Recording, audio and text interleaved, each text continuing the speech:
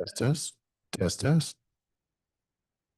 Does it work, Ariel? Test, test, test, test. Let's.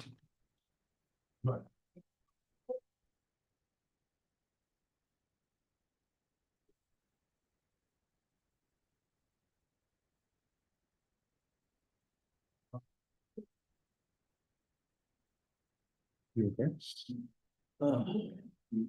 Sound tired. Feel all right? Hmm?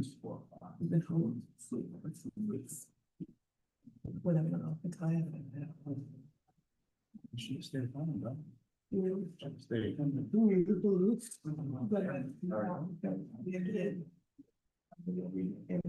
You want some ice? No, you want some ice? Huh? Yes.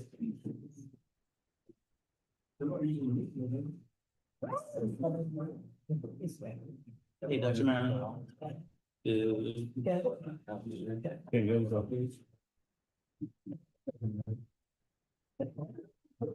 Yeah. It was.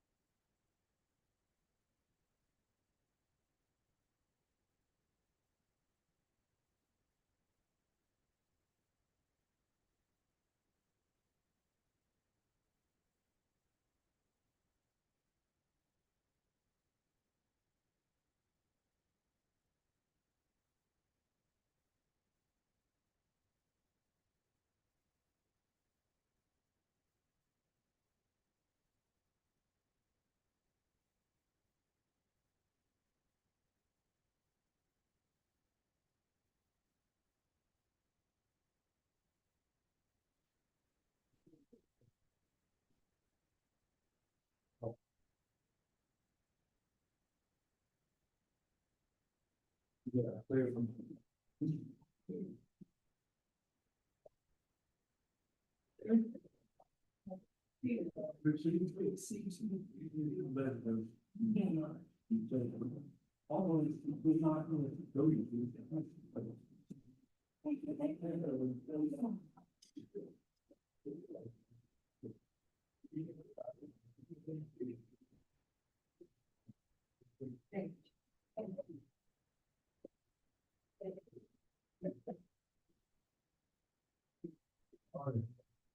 Okay, I met you, I met you, I met you, I met you. How you doing? Okay.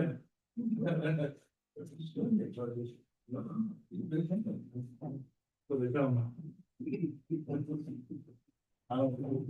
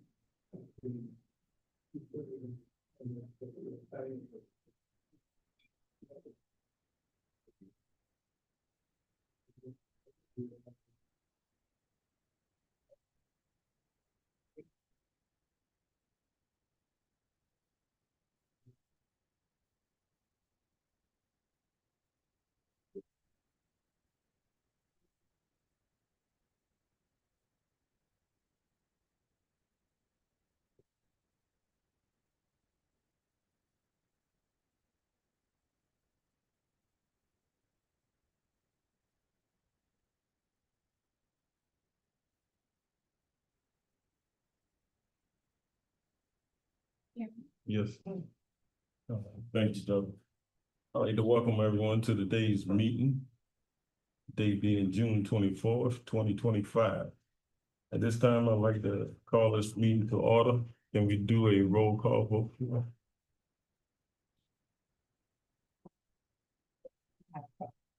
Yes. Director Snowden. Present. Director Miller. Present. Director Odell.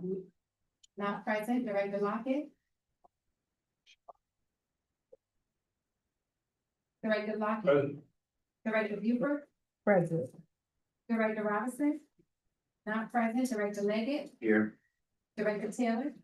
Here. And Chairman Cody. Present. Chairman, you have a in-person forum of the meeting. All right, thank you, ma'am. At this time, I'd like to take the motion in a second to get today's approval of the agenda. So moved. Second. Probably can do a roll call, please. Director Snowden. Not present for the vote. Director Noah. Yes. Director Odell. Not present for the vote. Director Lockett. Yes. Director Buford. Yes. Director Robinson. Not present for the vote. Director Leggett. Yes. Director Taylor. Yes. And Chairman Cody. Yes, Chairman, motion passed to approve today's agenda. thank you, Bill. We're going to public hearing. I'd like to thank you all for joining Board us. members, What was that? Ms. Dumas, Yes, hi, Director Robinson. Okay, thank you. All right. I'd like to thank you all for joining us today for today's regular meeting and public hearing on the proposed budget for fiscal year 2025-2026. My name is Deidre Cody, Chairman of the CAT Board of Directors. On behalf of the board, we appreciate your participation as we strive to ensure transparency and public involvement in our budget planning process in compliance with Georgia state law. The Chatham Area Transit Authority announced and advertised the following public hearing to which all persons are invited. The purpose of this second and final hearing is to present our proposed budget, highlight key areas of focus, and provide a platform for public feedback by way of public comment, both written and oral, regarding fiscal year 26 proposed operating and capital budget. This budget is designed to enhance our transit services, maintain our infrastructure, workforce enhancements, and ensure the long-term sustainability of our operations. This year, we present a proposed operating budget of $38,687,890 and a capital plan in the amount of $27,032,384. Due to Chatham County's Healthy Tax Digest program, which positively impacts our tax revenue, CAT has been successful with balancing fiscal year 2026 budget without a need for a millage increase. We will begin with an overview of the proposed budget, followed by an opportunity for public comments and questions during the public hearing. Your input is invaluable as we work to meet the needs of our community and improve our transit services. Upon receiving input from the public, The CAT board and staff will discuss further before adoption of today's budget, which will follow after the hearing on the individual action on today. Additional public comments will be accepted in writing to CAT board office, attention board administrator at 900 East Gwinnett Street, or by email at meeting@catchacat.org through June 27th, 2025. Interested parties may view the CAT Board of Directors board this item regarding the proposed budget for fiscal year 2026 on the CAT website at catchacat.org. Physical copies of the proposed budget are available for review at the CAT Central offices. Individuals wishing to provide written comments during the hearing may post their comments using the option of the Zoom chat box. The Board of Directors wishes to hear comments from the public before a final decision on adoption of proposed budget this evening. So we thank you again for your attendance and engagement today. Next, I would like to request a motion and a vote to open in the hearing. Motion to open the public hearing. Second, sir. Beverly, can you roll call? Yes, sir, Mr. Chairman. Director Snowden? Not present for the vote. Director Noah? Yes. Director O'Neill? Yes. Director Lockett? Yes. Director Buford? Yes. Director Robinson?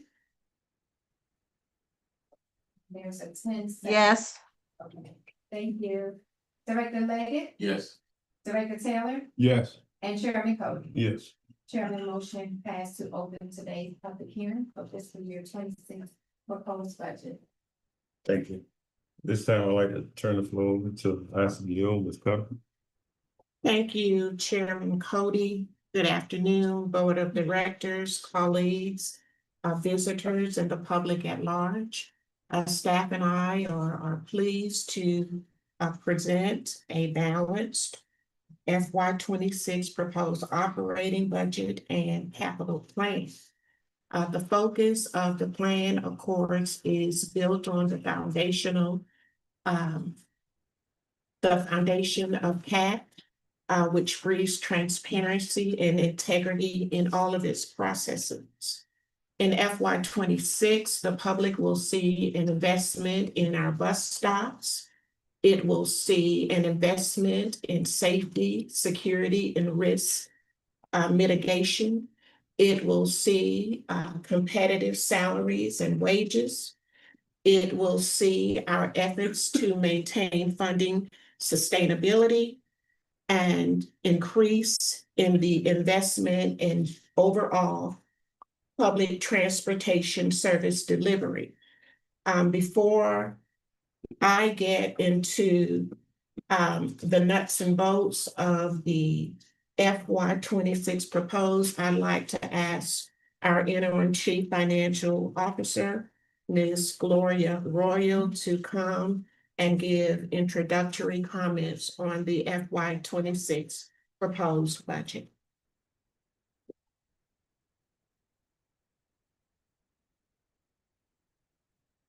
Good afternoon, everyone. Good afternoon. Good afternoon. As stated earlier by our chairman and interim CEO, we are here today to present the second reading of the agency's proposed fiscal year 2026 budget. The proposed is a balanced operating and capital budget.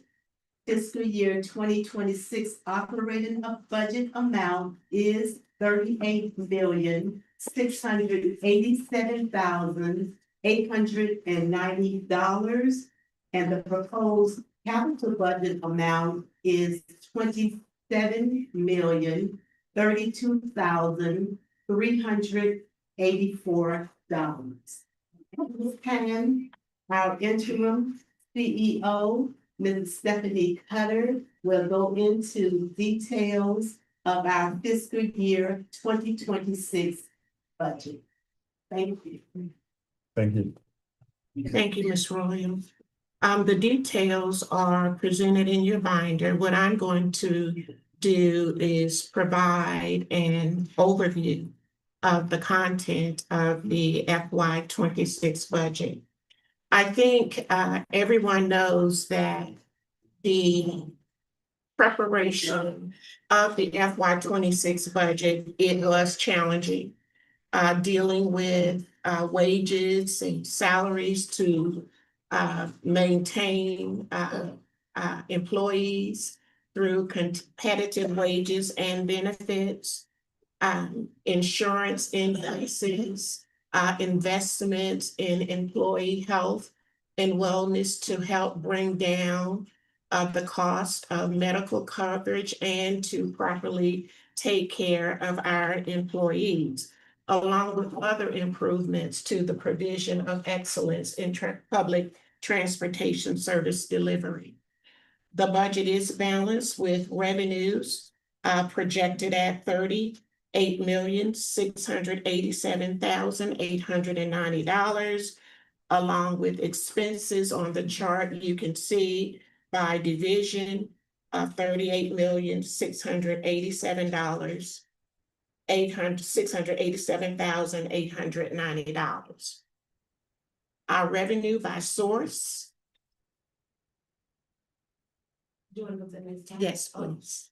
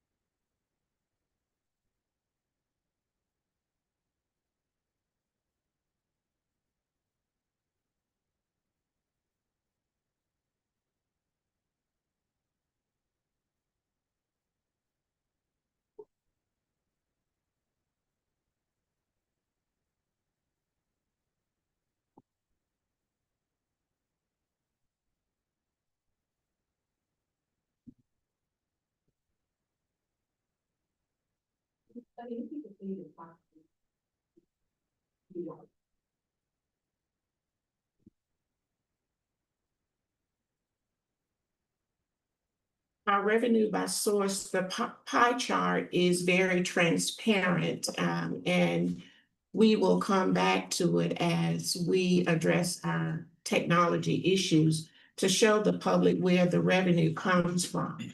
The largest source of revenue at 46% as proposed for FY 26 is the Special Service District Transit Tax, proposed at $18,023,352.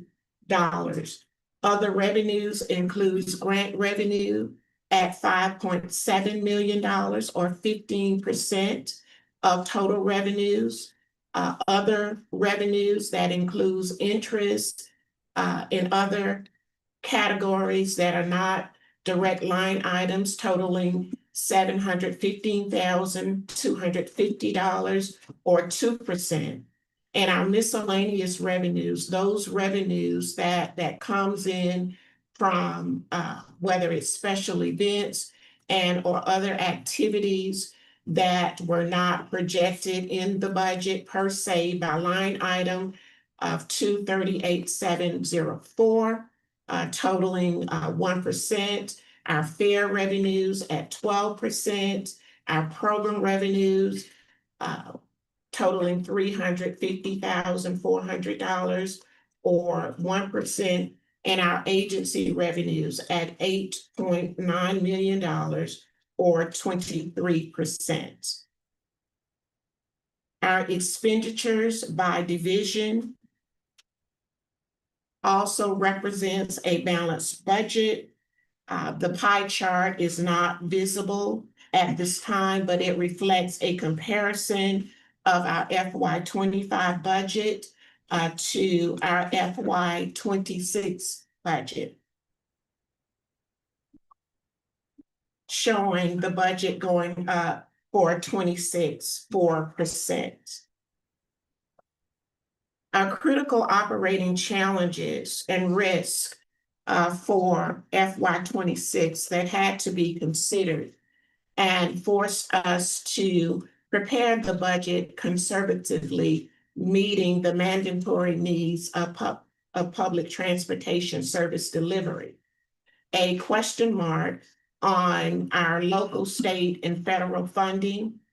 Service delivery depends upon those local, state, and federal resources, particularly to meet our capital needs at the federal level to help meet the cost of staffing for operators, our ferry system, our paratransit capital, and other operating services need. Another impact that we are addressing, have already begun to address, is a depreciated fleet.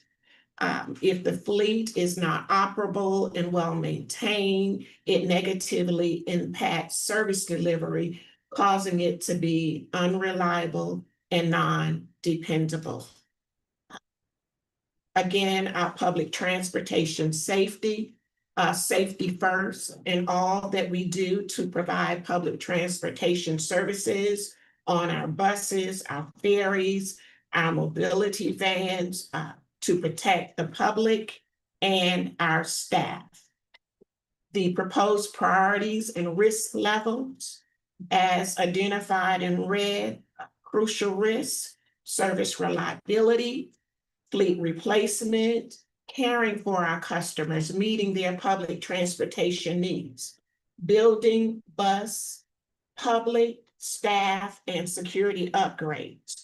The majority of these risks, there has been financial resources dedicated to enhance each of these service levels.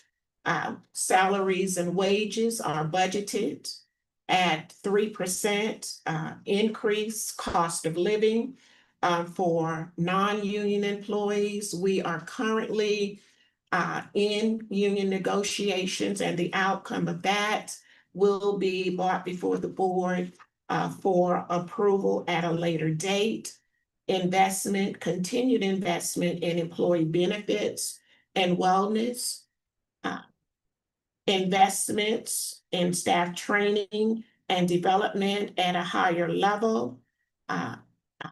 A compliance division to ensure that we are compliant with labor laws, with FTA rules and regs, with OSHA compliance, and a review of our policies and our procedures to bring before the board to update those policies that are outdated and need to be upgraded.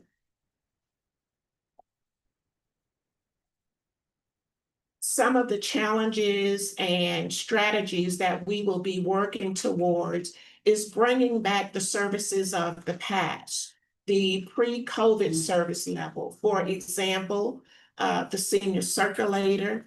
We have been in talks with the city of Savannah, the sponsor of the senior circular system, to include within their next operating budget funding for that service.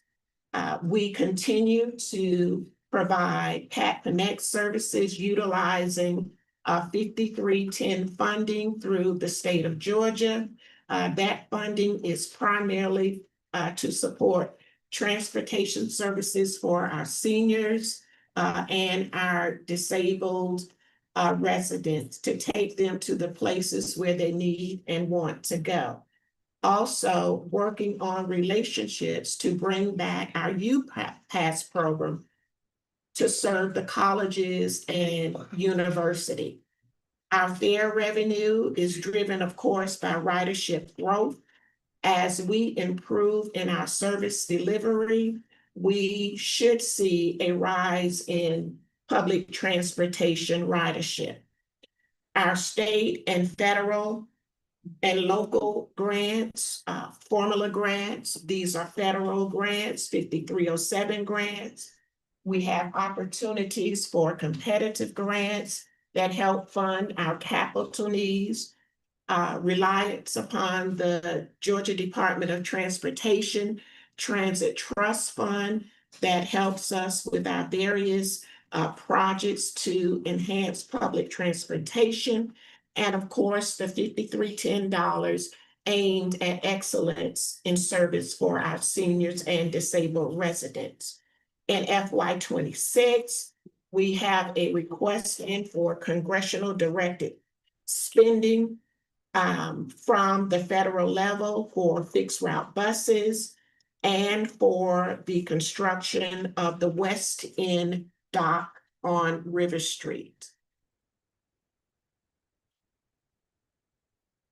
CAT has submitted a SPLOST list to Chatham County for consideration, totaling $48,200,000 dedicated to public transportation service enhancement that include fixed route buses and support equipment, paratransit bus replacement, microtransit pilot vehicles and supporting equipment, hydraulic lifts for our buses in the maintenance shop, ferry replacement / expansion, one replacement, one for anticipated expansion, our paratransit maintenance facility funding assistance for a total of $48,200,000.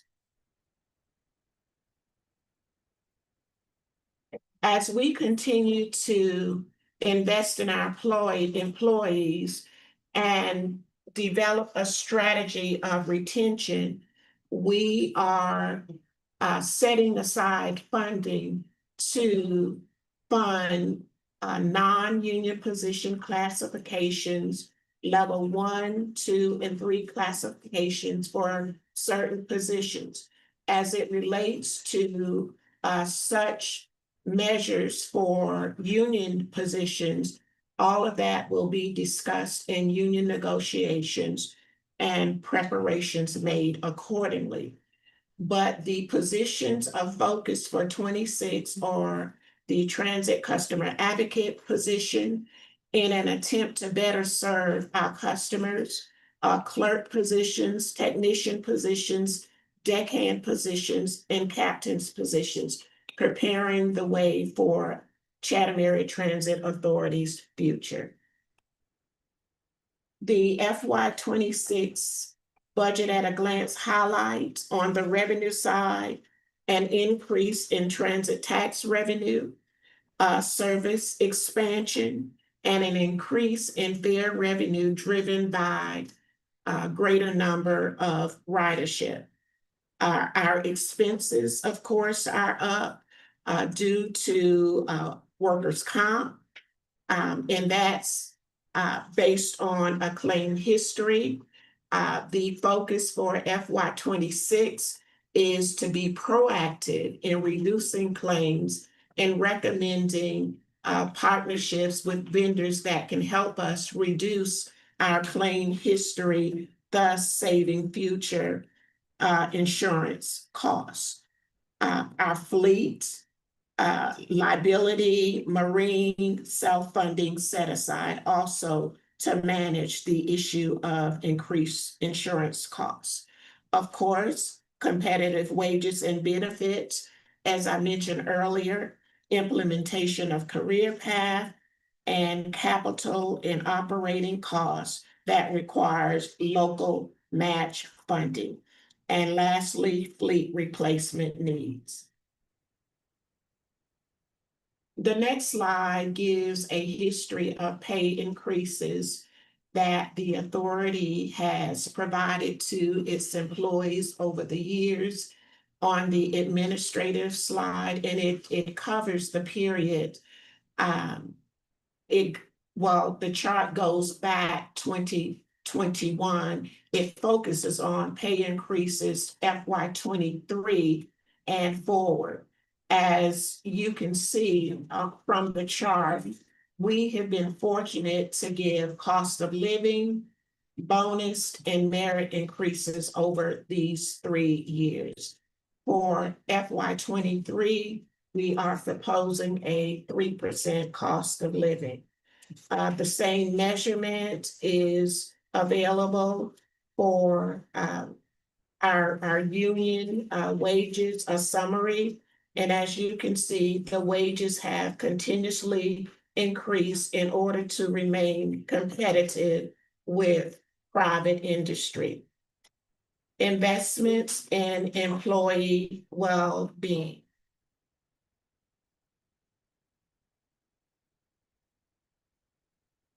As the chart shows, holidays, we've added 2, one in 2024 and one in 2025.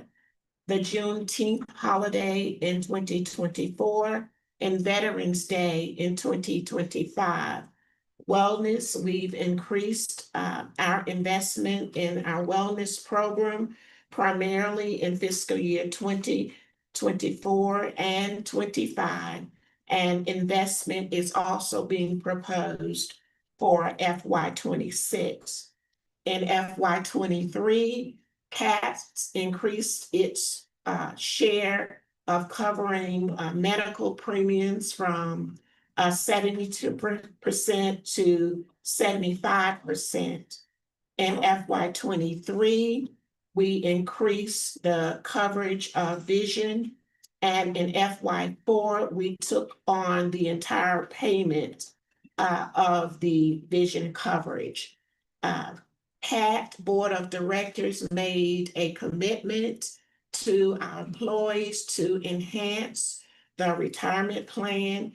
Money was set aside in FY 23, and again, monies are proposed to be set aside in FY 26 to enhance retirement for CATS employees. And our pay has increased every year since FY 23. Just an overview of FY 26 and future benefits underway. It is being proposed that every employee currently enrolled in CATS 401A retirement plan, a one-time $1,000 additional investment will be made in FY 26 from CATS General Fund. Future benefits under review, employer-assisted housing programs, a collaboration with the City of Savannah that will be available as proposed for vested employees of 5 years for purchase of home within Chatham County. The employee must be a full-time employee with no disciplinary actions for a 6-month period prior to participation, income limitations, and priority rental opportunities. At June 30 of this year, we are projecting a operating account balance of a little over $18 million. Some of that money is restricted. We are proposing an investment of $1.1 million for enhanced operator bus enclosure for fixed route and paratransit vehicles. 3 months of FY 26 startup funding of $9.6 million. FY 26 capital fund contributions of $2.9 million, and investment that the board approved previously of $500,000 for bus stop improvements, for HVAC replacement at Cat Central, 600,000, and then grant local match requirements from FY 25 savings of 3.2 million, totaling a little over 18 million of projected FY 25 year in operating balance.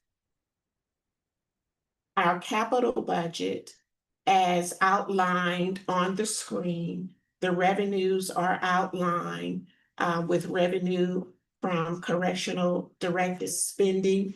That's at the federal level of 8.4 million, which requires a $1 million match. FTA of 5.8 million, requiring a projected 728,142, and local Georgia Department of Transportation, $3 million with no local match requirement. FY 25 operating savings, FY 26 capital contributions, local and other, $2.3 million with a local match of 498,000.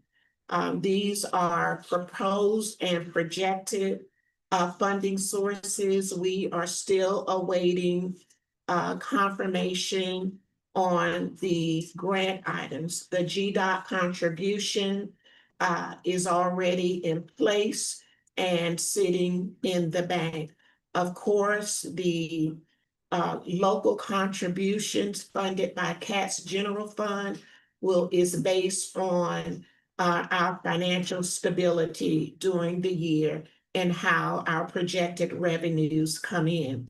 Our expenditures are also listed below as how we will be spending this money, of course, on vehicle replacement, a transit expansion and mobility study. The board adopted a ZBE emission plan back in 23, funding to support that plan. Electric bus infrastructure, some of that money is already in place. The grant money is the local match, still a question mark. Bus stop improvements. We are placing 650,000 out of general fund dollars and our capital contingency of $93,000. This concludes an overview of the proposed fiscal year 2026 operating budget and capital plan. Thank you, Ms. Carter. We'd like to open the floor for public comment. The floor is now open for public comment. Any comments from the public?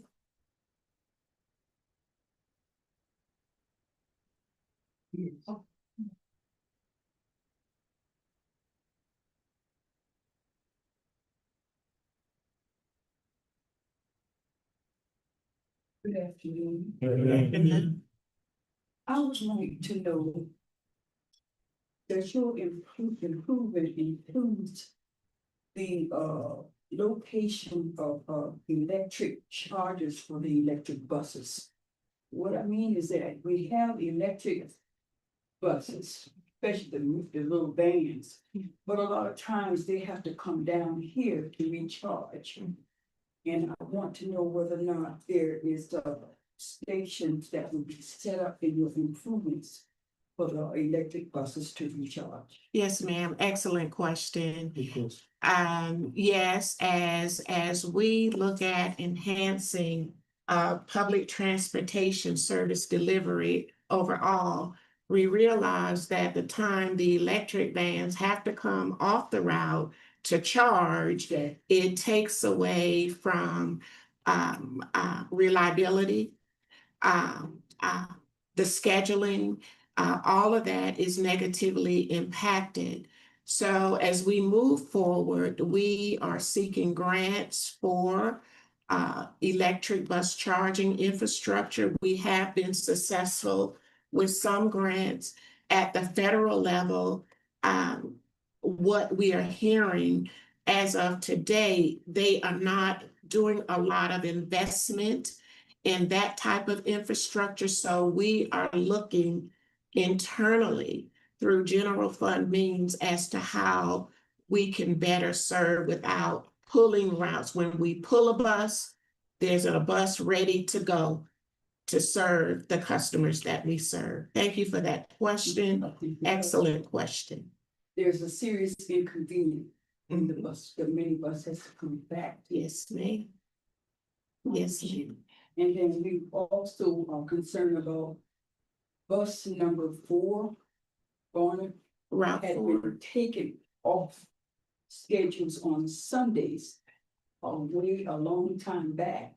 But now that you do have the minibuses, we would like to see if it's possible on Sunday particularly for that service to come back. Yes, ma'am. Well notated, and we will take a look. We have a change in schedule that goes in effect in July, and we have another plan for November. So during that time, we will be looking at attempting to meet that need. That is a need that we do recognize. I don't know if you remember when the Barnard 4 was pulled before, there was an outcry, particularly from the senior housing unit, the Summit. And we were able to utilize the smaller vehicles to provide shuttle service. We're going to have to be creative in how we render service in order to meet the community need. So that is on the radar. And I, again, thank you for bringing that Appreciate it. up. Thank you, President. You're welcome. Chairman, question. Really. Yes, you want to question Well, no, it's for Ms. Cutter about her question. it? All right. You stated there was funding in the budget for some charging stations, Yes, we have grant funding. and where The 691 that's on the chart, that is for infrastructure. okay. Mhm. And do you know how much we put aside for that? We have to meet the local match of 20%. And what's that number? 10% of 691, what is that? 69,000. And we have other grants in process as we speak. We are waiting to hear from the grant sponsors as to whether or not. Now, if we don't receive funding, we're going to have to look at other ways of financing, and that's reliance on pretty much CAT's general fund. As we see the transit tax district expand, some of that money from the expansion can be used to support these type of needs and the smaller buses. Thank you. Mhm. Right? Oh, I'm sure. What are you looking to see? Oh. Oh, you put it. Oh, my God. Oh.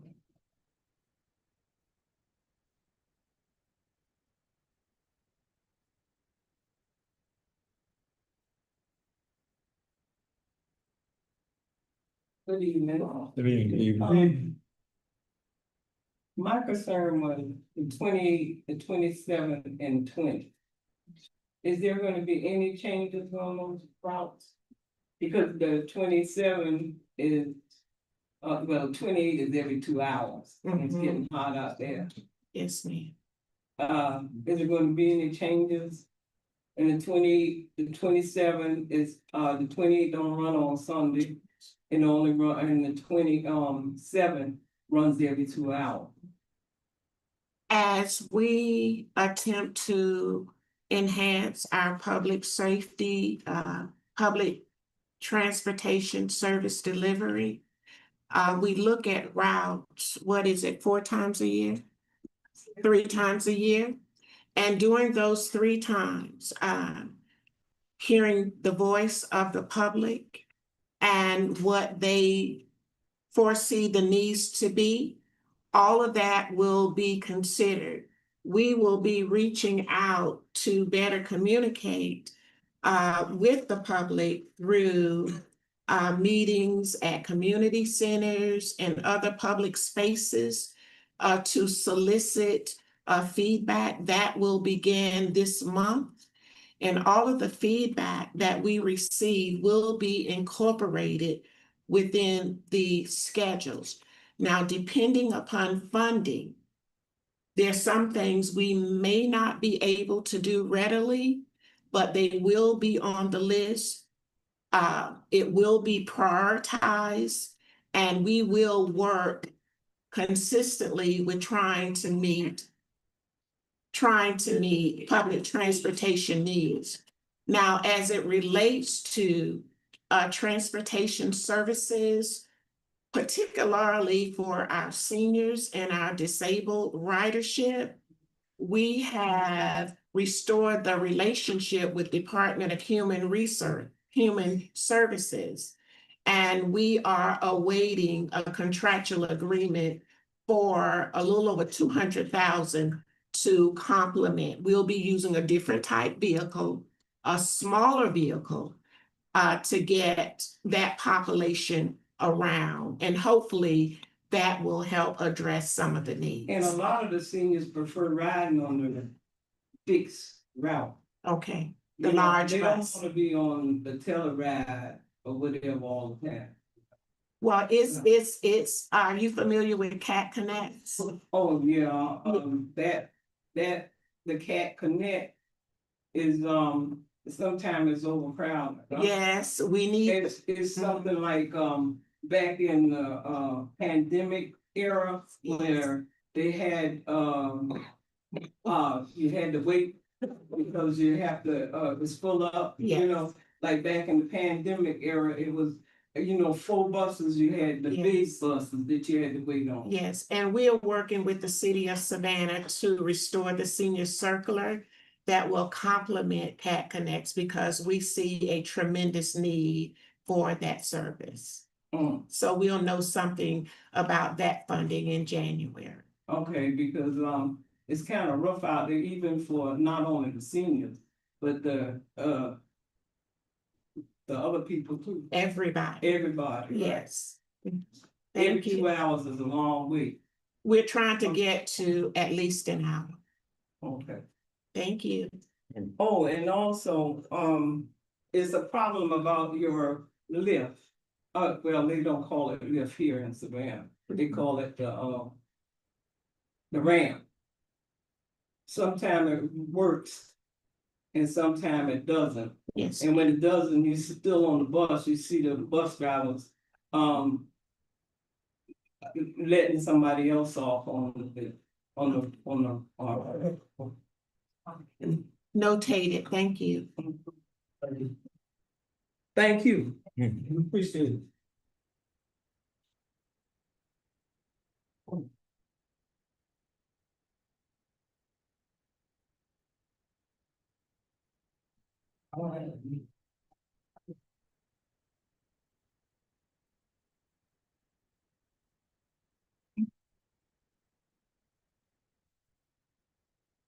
Yes.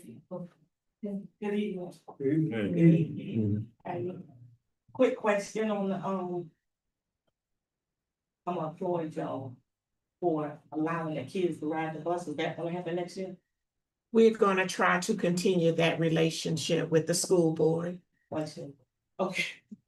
Okay, now my job is here is Woodfield Community. So we've been going back and forth since January. Some pictures, Met Patrol downtown. I'm not paying, Okay, I'm Latrell, okay. and we need our bus stops. Well, we need our bus stops. 3 in particular, we have one on our sign on Bay enlistment. It's horrible with handicap. We have 2 people on Listener Street that will walk to the bus stop, but it's a hard pickup because they have paralysis. Mhm. So one had a stroke, he's walking, but not strong enough to do it, and you can see where the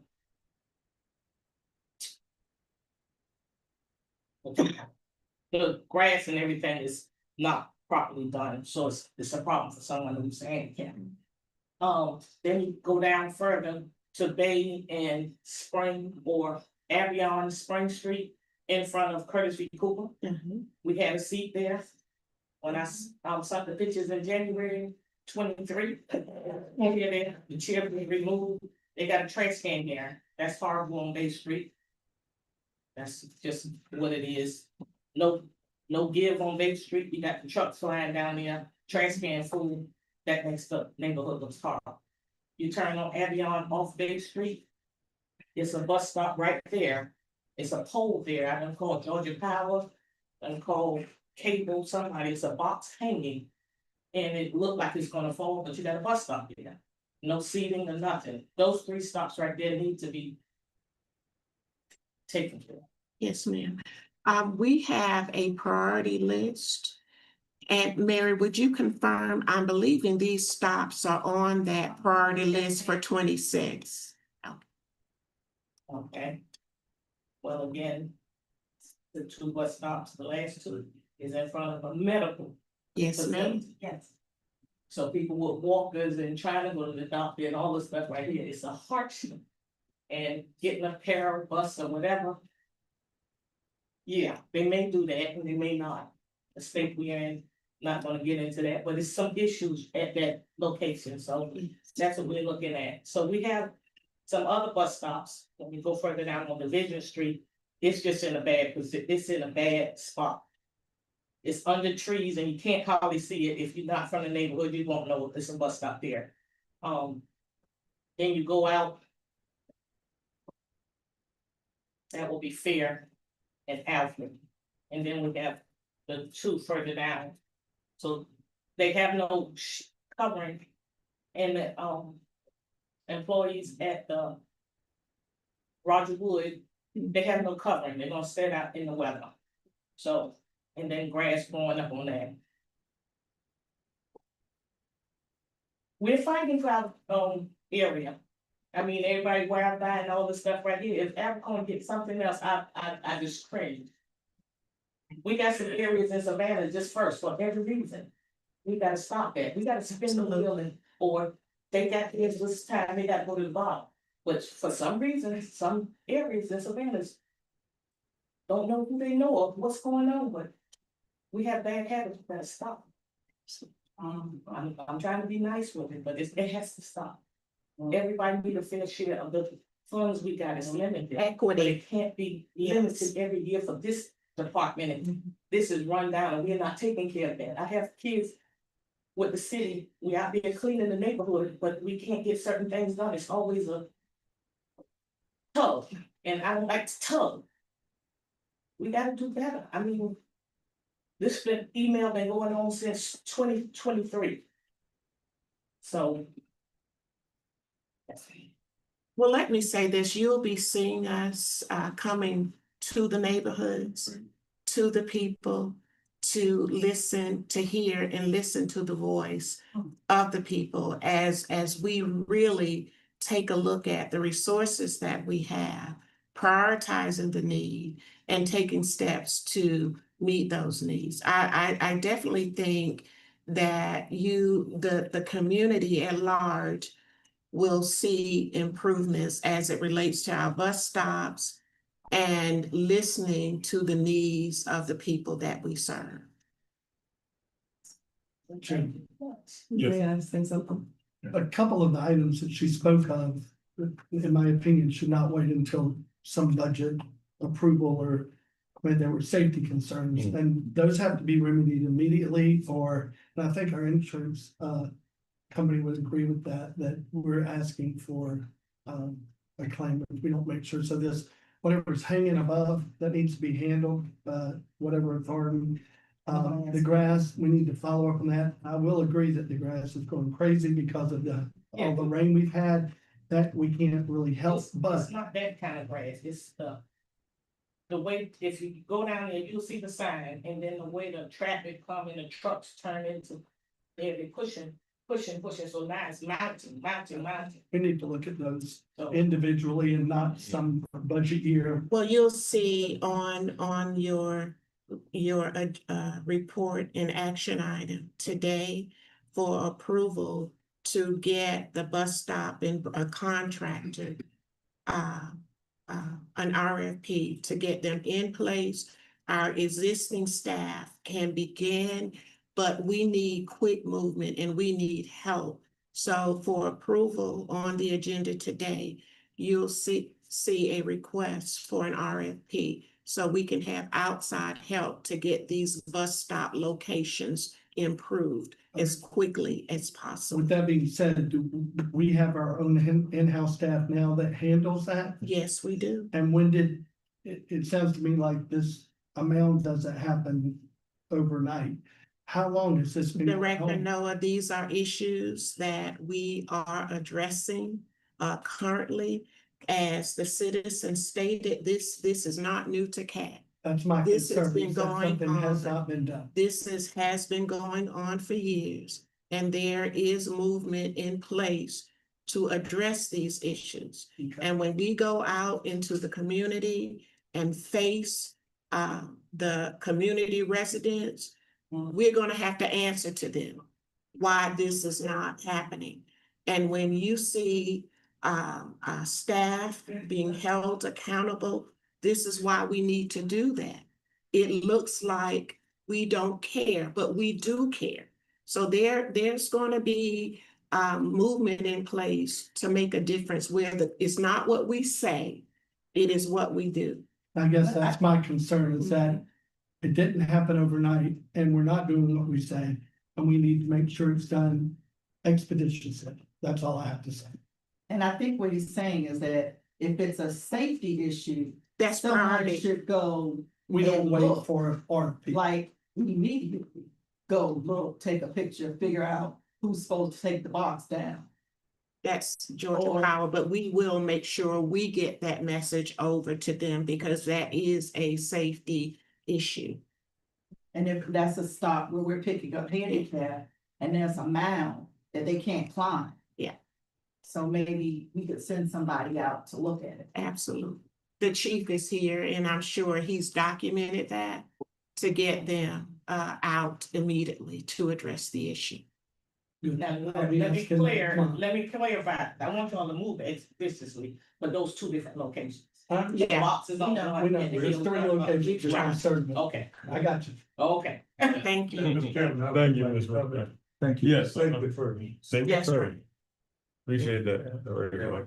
Yes, Also, I guess once we pass the budget, that we make sure those are priority, especially when we start talking about our bus stops itself. And I know, I think it was last year, we were talking about the differences of the new bus stops. We were trying to put in certain areas because of the lighting. Some of the bus stops we were looking at, see they have solar power and all these other things. But we want to make sure that the public know that not only are we thinking of putting a bus stop, the house is there, but we're putting all the safeguards in place to where they are, what's going on. yes, sir. Appreciate that. Like, I hope you will. I think some of us on the board have questions about the budget. Oh, yeah. we still, you have any more in the public hearing? Oh, I apologize, everybody, I really do. But I forgot to ask about, what do you guys use for cleaning the cement up? Is it outdoor bleach or what? Because at the terminal and at, the stop at the mall, up there by J.C. Penney's, I guess, Yes, ma'am, it's Penny's. It's Penny's, yeah, Penny's. They do pressure People wash, but sit down on the Yes, ground, all kinds of other stuff that's yes, down, you know, not on the ground, but on Yes, the, ma'am. cement. yes. I'm not sure of what the chemical is that's used, but we do pressure wash at the ITC.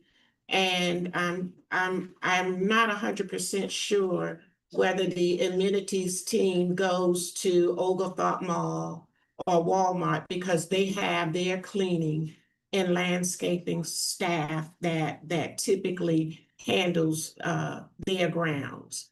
But we will pay closer, and that's been the message for a while now about procurement of landscaping services and cleaning services. So I do understand, and you are correct. That's very important. And before we can enhance our brand, cleanliness comes first. That's your brand.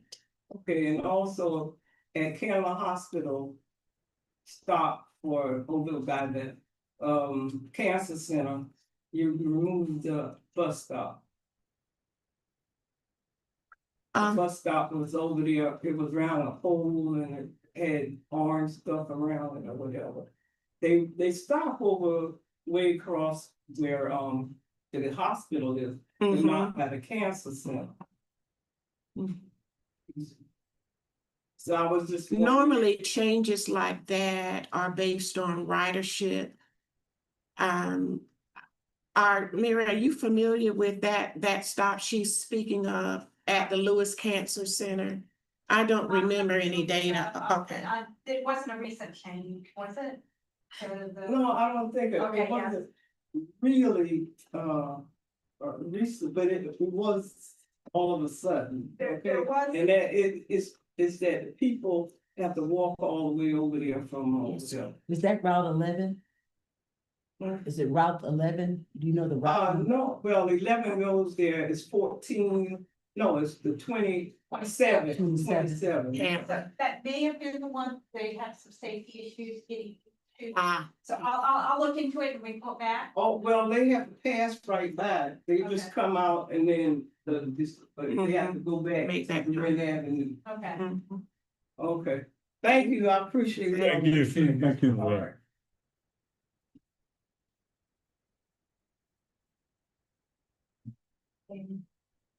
Mr. Chairman, I did check online, we did not have any. Check. Have anything there? So at this time, Chairman, I'll start a discussion on comments. Take a motion and go. Yes, thank you. I'd like to thank everybody that came up today. We really appreciated that insight you had. At this time, we'd like to take They asked what the question comes before the vote. For the public hearing or during or after the public hearing, you can closing the public hearing. We're not in voting the budget. No. No, we'll take a motion in a second. Motion to close the public hearing. Second. Kevin, give me a roll call, please. Yes, sir. Thank you, Mr. Chairman. Director Snowden? Not present for the vote. Director Noah?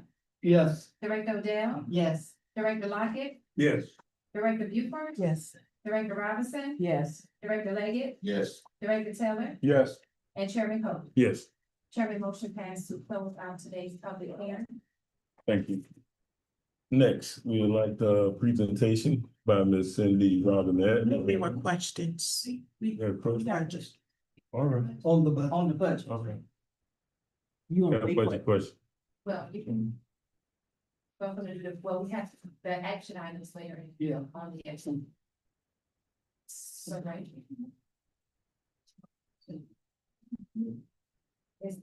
Six one. One.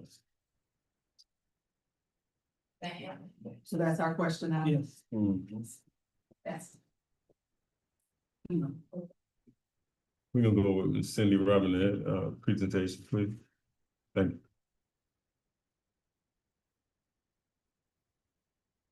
Thank you, Mr. Chairman, senators, board members, staff, and guests. We appreciate the opportunity to present to you today the 25-26 property and casualty insurance renewal and our recommendations. By way of introduction, I'm Cindy Robinette, and I'm a partner with Sterling Seacrest Pritchard. We serve as Chatham Area Transit's insurance advisors. I have with me Emily Holmes, who is a client executive, works very closely with me and the staff here at Chatham Area Transit on the day-to-day handling of the property casualty programs. And we've also brought Trey Salaya over in the corner. He is an intern working with our firm this summer. So we appreciate you having us here. We're gonna go through this rather quickly. We know you have a lot to cover. But if you have any questions at all, please don't hesitate to stop us. If I can figure this out. Good for everyone. Okay, and I pointed to.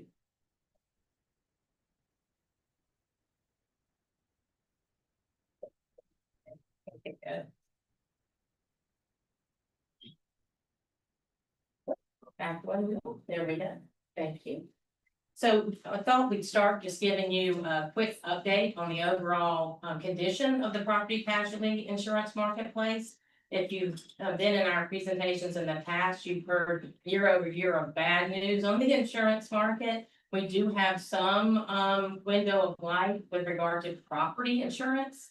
Even though we've had years of catastrophes and hurricanes and wildfires, we are seeing some loosening up of the property insurance market, some softening of rates, and that is turning into improved pricing on the property program for Chatham Area Transit. A lot of this is because the commercial insurers have taken rate year over year over the past couple of years, so the market is healthy. There's new capital coming into the market. So for this year's property renewal, Chatham Area Transit is receiving a 13% rate decrease. So that's going in the right direction. Well, turn to the casualty side, and Georgia is still a problematic state with regard to litigation. You may have heard us say over the past couple of years, Georgia's been the #1 worst state in the country as far as the tort environment.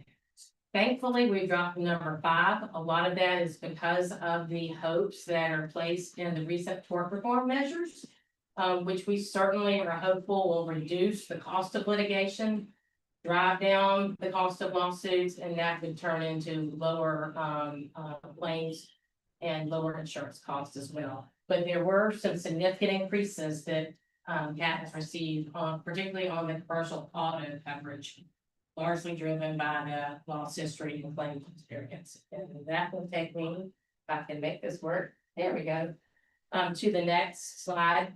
This is just a snapshot of the auto liability claims.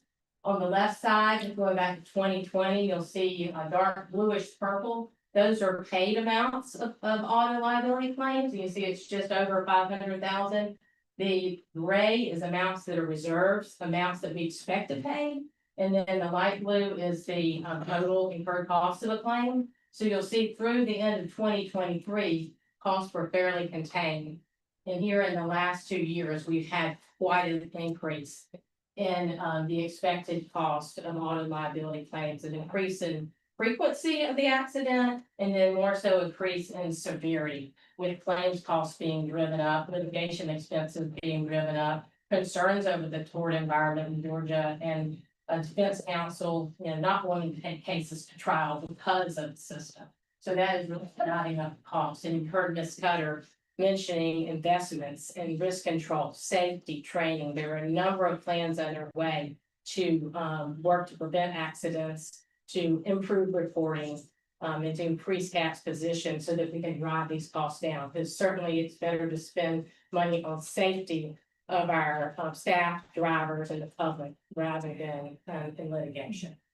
Did we change something related to training between 23 and 24 to have such a significant increase for accidents?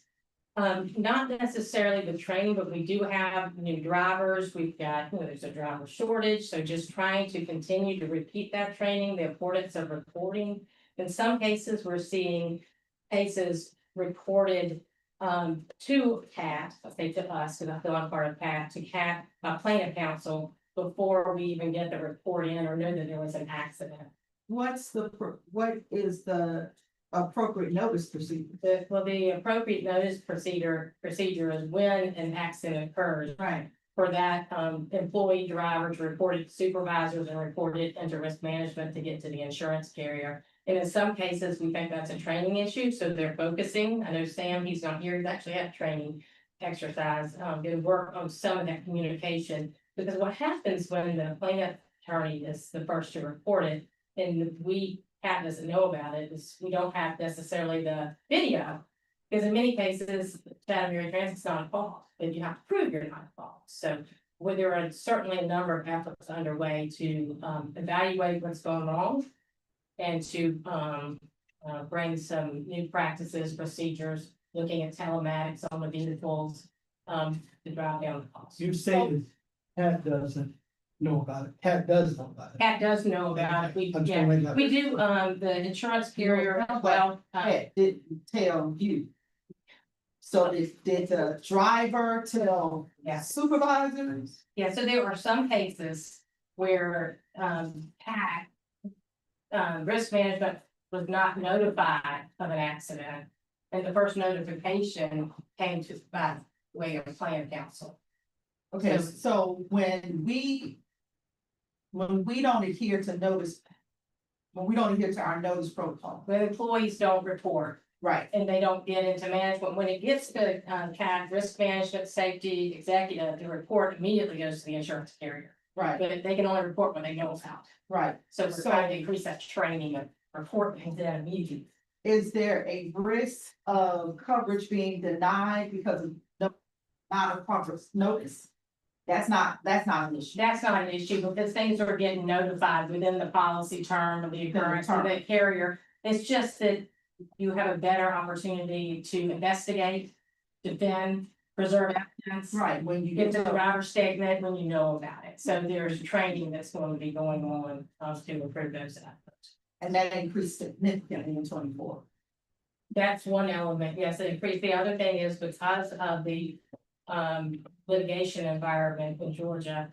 And the uncertainty of taking a case to trial, that is also driving up costs to settle cases as well.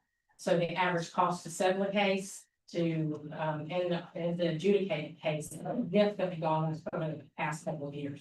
Again, we hope with some of these tort reform measures that will level out and bring these costs back down. But we won't know for a few years because these things take time to play out in court. As of the benefits, so CAT is taking the opportunity, let's focus on safety, risk management, retraining, to make sure that we get in front of these accidents when they occur. Because like I said, many times they're not an at-fault CAT, but you have passengers who are injured. Who was assigned risk management? Yes. Mr. Kennedy. Thank you. Yes, and he's been very proactive. He's got a really good relationship with RLI, which is the auto insurance carrier. And getting information to them when he's, aware of it and also driving some of the training. But technically, he's the safety. Well, that's what's my next So- question. Are you suggesting some risk management training for him? Or, Well, first, I would say Sam is one person, he's got a big Right. job, so sorry, as supplementing, yes, and having some folks dedicated to training staff, in education. And we, RLI has some training courses they're gonna invest, and I know there's some plans. And that's one of the benefits of the recommended insurance carrier is that they have committed to coming in and doing additional training for CAT. The training division at CAT now is fully staffed on the operations side. And Mr. Kennedy continues to do some of the training himself. As it relates to these repeat accidents, backing into a baluster or damaging the mirror, it is my understanding that a lot of the new employees are having difficulty, so they're coming back into training to get more insight onto how to properly back and measure distance and all of that. It's being tracked. We're keeping better records. And I've been saying repeatedly, investments in employee training and development, and that's what we have been doing over Right, the but- last year. safety and risk management are two separate things. So they kind of go They hand go in hand in hand, hand. because one is being proactive Right, and managing the risks on the front end Right. occurring, and the other one is managing after it happens. Right. They work in concert. So they do. But isn't it a lot to expect him to do both ends? Yes. Yeah. Cindy, if you would elaborate on the services of the recommended vendor, Yes. that's what they are helping or going to help us to do from the proactive perspective, what we can do to lower these risks. It comes at a cost, but it is a benefit that CAT needs in looking at the claims history. That's what we're gonna be paying for. For risk management, would it include workers' comp, it would We'll include, include all the above, it would right? include all the above. Yes, and we do have some resources that are gonna be brought to bear by the insurance carrier that perhaps were not as robust as they should have been in the past. And then also, there's been some turnovers in the risk management position. There's a solid team that's, up to speed. And I think that team, managing the cases going forward and keeping that team in place will be helpful as well. So as far as the dollars and cents, sorry, I'm going to. We go out to bid to various insurance carriers, including the incumbent, which is RLI, to get quotes. And we went to multiple insurance carriers. The RLI has been the auto insurer that's been in place for a number of years. And they've come back again with the most competitive offering, but it's still a significant increase.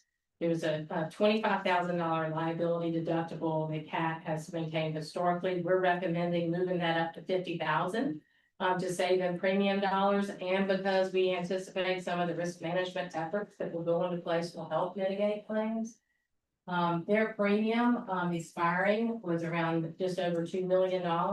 Renewal with a higher deductible will be at $2.6 million.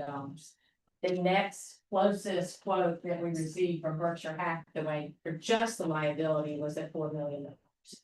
And then we received another one that was over $6 million. So we feel like RLI is still the right partner, but they are passing on an increase when you have incurred claims in the $2 million range. The premiums can be reflected on that. Was there a question? What is the liability portion of the 2.6 million? It is, you have those numbers off the top here. I don't have the numbers off. It's the majority of it. The physical damage is a very small portion. Okay, out of 2.6 million, 3 million, I mean, 2 million, I'm sorry, I think the physical damage piece is around 300,000. so 2.3. And the closest one out of all the people, it looks like you did 8 or 9 other companies. The closest one was 4 million, and then the next one was 6 million. 6, and they And we're are. looking at somebody that's taken 2.3.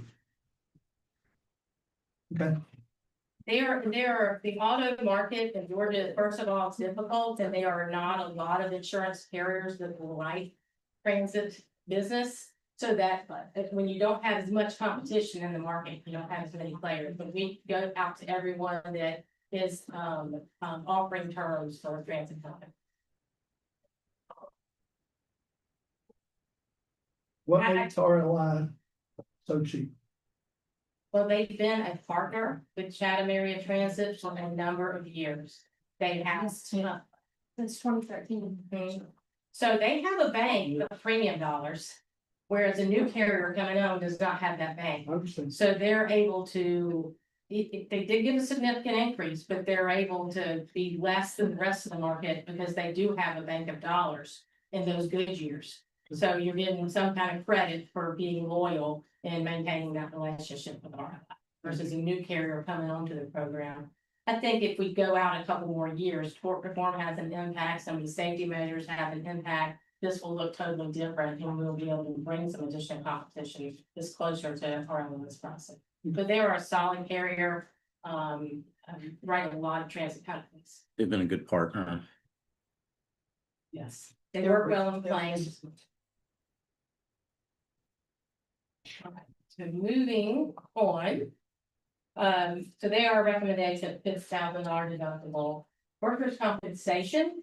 I'm gonna let Emily, go over some of the highlights of the renewal. I will start with saying the Eastern Alliance has been a partner for a couple of years, and they have, they did not offer renewal this year because of some of the historical deteriorating claims. But this picture is a little in reverse, because you'll see the latest years are actually more favorable than the previous years, and I don't want to steal Pam's thunder. Yeah, so to her point, you can see that, some of those middle years, 2021, 22, and 23, were a little bit tougher. But as you can see with Sam's hard work, those claims seem to be on a downtick. The only difficulty with workers' compensation is an experience mod. So in that little gray box, you can see it's a safety score, which is a multiplier to the premium, that is charged for transit companies like yourself. So a 1.00 is a market average score. If you're lower than 1.00, you get a discount, but at 1.00, it's flat in that regard. But as you can see, Chatham Area Transit's score has steadily increased over the past number of years, being at 2.41 for this year. And so just real quick, I'll say that that is a multiplier to the premium that we're paying. So if we're able to get that experience mod down, that will translate directly into dollars back to Chatham Area Transit.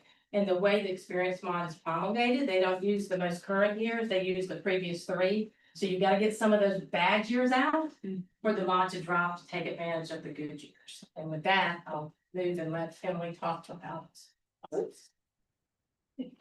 So as Cindy mentioned, Eastern Alliance has been a partner with CAT for a number of years, but they, and due to the adverse claim development, to not renew the program. So we went out to market to get a number of different bids from different carriers. Summit and Synergy kind of rose to the top, providing multiple options for deductibles. Chatham Area Transit has elected to have a $2,500 deductible in the past, and that has worked well over the number of years. So as you can see to the right-hand side, Summit's premium with the $2,500 deductible. The second line is for the deductible costs that are anticipated within the year. So that total estimated cost, including those estimated deductibles, is 1.2 million, just over 1.2. So we have options here from Summit and from Synergy at the same deductible the CAT has paid in the past. And both premiums are in line with what was being paid through Eastern Alliance. But both carriers, and I'm gonna let Emily chat about the differences, offer some different services that we've not necessarily received from Eastern Alliance. And I'll just point out that we do have an option or multiple options, CAT does, to increase that deductible to save on premium to the insurance carrier. But management, and we concur, has suggested that let's get a hold and make sure we have control over our claims costs. And that this trend that we're seeing in the claims continues so that we are comfortable taking on that volatility of a larger deductible to get those premium savings. But those options are certainly out there. And, you know, they're the two on the table, Summit and Synergy, both similar pricing. Summit is a little bit more expensive at $1,228,000 and Synergy is $1,096,000. But in this Cutter, the executive team risk management interviewed both carriers multiple times to be involved in the decision-making process and see the benefits. And there are certain reasons that Summit rose to the top in those meetings. Yes, 2 slides. Oh, I'm sorry. So as Cindy mentioned, there was a long interview process with both carriers. But Summit really did rise to the top with their services that they offer for Chatham Area Transit. One of which being on the right-hand side, the Back to Work program. They provide very creative solutions to get folks back into work, to make sure that we can kind of help lower that experience modification to then be able to lower premium dollars in the future. Because if an injured employee is released for duty with the modifications, they can come back and do something. And then the work comp carrier is not paying the lost time, the wages on that claim. So we're saving that. And then in the calculation of the experience mod, if it's only a medical only claim, then you only count 30% of the claim of medical cost in the calculation of the mod. Whereas if you're paying lost time, you're calculating the lost time plus the medical, and it significantly drives that experience of life. And Chatham Area Transit has been working over the past couple of years to develop these modified duty, light duty positions, and that's been working well. So we're seeing some traction there. But as Emily said, Summit has come up with some additional options that have been more creative, where we can bring more employees back to work earlier so that we're not spending these dollars on cost ranges. Additionally, Summit has a registered nurse program where employees will be able to even text a nurse with questions, concerns. And we think that's a huge benefit to CAT employees. Along with their loss prevention services, they have a large library of training videos, quizzes, tests that employees can take and get really the benefit of that loss prevention service. So Sam and the risk management team can go into that library and use that, customize it to CAT, to the training programs. And then the carrier will have a record of which employees did the training, and will be able to send that information to Chatham Area Transit they can drop into the employee file, so they have the record of the training as well. These are some of the things that the prior carrier was not able to do. And then lastly, they have a great risk management team in place with dedicated adjusters for both indemnity and medical, along with a nurse care management on staff to really help with the claims management process.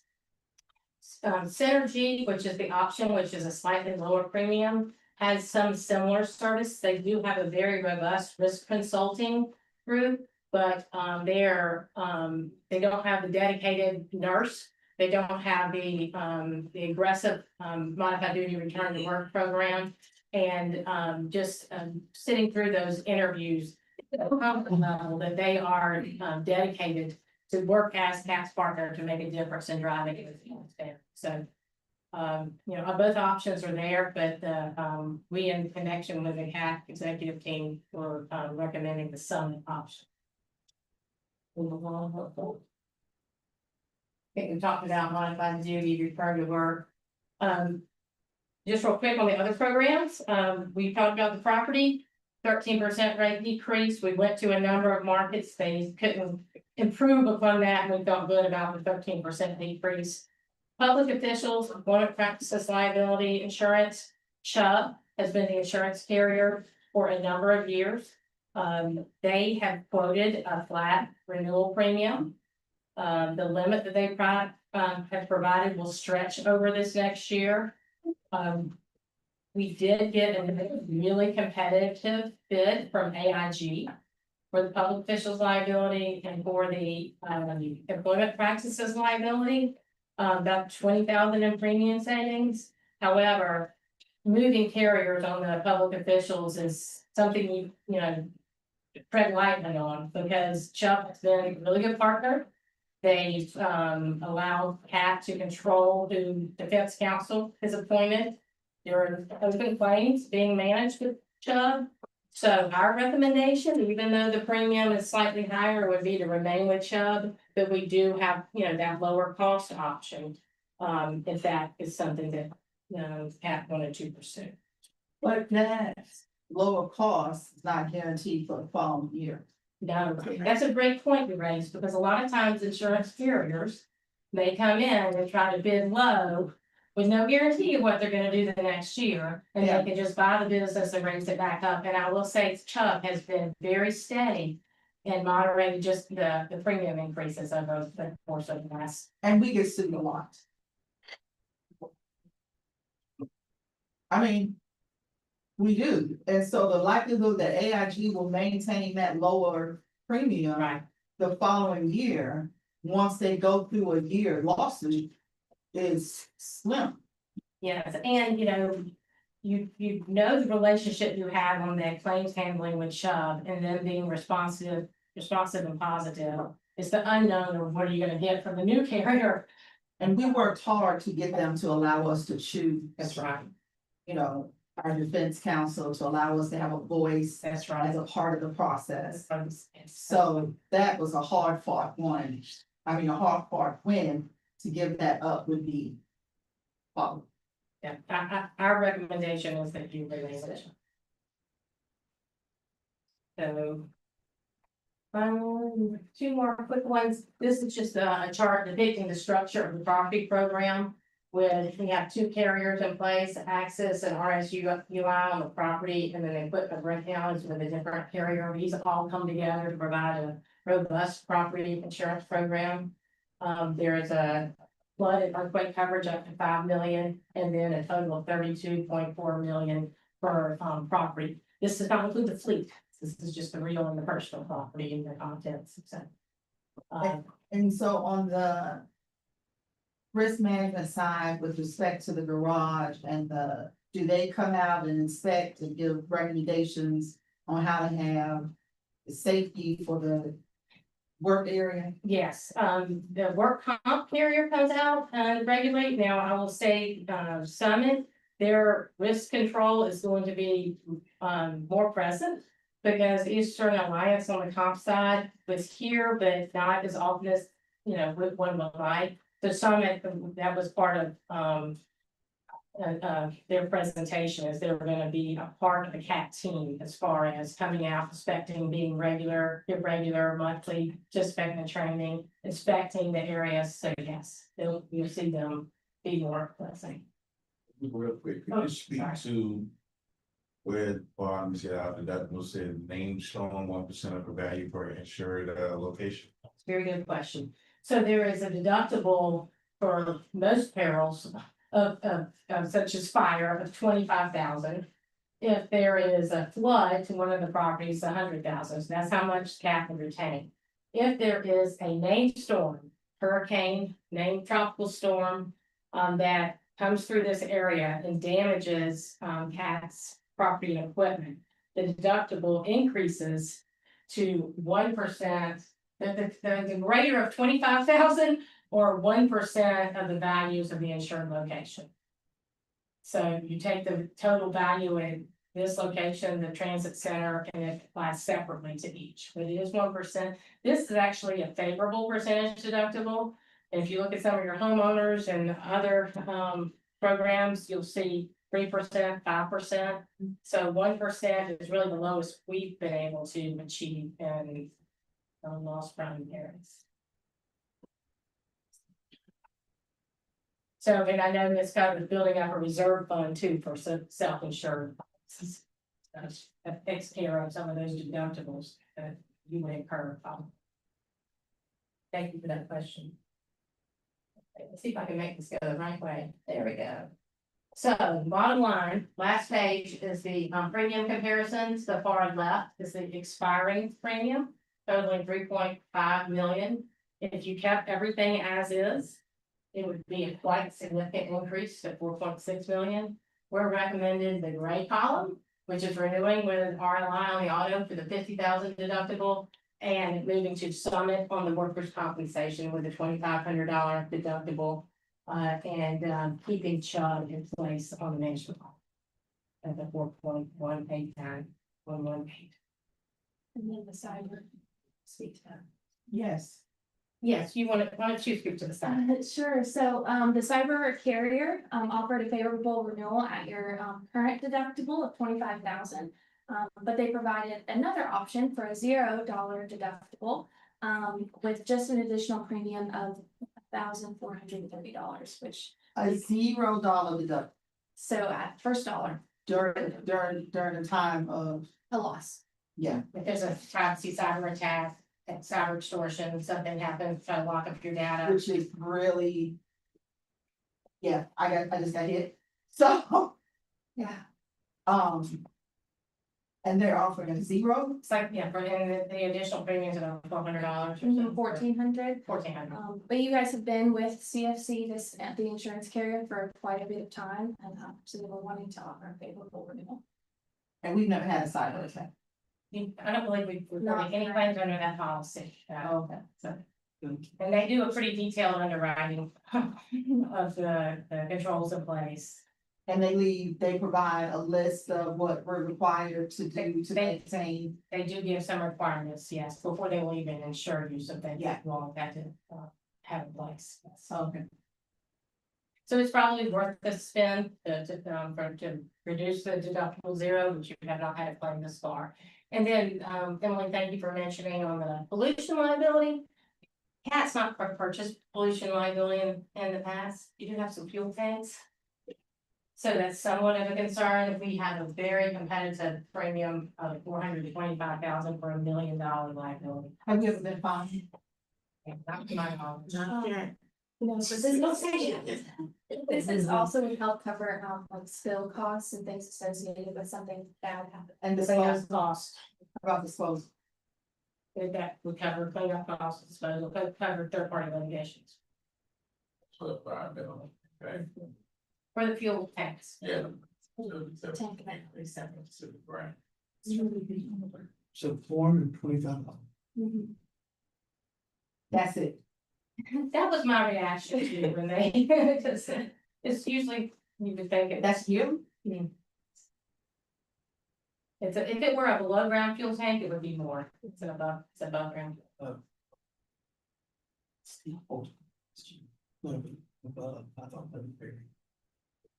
So that concludes our presentation, but we're happy to take any other questions. I will say that we appreciate the relationship with Chatham Area Transit.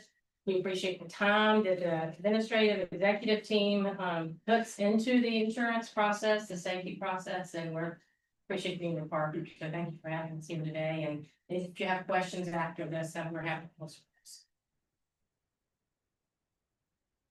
Thank you. For you, I don't know that if you would call it an RFP, but when you go out, Yes. how do you advertise for that, or what process is that? Yeah, so we don't do an advertisement per se. What we do is we work with Chatham Area Transit to put together significant exposure information, Right. claims information, coverage terms and conditions that we're looking to see. And then we send that out to multiple insurance carriers in an underwriting submission package, if you will. To what group? To RLI, to insurance. I carriers. guess what I'm asking, those 9 carriers, They'll be different for each line of coverage, and then some years Chatham Area Transit may say, well, we just marketed it this last year. We only want to get a couple of quotes to make sure that we're still competitive. And in the other years, we go out to everybody that's writing it. So we want to make sure that there's a competitive process in place. But yes, we send that package out. The underwriters will then, many of them will want to set up meetings with Chatham Area Transit. They'll come and interview the team here, the risk management team. Do inspections, and then decide whether they're gonna bid them. And then we receive, their proposals, and then we evaluate them, put them in a package. I'm more concerned about the process from you Yeah. to that 9. That's, weird. Who chooses the 9?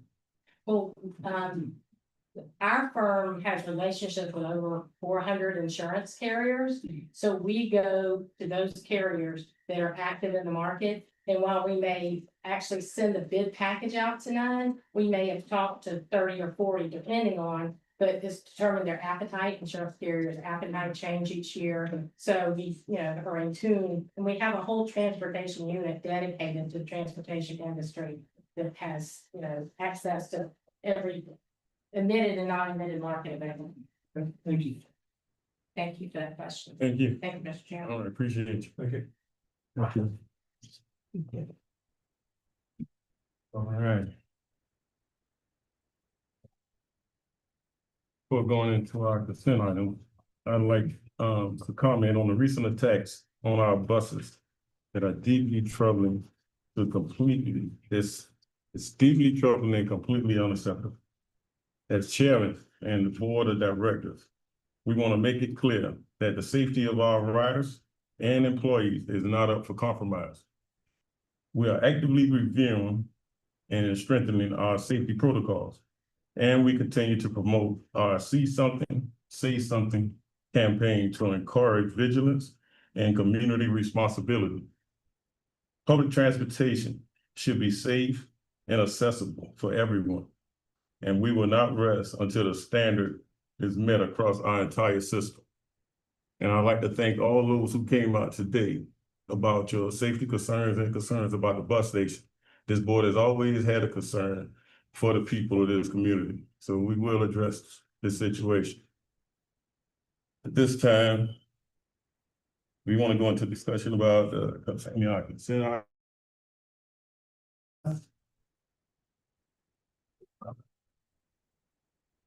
Five one. Can I? Five. I wanna, tell Ms. Things has changed, and we thank you for it. Okay. Which one, five, Five. Number 5. And I have a question about the agenda.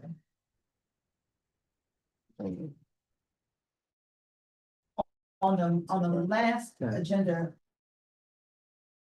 The discussion. Do we have a discussion about 3B Route 5? Yes, sir. Isn't that supposed to be on here today? In the business. It's not on here. We do the service, and when you talk about the service delivery, the service changes, Yes.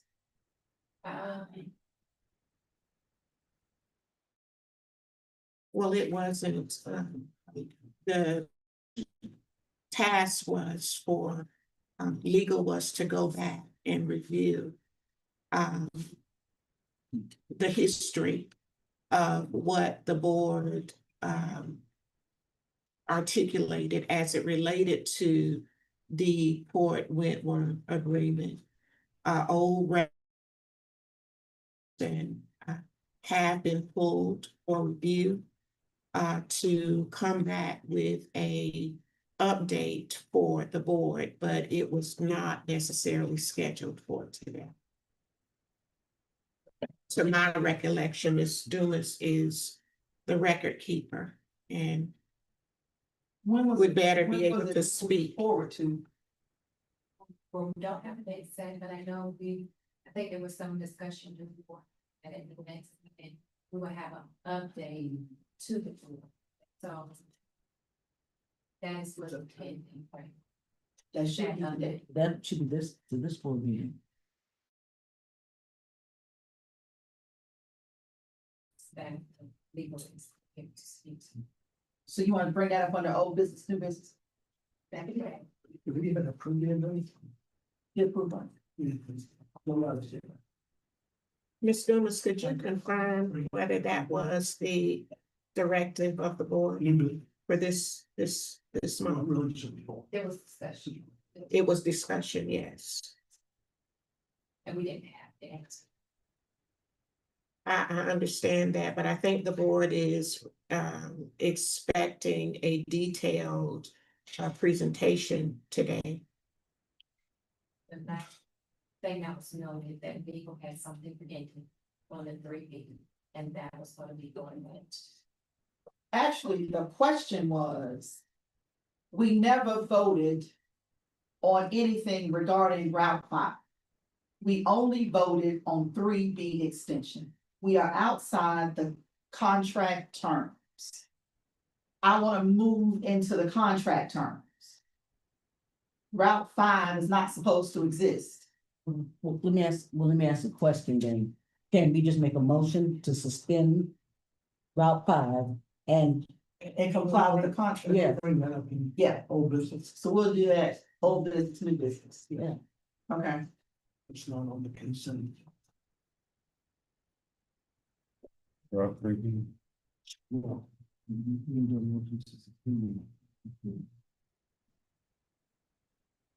You want to pick on 5. 9 items of consent with one, item 5, you pulled for individual consideration.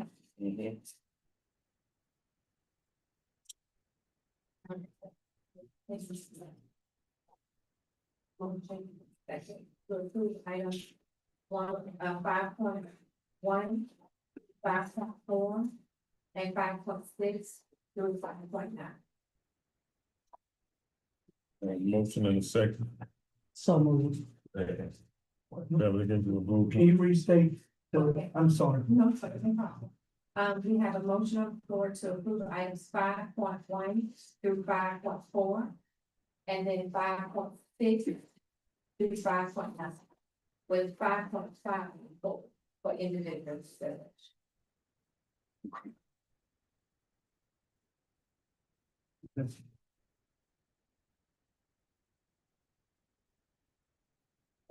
Motion made by Director Robinson and seconded by Director Leggett.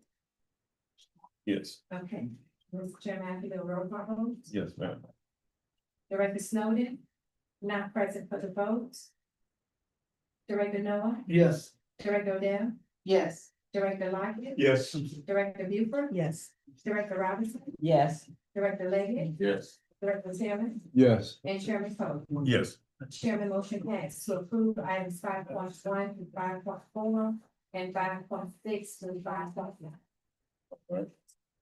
Moving to our individual action item. Yeah, And we go to 5.5. 5.5, yes. That'd be low. I just wanted to pull it for the question. Right, but we're supposed to do the agenda in order and things pulled from the consent agenda, move to the bottom, the individual action items. I think. So we'll go to 6.1. Request board adoption of fiscal year 2026 proposed operating and capital budget for, Okay, so this is our question and answer, right? yes. And I just want to make one comment because I'm really concerned about salary and wages not being top priority. Because we struggle to get drivers and to maintain drivers. And I firmly believe that salary and wages should be one of our top priorities and not green. And I'm just concerned about why we don't think that that's important. I have about 5. Green is reflecting of priority. That we ensured that was covered, and, you know, there's been a lot of research. Our operators are at the high end of the tier. And there are many challenges, and one thing, once wages, you have to pay them. You don't ever want to go back. If this revenue does not come in, you don't ever want to go back and take away approved wages for staff. That's one thing you want to always be able to meet payroll. If this board can go back, at one time, CAT was meeting payroll with a line of credit. And that's because decisions were made not taking into consideration sustainability. We get from the federal government 50% reimbursement for salaries and wages and benefits for operators. And we get 80% for capital. There are so many unknowns at the federal level at this time. And that's why this budget was done conservatively. If the federal government decides they're not pouring money into transportation, CAT can sustain the cost for next year. Looking beyond that, we don't know. I think we have been diligent in financial planning, and salaries, wages, benefits, wellness was top priority for the FY26 budget, as well as bus refurbishment and or replacements. Without buses, we can't serve the people. What comes along with serving and providing public transportation is the cost of insurance, which continuously decline to go up. And we have implemented strategies in place to be proactive, to get in front of that. So in comparing what others are doing as it relates to wages and benefits, CAT sits pretty well. My fear is if that federal funding at any time, any day, does not come in, we can pay whatever we have included in this budget. But it was priority, as always, And that's what the chart reflected. It has always been priority and remains priority today. Do you have a? Well, the only point that I'm making is that when you do the red, green, and yellow colors, I believe that salaries, when you talk about salary and wages, it makes the company looks like we're really looking at salaries seriously, the statement she's made. But I'm thinking when you look at graphics, to me, the red tells everybody that we're serious about salary and wages. The red represents risk. Yes. Salaries are not a risk. No. It's a graphic convention. Yes. My Well, question, we talked about the graphics, and when we were in retreats, the red represented risk. So that there would be no conflicting or confusion, we used the same color scheme. Red represented risk. There is no risk within the FY 26 budget where we cannot pay and invest in salaries, wages, and benefits. That's why it's highlighted in green. It's safe.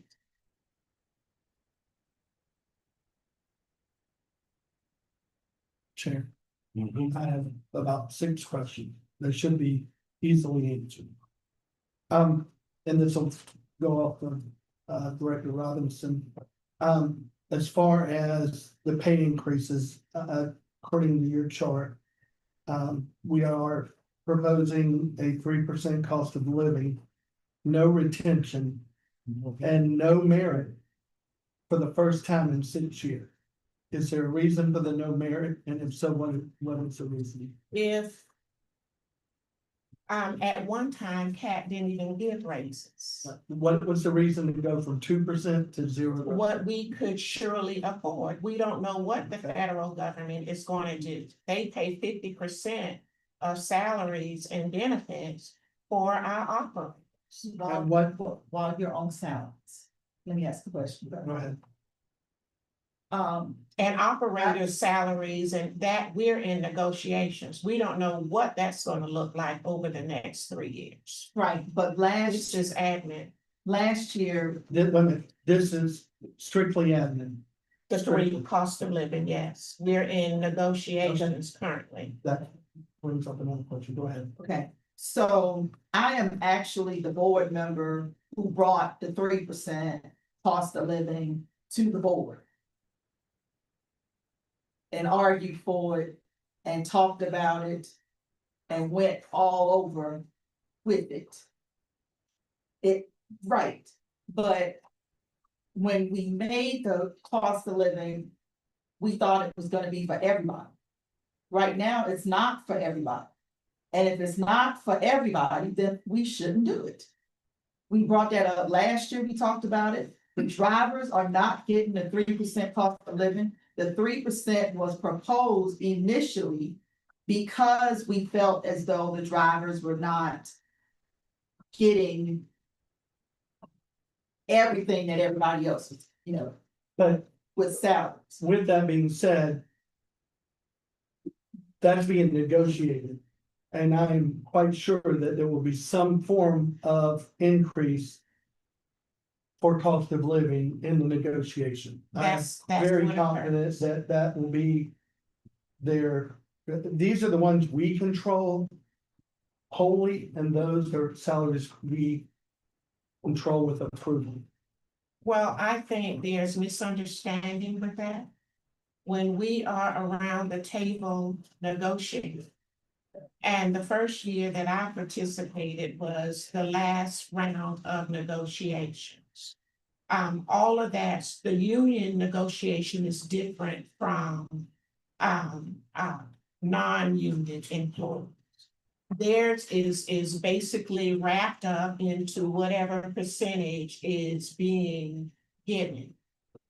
And as I said, at some points, CAT didn't even give raises. Now, I don't know where CAT, but I do know that when I joined the CAT team in 21, we were doing the FY 22 budget. It was pretty much done when I got here. But in 2023, that's when merit was considered, cost of living was considered, and some other items was considered. The concern is, and I'm speaking candidly, when it comes to how administrative staff is rated on performance, there was no criteria for union members as to how they get a merit increase. When we come around the table now this year, all of that's going to be considered so that whatever is done, it is done in the best interest of all employees, union and non-union, and Chatham Area Transit Authority. You can put whatever percentage on it that you want, but that may not mean CAT will be able to afford it. CAT is heavily dependent upon grant dollars for capital and operating. Now, the tax digest has grown, which have allowed us in the last couple of years to give merits and cost of living and bonuses. But it's not even healthy for an organization to give wherein there are no measures for the giving. Our insurance claims are up because of these at-fault accidents. This negotiation practice, it will include cost of living, a whole piece. That's what we will be discussing. But by no means will I bring or recommend a budget that I think that this agency cannot afford, because that means layoffs. It means significant cuts in terms of service delivery. And we are trying to serve the public and meet their needs. So there is compromise. And I said from the very beginning that this budget was based on conservativity because of the unknowns at the federal level. Our budget is over $38 million. You all see the split of revenue. Our general fund only covers 46% of the cost. We would be in a bad position. I know this board want to better serve our community. They want to give them the services that they need. They want us to pay competitive wages and have good benefits.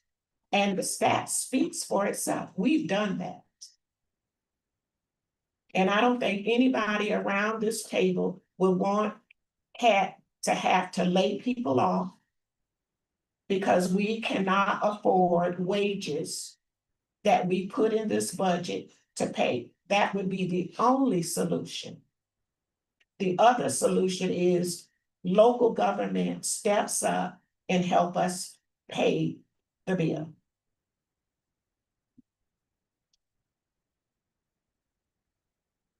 Chairman, may I continue? Yeah. I just hope that, just one last comment on that subject. I just hope that we're fair across the board with everything working in this company, this organization. And that's what the stats show. Can Have you it fair. tell me the expenses for the proposed budget? What amount is assigned to information or IT, please? The IT I budget, asked for that at the previous meeting, that it be Broken out. broken out in a chart. And I don't see it here. the IT budget is under administrative services. And currently there are only 2 positions, and I did respond to that question via email. There are only 2 positions allocated to IT, and that's the innovations manager and an IT tech. Those are the only two budgeted positions. Not just positions, but total Hardware and IT, software. yeah, total IT costs for the organization. If you look at the budget for, administrative services. Yes, ma'am. You will see contract services, IT support, $486 some odd $1,000, 46. That's in fifty. 486,850. That's total IT, no. That's the operating side. Okay, The board has already approved a IT investment that will be phased over several years. Quite a bit of that has occurred in FY 25. The redundancy part should be complete by the end of this month. And some other IT upgrades that was previously approved by the board has also been completed in 25. It stretches over a 3-year period. yes, ma'am. And I get, if I could please get a hard number of the total IT budget that will be coming out of the 26 proposed budget. For hardware and software. I need the total IT budget. That should be a pretty, And Beverly, I think he asked for that in the last meeting and in the meeting.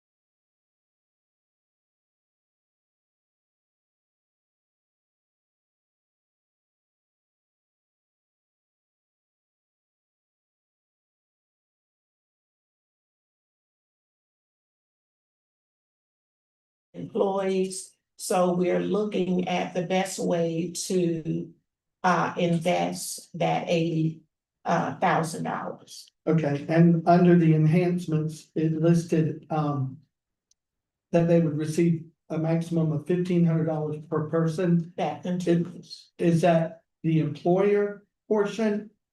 Because they'll match, or the company matches 2 to 1, Yes. or is that the employee portion? Whatever the employee contributes, the company matches. Up to, 15, So that we would be matching 3,000 per employee. Yes, If they all, if they contribute, at 99, so that's another 300,000. yes. And that's listed in the budget in what area? It's in salaries and benefits, And you in the got- benefits section. And you got a line item for 300,000 for that, It's wrapped up in benefits. but is that benefit calculated at 300,000? Should every employee choose to get their maximum? It's based on our current employees that are in the system. That's what it based on, Which that is how many employees? 99. We So counted that's- 99. 300,000, so is that amount listed somewhere in the budget? It's just a Yes, I'm simple, looking at the line items. I don't want to Okay. give you a bad answer. I prefer that also, thank you.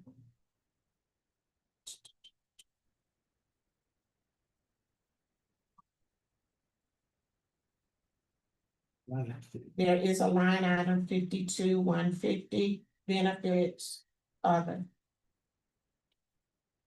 What's the Excuse amount? me, benefits retirement. And what's the amount?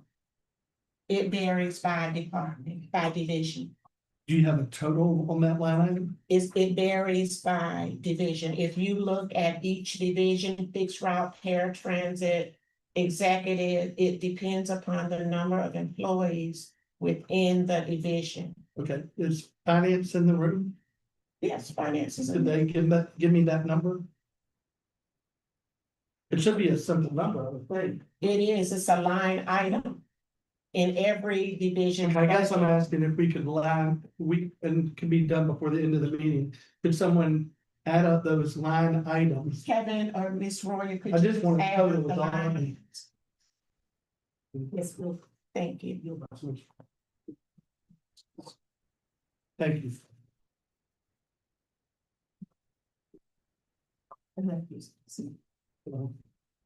Getting on that answer, yeah. Go ahead. I do have a question. On the call center, it's got a increase of 22,383. That's a 3% increase, which seems relatively low considering they told us that they plan to do a total upgrade for their technology, which is gonna upgrade the equipment and the electrical requirements. So how did we get to just 22 and we doing a whole new system? Because all those projects are currently underway and were a part of the FY 25 budget. Some of it was capital and some of it was operating. We don't need to duplicate the costs in FY 26. If you recall, the call center underwent a major renovation last year. And a lot of those costs was a part of that. It was grant funded and they've been at the ITC, how long?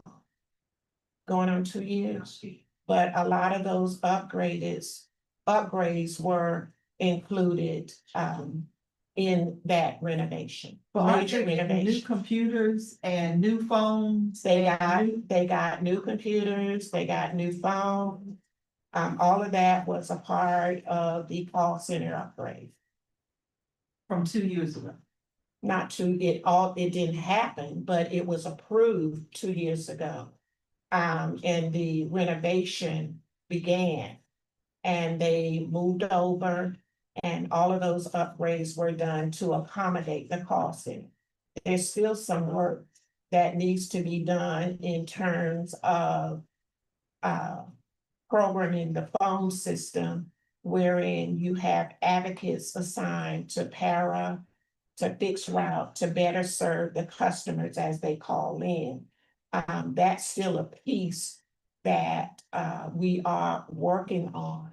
And those components were a part of the 1.8 and some were a part of grant funding that we are continuing to pursue. And so that cost will not be impacted at all by the renovation of the ITC that's gonna happen or should be happening. It is grant funded. The renovations that are pending. It is grant funded. And there is a local match component. That's the impact that will be impacting the FY 26. And that's a part of what we are allocating, projecting from FY 25 savings to help us meet these local match funding needs. Our SPLOST $7 for SPLOST 7 has been totally absorbed.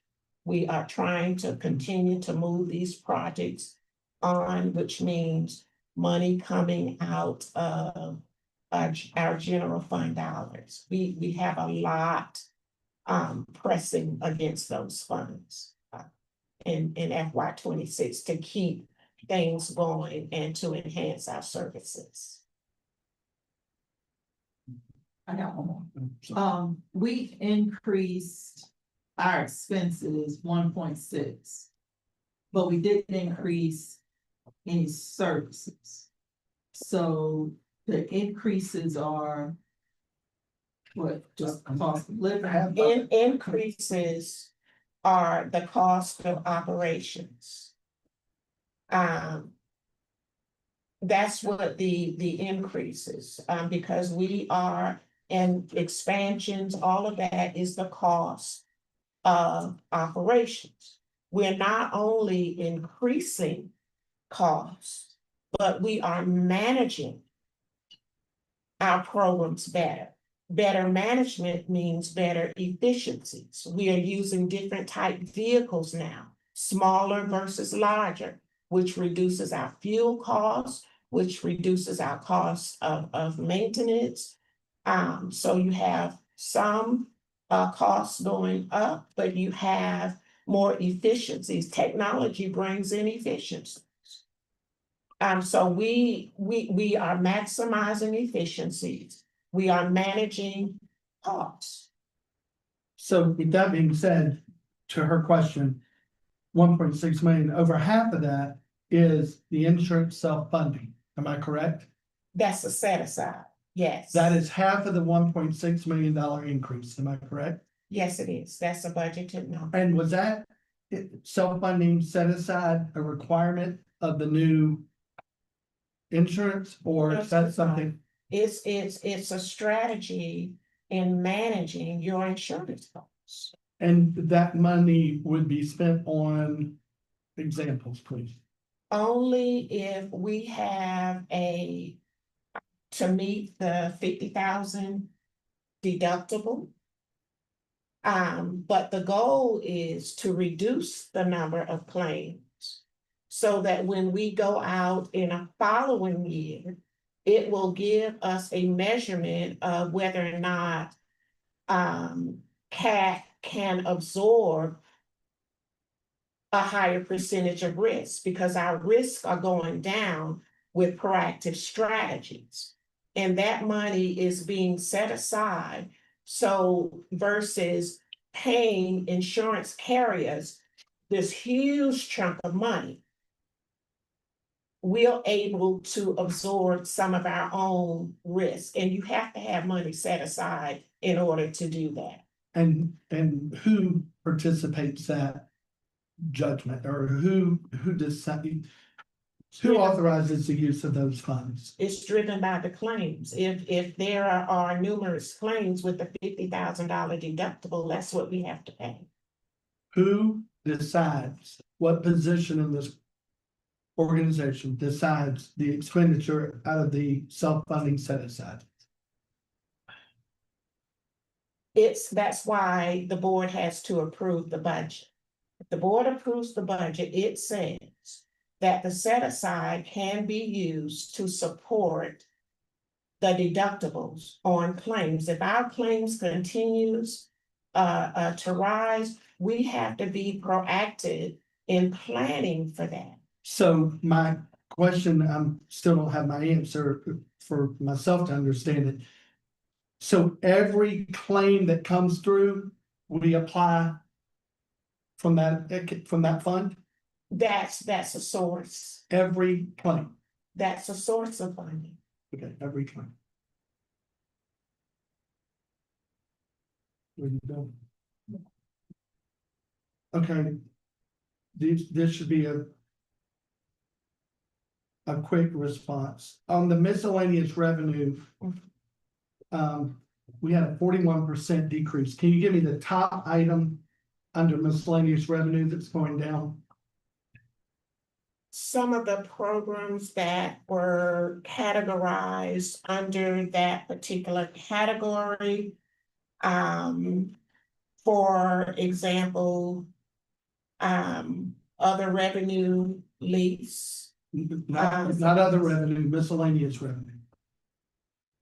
I'm talking about the entire category, Director. Under miscellaneous revenue, you were asking Okay, what drove the change. Go ahead. There are several items under miscellaneous revenue.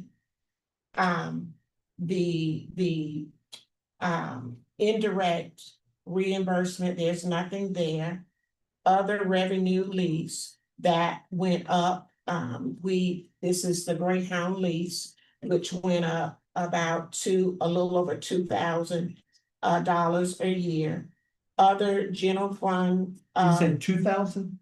yes, $2,000 a year? yes, Okay, we're talking 162,000. I want the big one.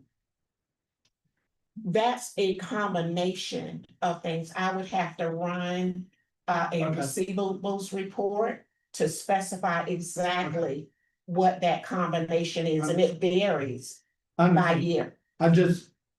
When I see numbers 4% and 5%, they don't throw a flag up to me, but when I see 40% or 77%, which is my next question, under revenue, other revenue, it increased by 310,000 or 77%. What's the big item there? Interest. Thank you. Okay, But shouldn't our other revenue be at a deficit? Because those contracts are costing more than what we're getting on. The contracts are not considered other revenue. They have a direct line item. Where are they? Would it be? On this, Under agency, under agency revenue, you'll see Garden City, Port Wentworth, Chatham County. We try to, in preparing this, instead of having revenues just down the line, we compartmentalize agency program fares so that it provided better clarity. If you compare the layout of your revenue this year in comparison to how it was laid out last year, you'll find that it's categorized. And each year we try to improve the budget presentation process to make it more useful, not only to the board, but to the public at large that actually take a look at the budget to help them to better understand the various different categories. but if those contracts are under this is saying that there's an increase in revenue from those contracts. Those contracts, from what I understand, are all in a negative. No, Because we're looking at revenue projections. Now, whatever the cost of a contract is, if the board approved a contract that was subsidized, it comes out of general fund revenues, which is the special service district transit tax dollars. I know I've been saying that ever since I've been here. But we've already established that could not be subsidized because that amount had already been covered. The board, Director Adele, the board approved the Port Wentworth contract that was subsidized. Now, whether it was an error in there, but that was an approved contract, and that's what revenue is budgeted. Right, And but anytime that we, contract is costing us $521,000. And we're getting paid $400,000. 400 plus 200,000, 200,000 for capital, whenever the infrastructure is in place. Yeah, but that's not operating. We are. That's a part of the operating- contract. We were are talking about the operating at a contract. Negative of $121,000. For one, Right, and the Garden City one is not covering. its costs either. Kat has been talking about this for years. And this is a issue that is all about this transit tax district. And it has to be addressed. If it's by referendum, it is by referendum. It needs to take place. Kat does not manage that process. Now, the history of Garden City, when industry was heavy within the city limits of Garden City, that dates back many, many, many years ago. It is my understanding, I was a young child, and the reason I remember this is because my uncle took public transportation to get to Union Camp. That was agreement that went back many years ago. And it has not been addressed today. It has not been addressed today. For some reason, nobody wants to address it. Until that is addressed and we are providing transportation services to Garden City, whether this board requires that they do it through a service agreement supplemented by the transit tax, that's a question for this board if you're ready to tackle that. But that's where we are. The Garden City contract, half of their city is in the transit district. They're paying the transit tax. The contract is not for the part that is in the service district. And we were supposed to go back and amend that agreement as well as the one with Port Wentworth. Neither have been amended and neither have been addressed. And we're saying that those are providing positive revenue streams, and they can't be. Who's saying that? Well, if you're saying that they're listed here as miscellaneous revenue. I didn't say that. Garden City, I said Garden City was under agency revenue. Agency revenue. That's correct. And agency revenue has an increase of $603,000. That comes from other areas. We are trying to solicit into expansion of service. so one area is paying for another area. No, it's not. No, the general fund is subsidizing. That's correct. A large portion of it does. Yes. Which is not that, all that area. So where are we showing that we're losing money? Because we're losing money in certain areas. Where is that reflected? Well, when you see the amount, if you look at your revenues and you look at your contractual obligations, that's where it tells you where you're losing monies. Now, when these contractual obligations come before this board for approval, it gives you the contract rate, what services will be provided, and what it costs. Now, as it relates to Port Wentworth, we've talked about this. And as I recall, when the consultant came in to answer these same very questions, it was admitted that that was a negotiating strategy. They admitted that. That means that it was approved, and the shortfall was incorporated within the contractual agreement. You That know, shortfall was $52,000. 50-some thousand dollars. That is And there are correct. several emails that have been written to address that shortfall. And which was the preface to us having to have the amendment done. We are now talking about 121,000 versus 52,000 per year.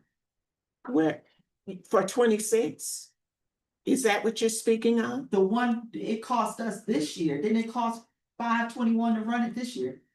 That, For next year. that's, the cost is for next year. Right. They but decided- I did ask they specifically what the actual cost was for us to run that route. And I gave that to you all in an executive update. I most certainly did. And when Port Wentworth received the cost estimate, they said, no, we only have $410,000. And we sent alternatives to them as to what they could get for $410,000 and sent that back to them. They accepted a proposal because they wanted a little more. And I believe that amount was Mary, do you remember what that was? It 420? Yeah. For something like that? And that's what they agreed to pay. And that's the cost of service. It's being corrected in the FY 26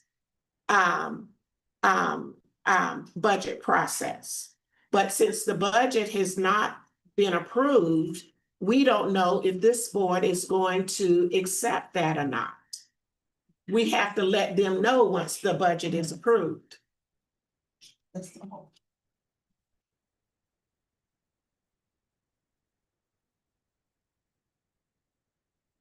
Have any more questions, comment?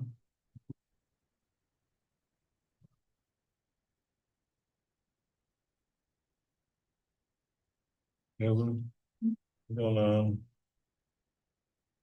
will need to take a motion in a second.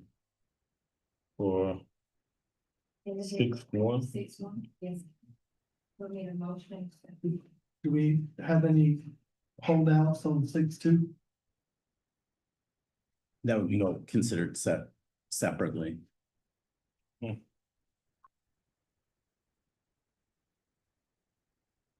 I make a motion we approve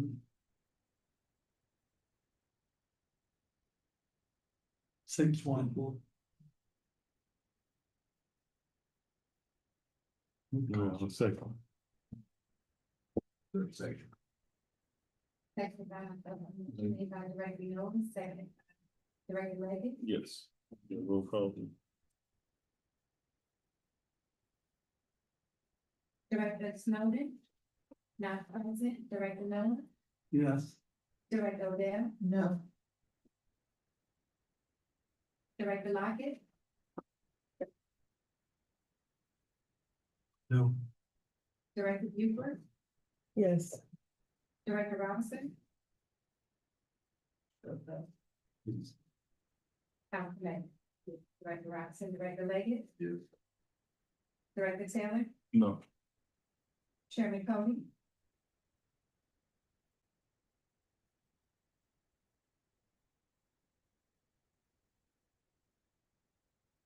No.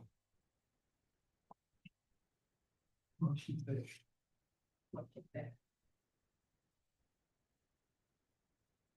Current motion failed for item 6.1. Let's go to 6.2. Request board adoption of fiscal year 2026 transit asset management plan.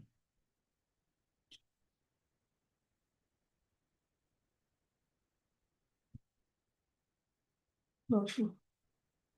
We need a motion in a second. Do we have any It's some comments? 6.2. Questions or comment? Chairman. Yes, sir.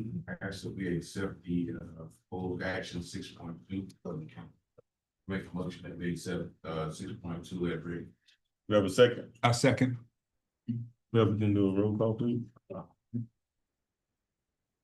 Director Snowden.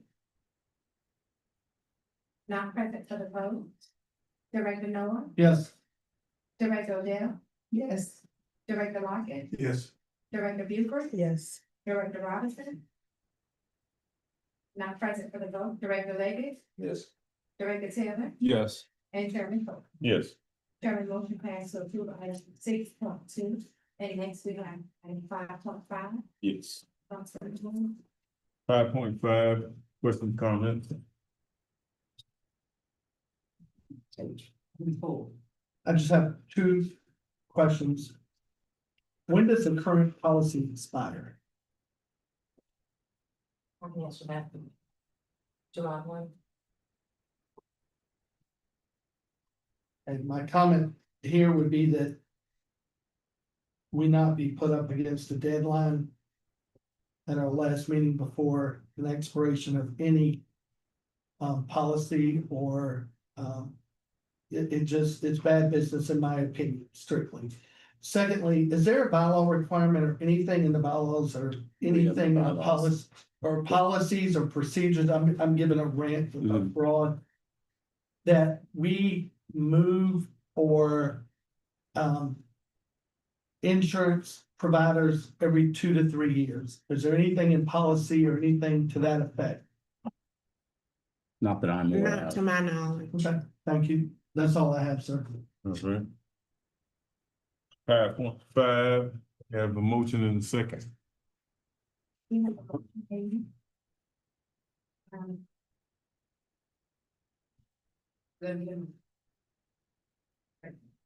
Chairman Coe. Yes, 5.5.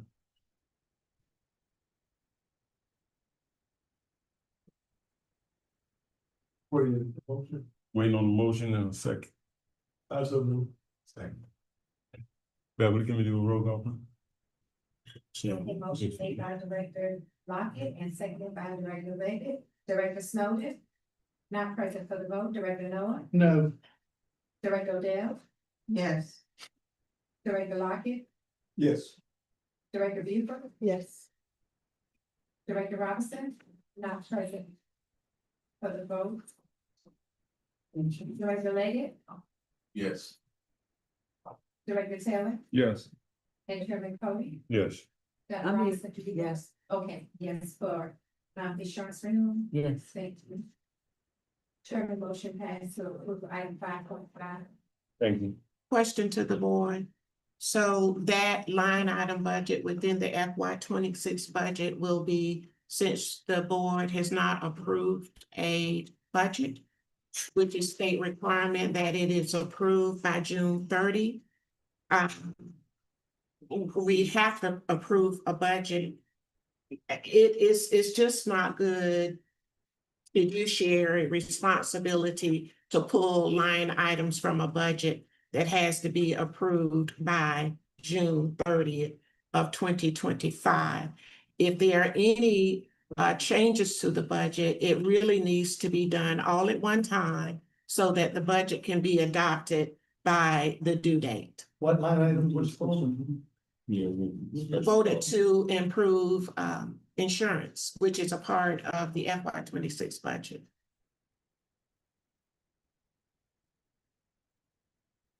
Restate what you just said, I'm sorry. Okay, Just what you just said. the board is obligated to adopt a FY 26 budget by June 30th. This one, Okay. The board just approved a component correct. of the FY 26 budget. If there are any other changes to the budget that require approvement by June 30th, it should all be done at one time and not piecemeal. That's why I voted against. It messes up the balancing of the budget, and this is just not good. This is just not good practice. But can I make a comment? I wasn't here for the vote, but my comment is what we need to do is probably call a special call meeting. Right. And yeah, because we got some days. We got a few days, but I think right now we kind of need to move on. June 30th is the. Right. is the- So Next Monday. the chairman can. That's correct. Get that Friday. But we'll talk about that. Yeah, Yeah, but we need that information. yeah. Yes, ma'am. Will that give staff enough time Well, it's not, this is contractual. This is not staff. And the question, will it give the attorney enough time to do what he needs to do to assess the contract? This is not staff. This is a contractual matter. But the IT stuff is that. I wish you all would go back because information regarding that was sent to the board. Ma'am, I don't doubt that that was sent. We can never send said- it back. We can That's send all it I back, asked for. sir. We will. That's all I asked. We will. Each time we need it. I'm not sure what we're talking about, to be honest. About the Fort budget. We'll Wentworth. have a special call meeting this week.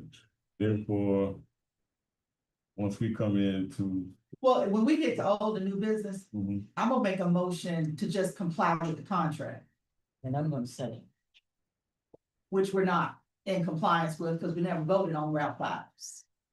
There's nothing that states we ever voted on Route 5.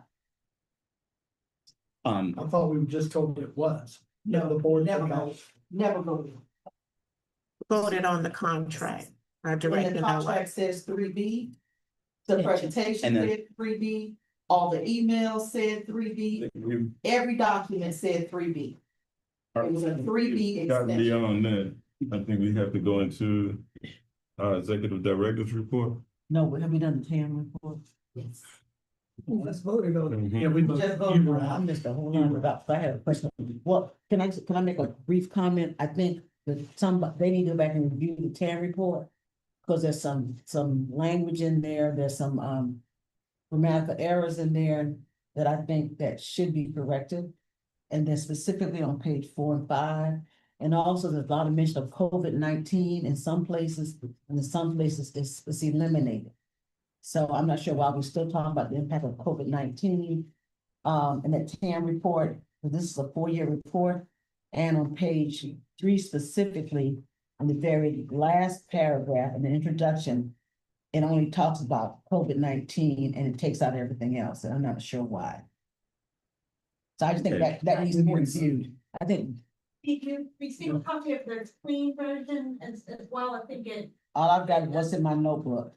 so that's the red line version is the first you have, and then the second document is the clean copy, so that shows the complete paragraph. So that's why I we wanted to put the changes. Right. But then if you go to the clean copy, you can see what the complete paragraph. Okay. Yeah, yeah.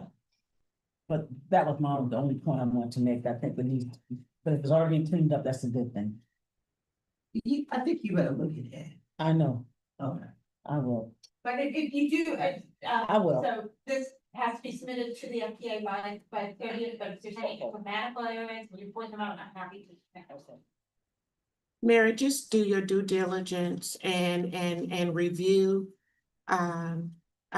the entire document for such errors, because time is of essence. So Thank you. Mary, I'll get back with you if I find anything before. Now we be moving on to our executive director's report. I turn the floor to our CEO, Ms. Carter. Okay, basically, over the past month, of course, we've been diligently working on bringing forth a proposed balanced budget, incorporating the priorities as this board has directed.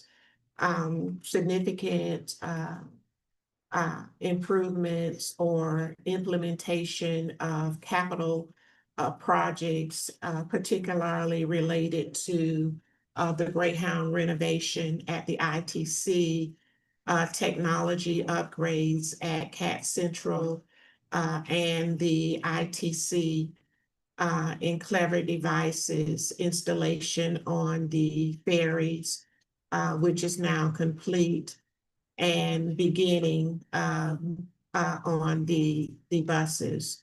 That's been the major focus for the past month, in addition to the closeout of the SMART grant. We have submitted total reimbursement request of $692 $1,000, the amount actually spent on the grant, and making a request to retain the vehicles that were purchased with the SMART grant funding. My update received today that the last reimbursement request of $52,000 from SMART grant has been approved, but I have not had an opportunity to go into the system to verify that. We are pushing to close that process out by June 30th as well. That pretty much concludes the ICO's report as of today. Can I ask one question about the Greyhound work? How is that coming and what do we have a timeline yet? July 30. So they will be finished? By July? Yes. And then when will we start the renovation? As soon as they are complete. So that should start by. Yes, some August, preliminary sometime in work. August, yeah. Yes, ma'am. Did we see the final? See what that looks like? Well, there should not have been any changes since the last time that we voted on it, because Edmiston and I were the only two that asked for some changes, and that was done, and we paid some extra money to get that done, but there should not have been any more changes. Have them. There has not been any change would require change order that would have to come before the board for approval, and there has been none, so no changes.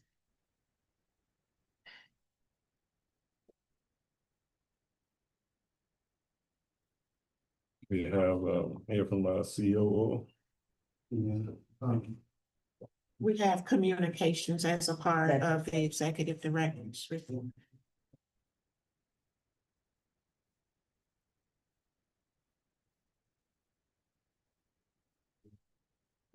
Communication problems, huh? We could. We got in front of us, right?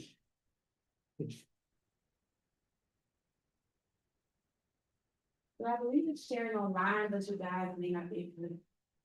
Just everything pulls up. Correct. And if it doesn't come up, I can still speak. Good evening, Chairman, Co-Board of Directors, staff, and the public at large.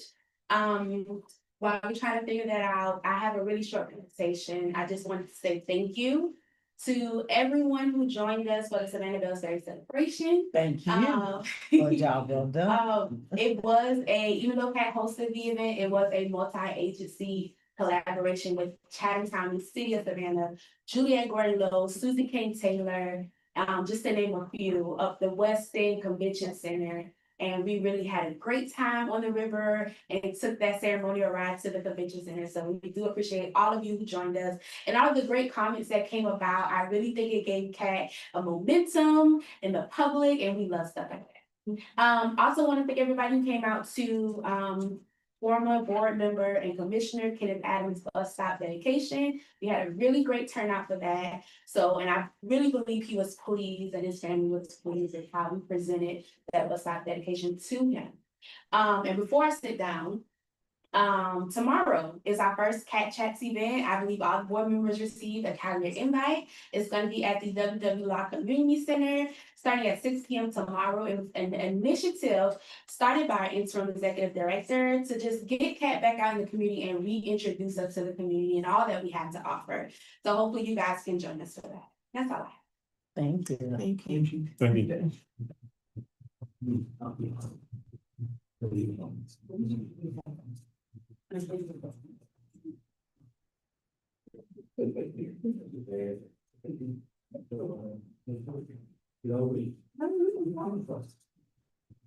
Well, I wish you all the best. I wish I have some PowerPoint. That's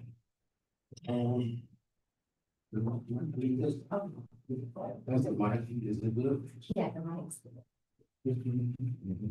Hello, everyone, Chairman Cody, staff, board of directors, and the public for watching us live. For time purposes, I'm only gonna concentrate on my updates to my family. That's all the updates for the 8 pipeline that I launched. Last month, I did talk about recertification.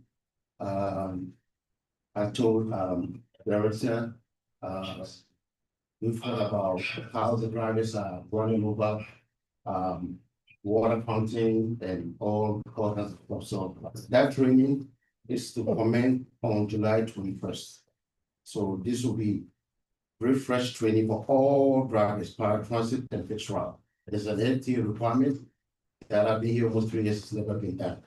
So the manager is gonna start that and they're all gonna be recertified, meaning they're gonna be tested how to drive and train on all kinds of stuff as a bus driver with a commercial public services.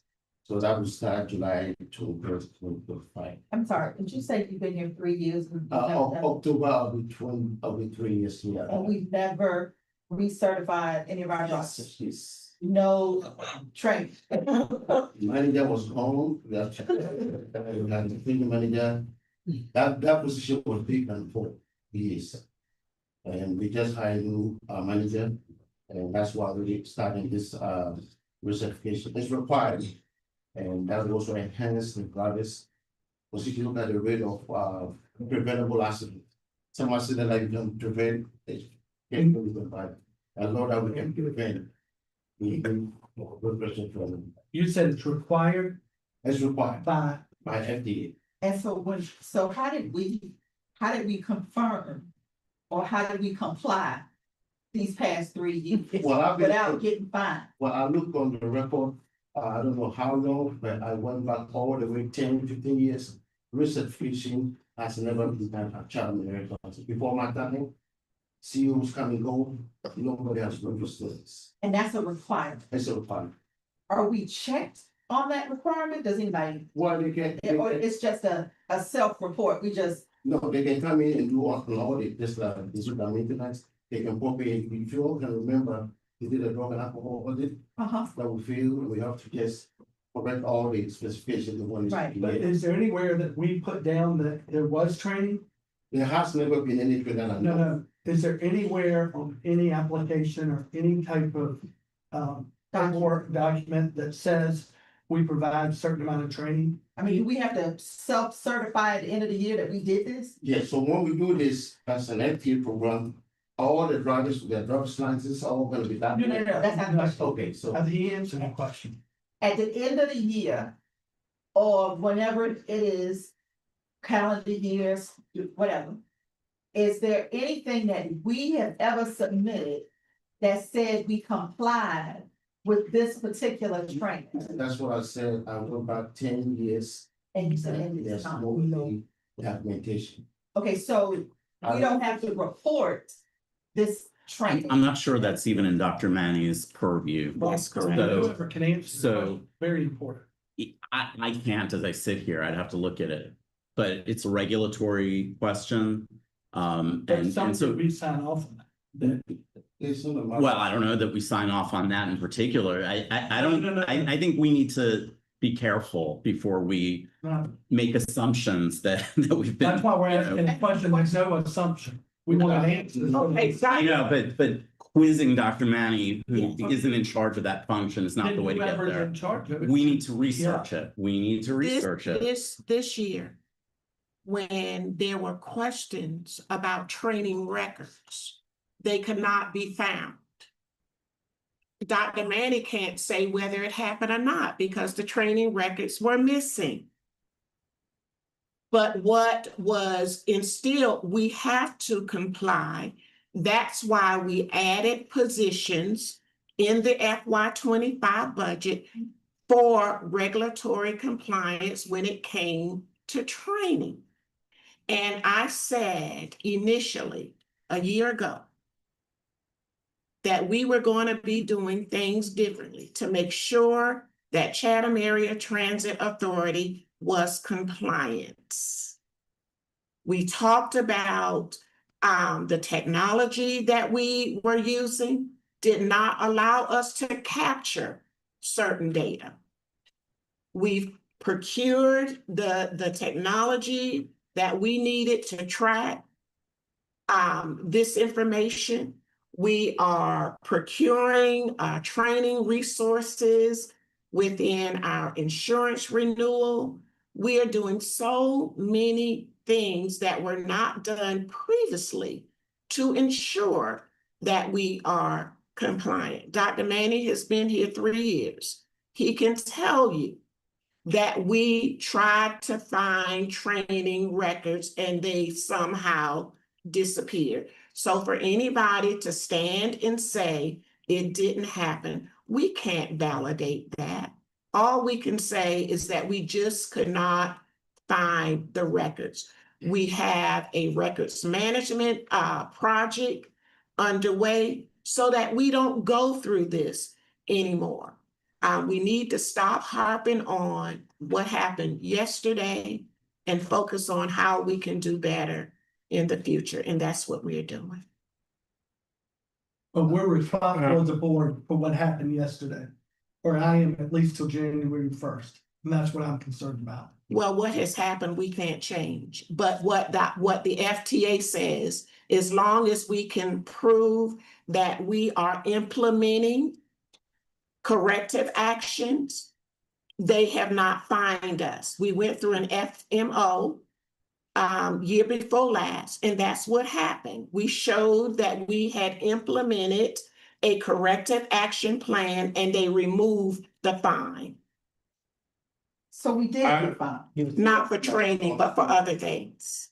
How That's how often the should the FTA drivers works. be reevaluated? I have to, get back with you guys, so I don't want to say something that is not accurate. But we are required, as part of compliance, that the drivers have to recertify.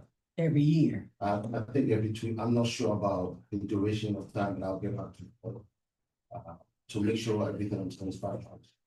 But this is part of a requirement that they have to be recertified. I said, I don't know if it's 2 years or 3 years, 5 years, but I'll get back to the board. I will send that information to Ms. Thomas to share. Okay, any questions on that? Okay, so I did talk about daily vehicle inspection report. What that means is that when the driver lives here, that do a quick trip to make sure that the ground works, to make sure the home works, all that kind of stuff. And so the process or the structure in place wasn't what I would recommend. So I came out with a new SOP. And if the board is interested, I can share that through Beverly for the board to see what I put in place SOP. We'll point that if the driver turns in a report, it will be stamped with what the clock, so it will be stamped showing that it was standing this time, this day. The dispatcher will walk to the maintenance and deliver that report. So now the shop can say, oh, we didn't get anything. Right now, we put it in a box. I don't even know who opens the box or how often the box is open. So if I'm a driver and I report my phone doesn't work, how long will it take to get to the mechanic? Shop to say, we're gonna have 1 2 3, so general at home and the home was fixed. So currently, they don't have a checklist that they write that they check off during the inspection. Yes, It's just a memory thing Yeah. that they have to You do. know, they have a form that they do trip and they put it in a box. The Okay. box is outside. And the current structure is for the shop to go and open up the box. Okay. So you can tell when the driver turned that in, you can even tell if the driver did turn in or not. They don't date it here. It's normally check and balance. So I'm sorry, Mr. Chairman, Yes, sir. I just want to recognize, so we don't have anything digitalized that if somebody's doing their pre-trip and they put it up there and there's nothing there, they just have to go by what's on paper. Thank you. And now they still drive out of the yard after reporting that? So I have talked to Mr. Dallas and we are in the process of securing electronic version, which is small, like a minute, it will report on the dashboard about all trips. So nobody can say, you have to do the trip, if not, it's gonna be alarmed that you have to do the trip before the bus will go south. So currently, is there any way for us to have access to that dashboard prior to us asking for an audit? So we did, we have the presentation on that, I can send you go. I was in the benefits of the board. They call it handheld trip device. So you log in as a driver, you go around through all trips, and it guides you every trip that you do. You know, every check that you do electronically, that goes straight to a dashboard that I can see, Mr. I can see, the other stuff. So do we have a checklist already? Yes, the checklist item, yes. Checklist, do we, for truck drivers, you usually have 15. Yeah, ramp, home, wiper blades, there's a whole lot, the tire, the depth of the tire, you have to see if the tire's worn out. I just want, Yeah. my question is just to make sure that we had something, Yo, currently we do, a pre-trip. Yes, a we have- checklist. yeah, we have a list. What is happening is that drivers are supposed to check on each item, they'll draw a straight line. But what you're saying right now is that you said the drivers are supposed to, Yeah, but we have to make sure that we have our. That's why. that are actually compliant. that's why I was saying that the SOP that I put in place, when a driver do the trip at the end of their shift, they turn that into the dispatcher will stamp. Meaning they have received. At the end of the dispatcher shift, they take all that to the shop woman, whoever is there, they're gonna log in and sign that they have received. Yes, sir, but I wanna make sure that I never have to have a conversation or have to speak with, Ms. Cutter or our CEO, or our chairman about somebody's already driven into something that they've already, made a complaint about. We're, dealing with. So we have 1, 2, 3, 4, 5, 6, 7, 8, 9, 10, 11, 12, 13, 14, 15, 16, 17, 19, 21 items, no, I say 40 items that we're looking at as a pre-trip that we go by. Yeah, and what this is, why I'm changing this structure, all the items that you see, if the driver check all that in, they come in at the end of their shift or in the morning, they put in a box. So we don't know when the shop goes and open that box and like a mailbox, pick all this up. Yes, sir. So the new change is gonna be the driver gets off work, they turn this into the dispatcher. The dispatcher will stamp, we have a clock stamp. They will stamp on it, show the date and the time that dispatcher received it. Okay. And then at the end of the dispatcher shift, they will take all that picture into the shop and turn it into a shop form. The shop form have to sign in that they have received it. Okay, so are you saying that you implemented this new SOP Yes. this week? Oh, no, it goes in This- effect. It goes in effect Yes, I said it goes in effect on the 20th of July. on the. And this looks like something we've had a while. Oh, yeah, we had this already. When did we have this? Changing the procedure. I'm changing the SOP, I'm changing the procedure. It's the procedure holding staff accountable for pre and post trip inspections. Yes, currently the driver tell it in, and we have a situation about the employee short. And they were complaining there's no air conditioning. We went back to see all the UBR report, to see if any driver even check that. They all just draw one line that is good. So how do we know there's something wrong with the vehicle if this is not followed right? So the new SOP and. So that's part of the new training process. Yeah, They should part of- fill out form. Yeah, they fill out the form right, and not only that, when they turn it in, it's stamped by the dispatcher that driver one, they turn this in. But shouldn't the shop open a box every day? Well, they do, but what, even if they do and I don't put anything in the box, they will know. So right now, every vehicle that goes out, at the end of their shift, they have to turn that in. When you follow the dispatcher, it's gonna be stamped. So do we get any insurance consideration for having everything or being proactive? That really doesn't come up in the discussions. What insurance is really looking at are claims. And if we can prove, it helps when we prove that we are implementing sound proactive strategies to reduce claims, like vehicles going out with a bald tire. Bald tires don't happen overnight. It's things like that that staff has been really pressed to get right. Andrew, we go through a legal, they look at this type of thing. That's right? correct.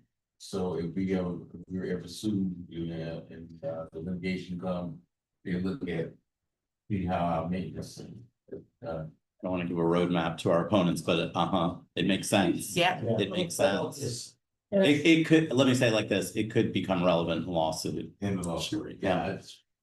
Cause I'm thinking too, I was concerned when the lady talked about the list not working, you know, on your, Yeah, you know, that's really, I thought about, I says, yeah, and even, somebody's not checking something. yeah, even going back 20 years when I was driving, it's the industry standard. You get to a point where you're picking somebody on a cruise, but you deploy around and around the way. That means you didn't check that area. So this SOP will what economy. Okay, yeah. Thank you, sir. Yes, sir. And the next I want to talk about, I have good news to share with the board. I'm so excited. If you can all recall, last month I said the 4 game changes, which is the new fire transit vehicles that were procured. I was saying that the delivery date was gonna be the 15th of July. We're struggling with our transit fleet to a point that, I think, a public, person talked about it. The 10 vehicles go out 3 hours, they have to come back and recharge. We can't even send them to Poland. So this one that we acquired are all gasoline. And it's 4 of them coming in, and the good news is that they're coming in next Monday instead of July 15th. So, yeah, and why is that early? You said the fare box, we can install the fare box here. So why we have to wait 4 weeks for them to put the fare box? In the vehicle, everything's on, put the fare box in there, so that's the good news. The Pantograph, which is the charging station at ITC, I did. Is it fixed? Oh, okay. Something to talk about. Then I go to, Is the charging station fixed? yeah, well, no, yeah, that's what I wanted to update it for. You see, I put an update there. So it was, a lot of research. Both 2 vendors, Georgia Power and the vendor that was, I think they call ABB, they couldn't figure it out. So when they take it good under the Pantograph, it has 4 sections, 3 were touching the top of the bus to charge it. And so 1 is not connected. So we all came out and found out that it's not on a level ground. So we just put a Pantograph, nobody pave to make it level. So now Georgia Power is taking that cost. We are not paying, picking it out. So Georgia Power in 2 weeks, they're gonna pave while the bus goes under the Pantograph to make it level. And I just wanna share that with the board. So if you're not charging them, then you got electric buses not in service.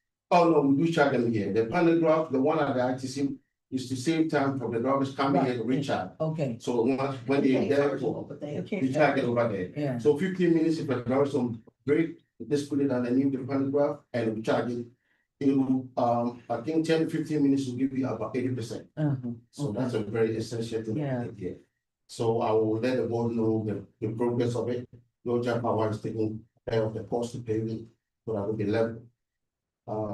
Next one. This is not so good news, but I'll still update the board. You all remember we bought 4 minibuses for rides to lower ridership. And Clever is just a holder. Right now, the biggest will purchase from the day that the board approved it. The problem, the holdup is that Clever have to go to the vendor and put all their hardware and all that stuff, so we can track the bus, we can count people coming on the bus. That will not be done till probably the end of August before we can see those minibuses on our side. And when were they supposed to be delivered? They said about 16 weeks from the time, it's almost, So now, roughly now August this year. By the end of August, we should have them. About 8 more weeks. 8 more. Yeah, oh, from now, yeah, so from now to August, yeah. Okay, and what else I have?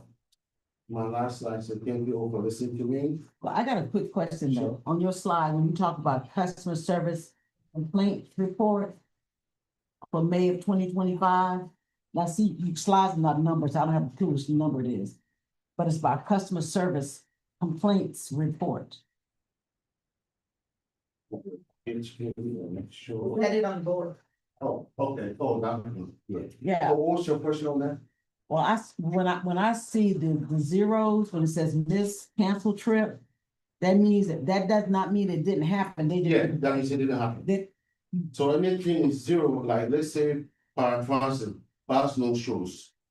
No, It's a zero. right, you got paratransit, zero, missed, canceled trip. In May, there was none.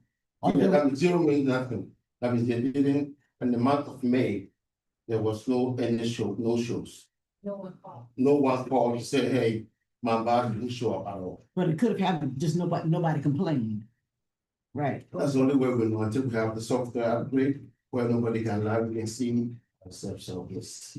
So the zero. We could get an email from this. I'm telling you. Yeah. Oh, yeah, I'm glad one board member saw me. Yeah. Yeah. There's a teller call me all the time. If the customer don't complain, right, or don't call the call center, this is, by the way, this is all from the call center. This is complaints through the call center. So we will know unless somebody calling. And most of the time we don't call, there's no complaint. I mean, it looks good, but I know it's not. I know, but the only way to make this accurate is when we have the software. Yeah. I wonder if some folks are bypassing the call center and going straight to board members or, for example, by email or senior staff. We should fold that into the call center. Yeah. Or refer it into the chart, right? Absolutely. But with the new ITC, all this will be documented. Because if there's no show, the system will let us know. And then I give it, and it's still pretty record. So 11 complaints. Or documented complaints. Yeah, documented. Could be more. Out of how many rides? This is the whole system. Right. Yeah. So overall, I think we're doing. Very well. If you look at that, yeah. Right, but even if you added 100. Yeah. Yeah, the rudeness, first round keep going up and down. So the month of May, probably was one person here that called in and said the driver was rude. If they don't call in, we will not know. Right. Because of the system that I'm talking about, IT is give us the accurate data to make us make a good decision based on the data. And right now, if somebody had an argument with the driver doesn't call in, we wouldn't know. Yeah, so. But It's not that accurate. But overall, from what I've seen, we have some very, especially on paratransit, we got some very good light drivers. And I would want to see if there's a complaint, how long that driver been with us? Because your older drivers are excellent. Yeah, that's true. And so what? Is there any way, Ms. Cutter, for IT to put a complaint box in our CAT app? Yes. So that we wouldn't have to call 311, that would encourage them more to use the CAT app.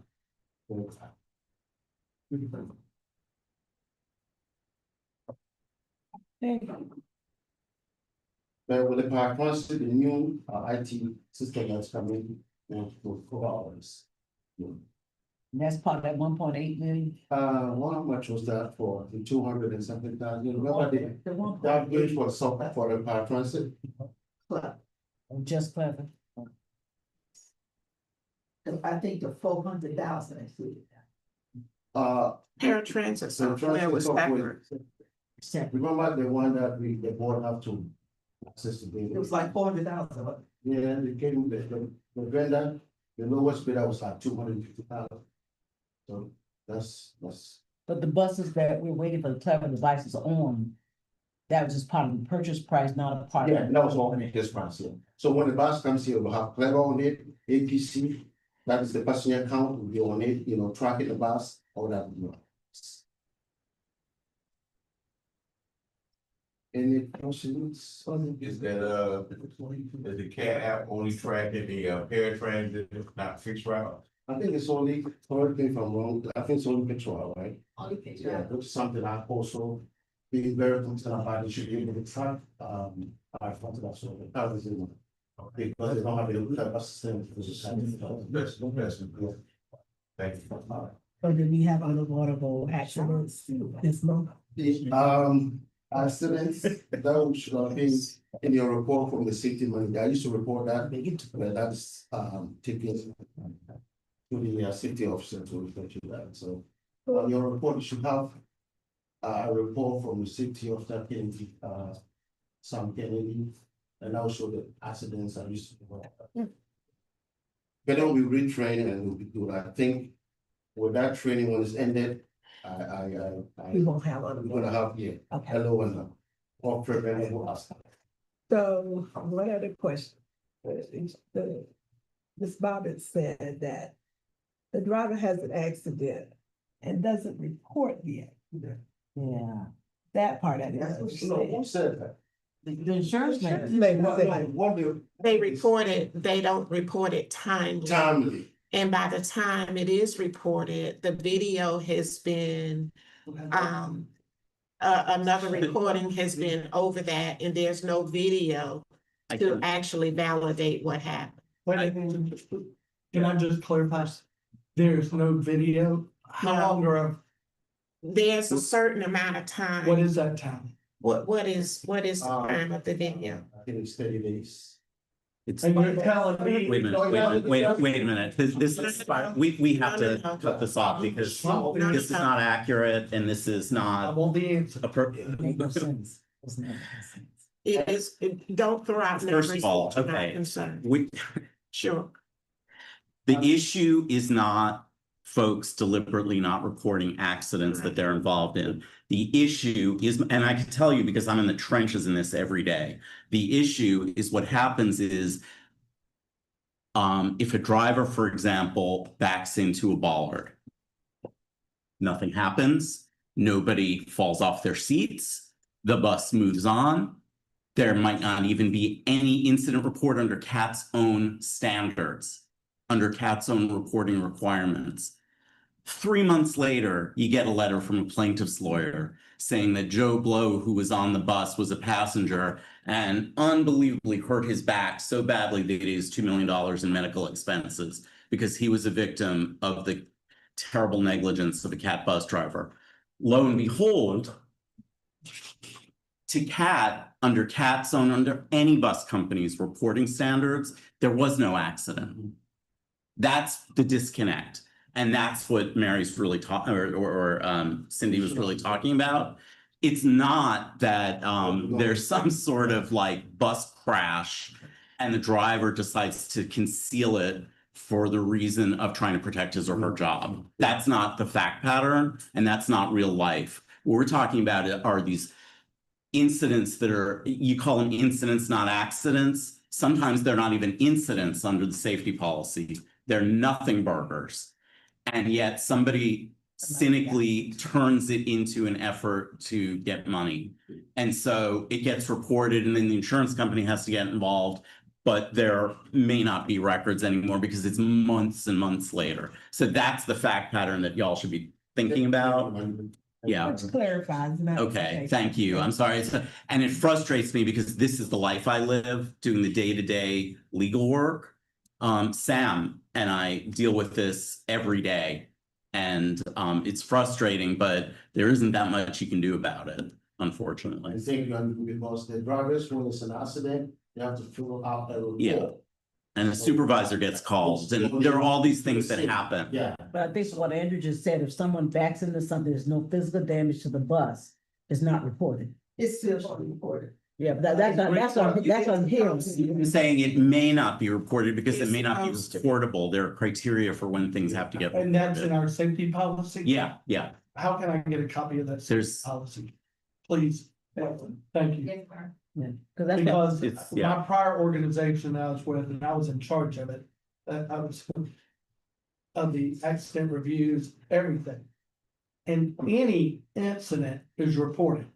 The safety committee determined whether it was considered an accident or And not. that's the same thing. And I mean, so with that being said, every incident should be reported. There's something that's backed into, and there's even a slight chance. No, they're reported. What? But I'm just told that that's No, not. and legal, that will never get to undo because somebody was backing up and have a date or they come in at night, they have to file a report. As a matter of fact, there's even, That's not what you just said. well, so Thank you. when we get the asset of the safety, it's all on there. So there's nobody inspecting the vehicles when they come in other than the driver. There's supposed to be, and that's part of my SOP, there's supposed to be a post trip. We have a trip and a post. Yeah, but- Supervisor. Supposed to be. I'm hearing a lot of supposed to. I'm asking, is there someone inspecting the vehicle when it comes in the gate. When it come to the gate, the driver that brought the bus have to walk around and do a post-trip report. And so the driver is the only one that inspects that vehicle. Yes, but when there's an No. accident, the supervisor gets to the scene. Let's say a driver backs into a fire hydrant and he calls in, driver 1, 2, 3, I have an accident. Supervisor will dispatch to the scene. Supervisor will have, at the end of their shift, supervisor have to turn that report in. And then the vehicle will also be looked at, and then damage or whatever will be assessed into our true Cindy and the team. Okay, so suppose the driver comes in, has an accident, brings the vehicle in, don't tell nobody. How would you know? What the driver is one of violations of the policy that if the driver do that, they can be terminated. That's not what I If they don't, No, that's not what I asked. yeah. If the driver has an accident, Mhm. comes in the gate, parks that vehicle, how do we know he had an accident? The next day, okay, that night, let's say I come at 10 at night, you're right? I park the bus, I go home. I then report an accident. The next day, another driver will do a trip. Okay, and he's gonna say, oh, there's a damage, the whole bumper is gone.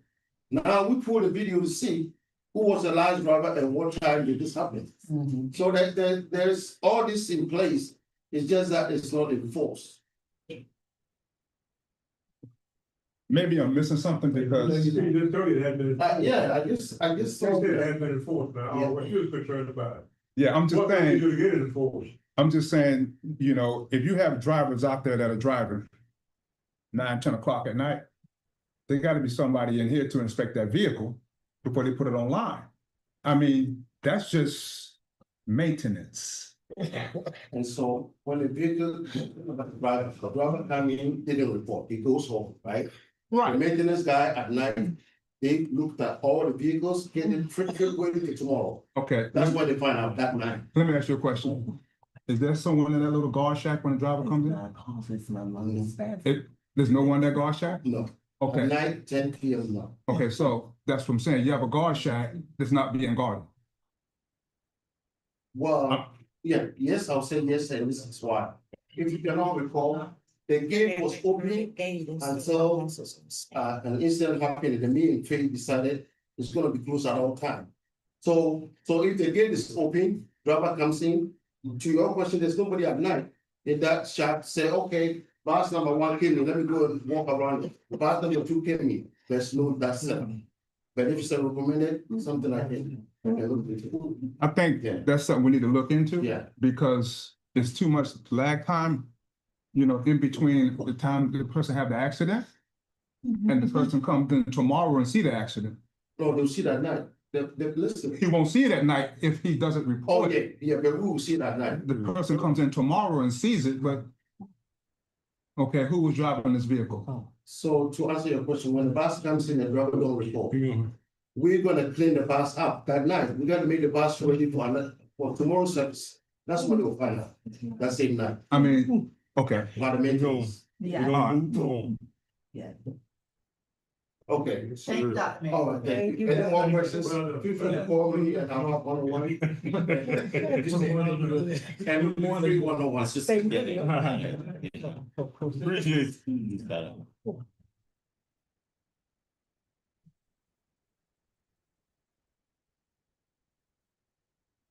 So good evening, I want to thank you guys for your patience with me, there was a slight reporting error in my report.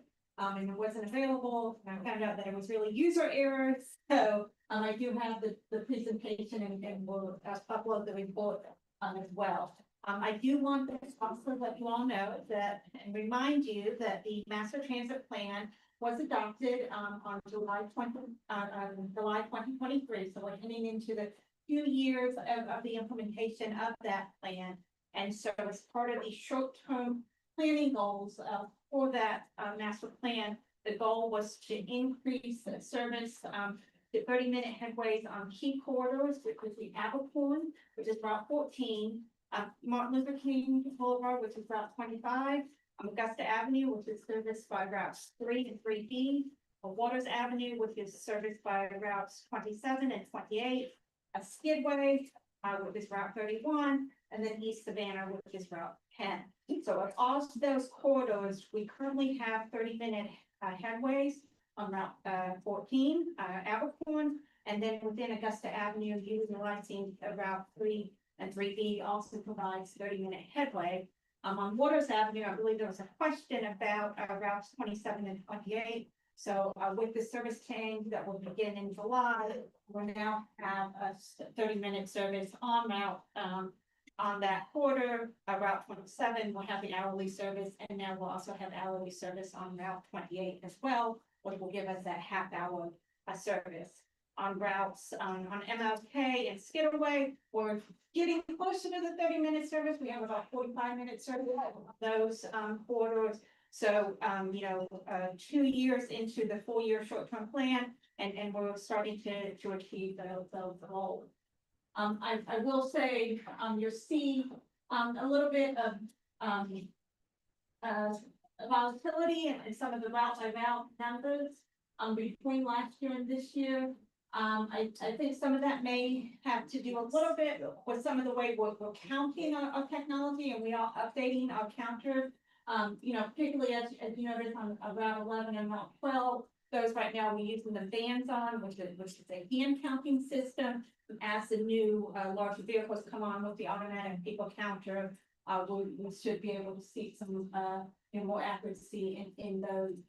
You got like -78%, -81%. That's insane. Yeah, what, explain the last, so take the water checks in 28. We're at 84%, Increase, yeah. and then a 900% increase. On the number of, that was the typo. Okay, so that should be 234 hours on that one. What, That's the revenue hours. So it was supposed to be someone from 233 revenue hours to 234.0. So it's not Okay. 2,000, yeah. But that 901. yeah, but it's not now. It's not 901, it's, yeah, Like, But we don't have a copy of that. in No. here. no, Oh. yeah. So thank you for pointing that, yes, that No was, problem. yeah.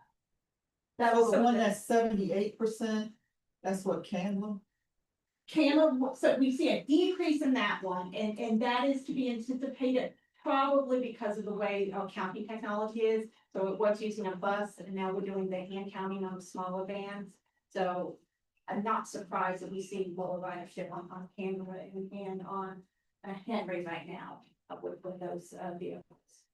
Mary, there's in some reports, there seems to be a lot of talk about that 7DC Cloverdale, Cow Village. Mm-hmm. Does that bus only ride between that and the Inmark? It doesn't go anywhere else? Because you got the 7F.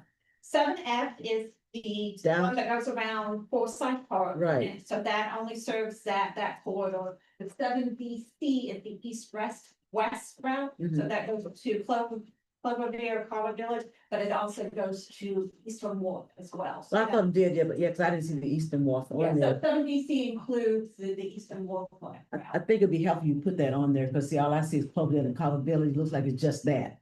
So that's the name of it, so, But it covers more than just those two communities. yes. Yeah, yes. yeah, I So- think so.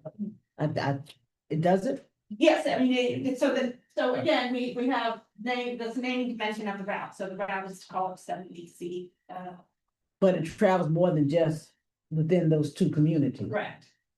and I guess the same thing with Candler or another Abercorn, it would be probably 5 different communities possibly.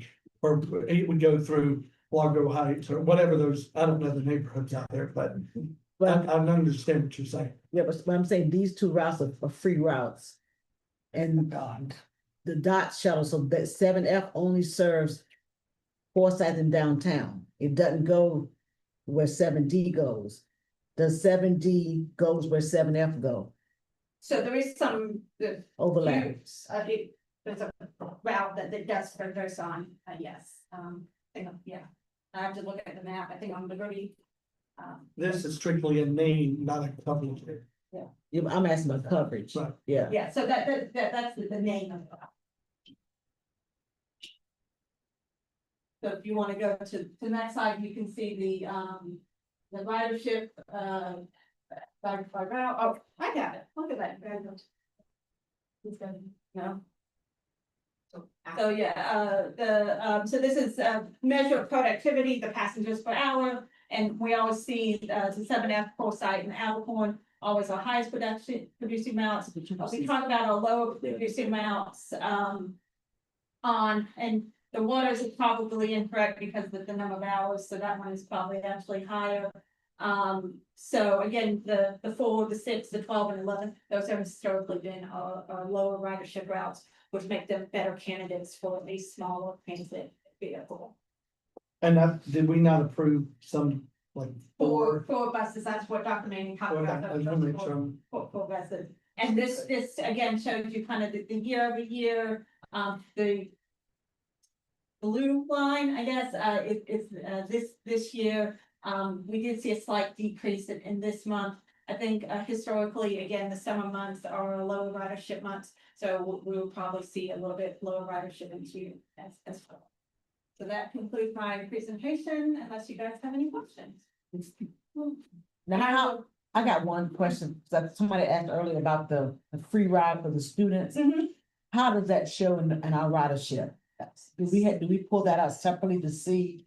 So we can track when the students have ridership. I don't have the numbers for me in June, but I know that, excuse me, in May, but I know in April it's got 5,000 students utilize, 5,000 trips utilize that program. So I can pull that information and get that as well. Because when they have summer school going on in June, the kids. So the way that, so we, at the last board meeting, Right. They extended it through June. Right. Have chosen not to do July because there is no summer school, so we will not be doing free student rides in July. We are working on an agreement and we'll hope to have that in place by August when school starts, that there will be some type of ridership program for the students, whether it's the same format that it's in now or something a little bit different. Those are the types of things that we're working on right now. Anything else? Thank you. Thank you. Thank you.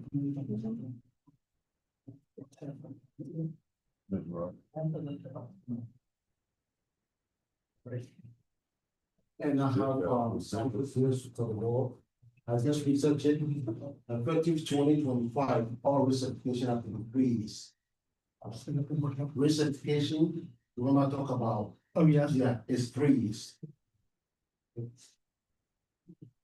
No questions on that? So when we do hours, we have 3 minutes to recertify the bus. Thank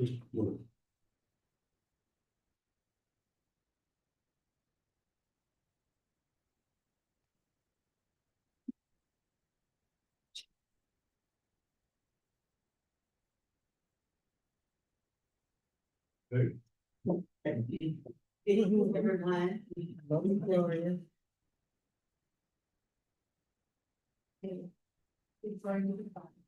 And our financial overview for the month of May. We have year-to-date actual versus budgeted. For the month of May, we have actual 29,532,000. Year-to-date budget, 33,980,000. Variance of $4,448. Expenses. Year-to-date actual 23,863,000. Year-to-date budget 31,623,000. With a variance of 7,760,000.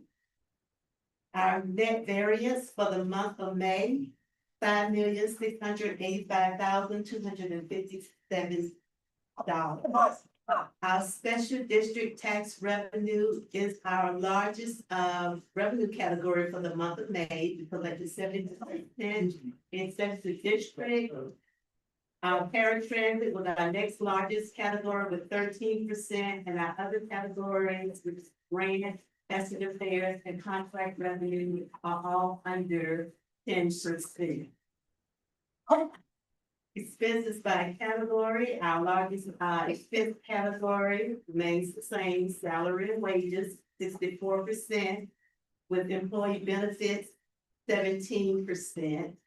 Other categories are all under 10%. Next slide. Our account balances by type. For the month of May, our ending operating account balance, 15,192,000. Our grant account, 1,284,000. Our Georgia Fund account balance, 9,254,000. Next slide, as we spoke on last month, we started actually and putting money into our capital and special projects account. As of May 31st, 2025, we have a total of $4,200,000 in our capital and special projects account. Next slide. Our Georgia Fund 1 account balance as of May 31st, $9,254,229. Interest for the month of May on this particular account, $34,144. Next slide.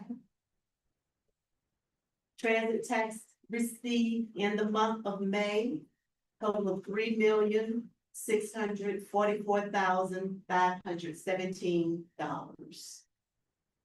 Next slide.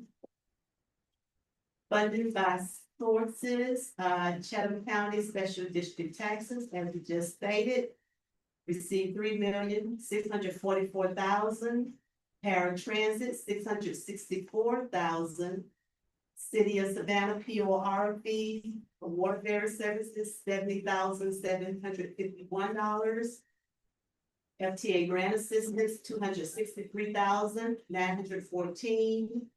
The DOT shuttle, City of Savannah, $209,528. Next slide.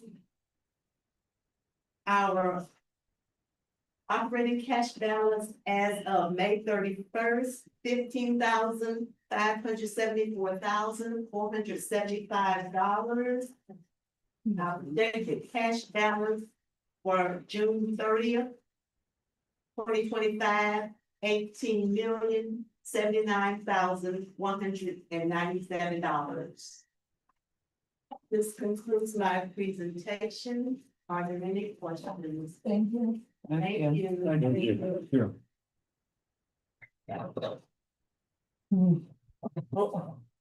Next, we'll be going to old new business. 9-1, we want to get a request for an update on staff on the ITC renovation project. The report that we received on the ITC renovation project, Greyhound will be completed with their portion of the renovation, and CAT's capital project will begin after the completion of the Greyhound renovation. All right, I'm gonna backtrack. I think ATU Local 1324 leadership update. President Danya Swin. Want the report? Hello. Good Hello. afternoon. Can Hello. y'all hear me? Yes. Okay, good afternoon, CAT staff, chairman, board of directors, and public at large. This is the union's update for this month. We are currently about to go into negotiations. We are not in negotiations yet. We did have an introductory meeting a month or so ago. We start July 14th. That's when we will start officially going into a negotiation. Also, I wanted to discuss the board change. It will be changing a little late. Paratransit is changing on time, which is July 7th. Our board change will not take place until July 28th. We have, staff has added, Mary has added, the Route 28 will have another bus, which will have a split shift. So it's like a helper bus right now. It will come in, it will help the 28 so that we'll have more frequency. So the 27 runs every hour, and then we will have the 28. Then we will have another 28 that will come in during the peak time to help out the old 28. So we'll have two out there now that gives more consistency. That was a strong ask from the union for staff, and they did make it happen because we are out there driving, and we know that we have a lot of elderly passengers on the 27 and 28, and it holds a lot of passengers, period, even dealing with both hospitals. And we needed more frequency, and we really did need that 28 out there. So that will be implemented July 28th. Also, I heard a question about the 7.C. That bus does go to Dismiss Charity also. It goes to Carver Village. It goes to Dismiss Charity in the back. It does not go to Amtrak anymore like the 29 West Gwinnett does.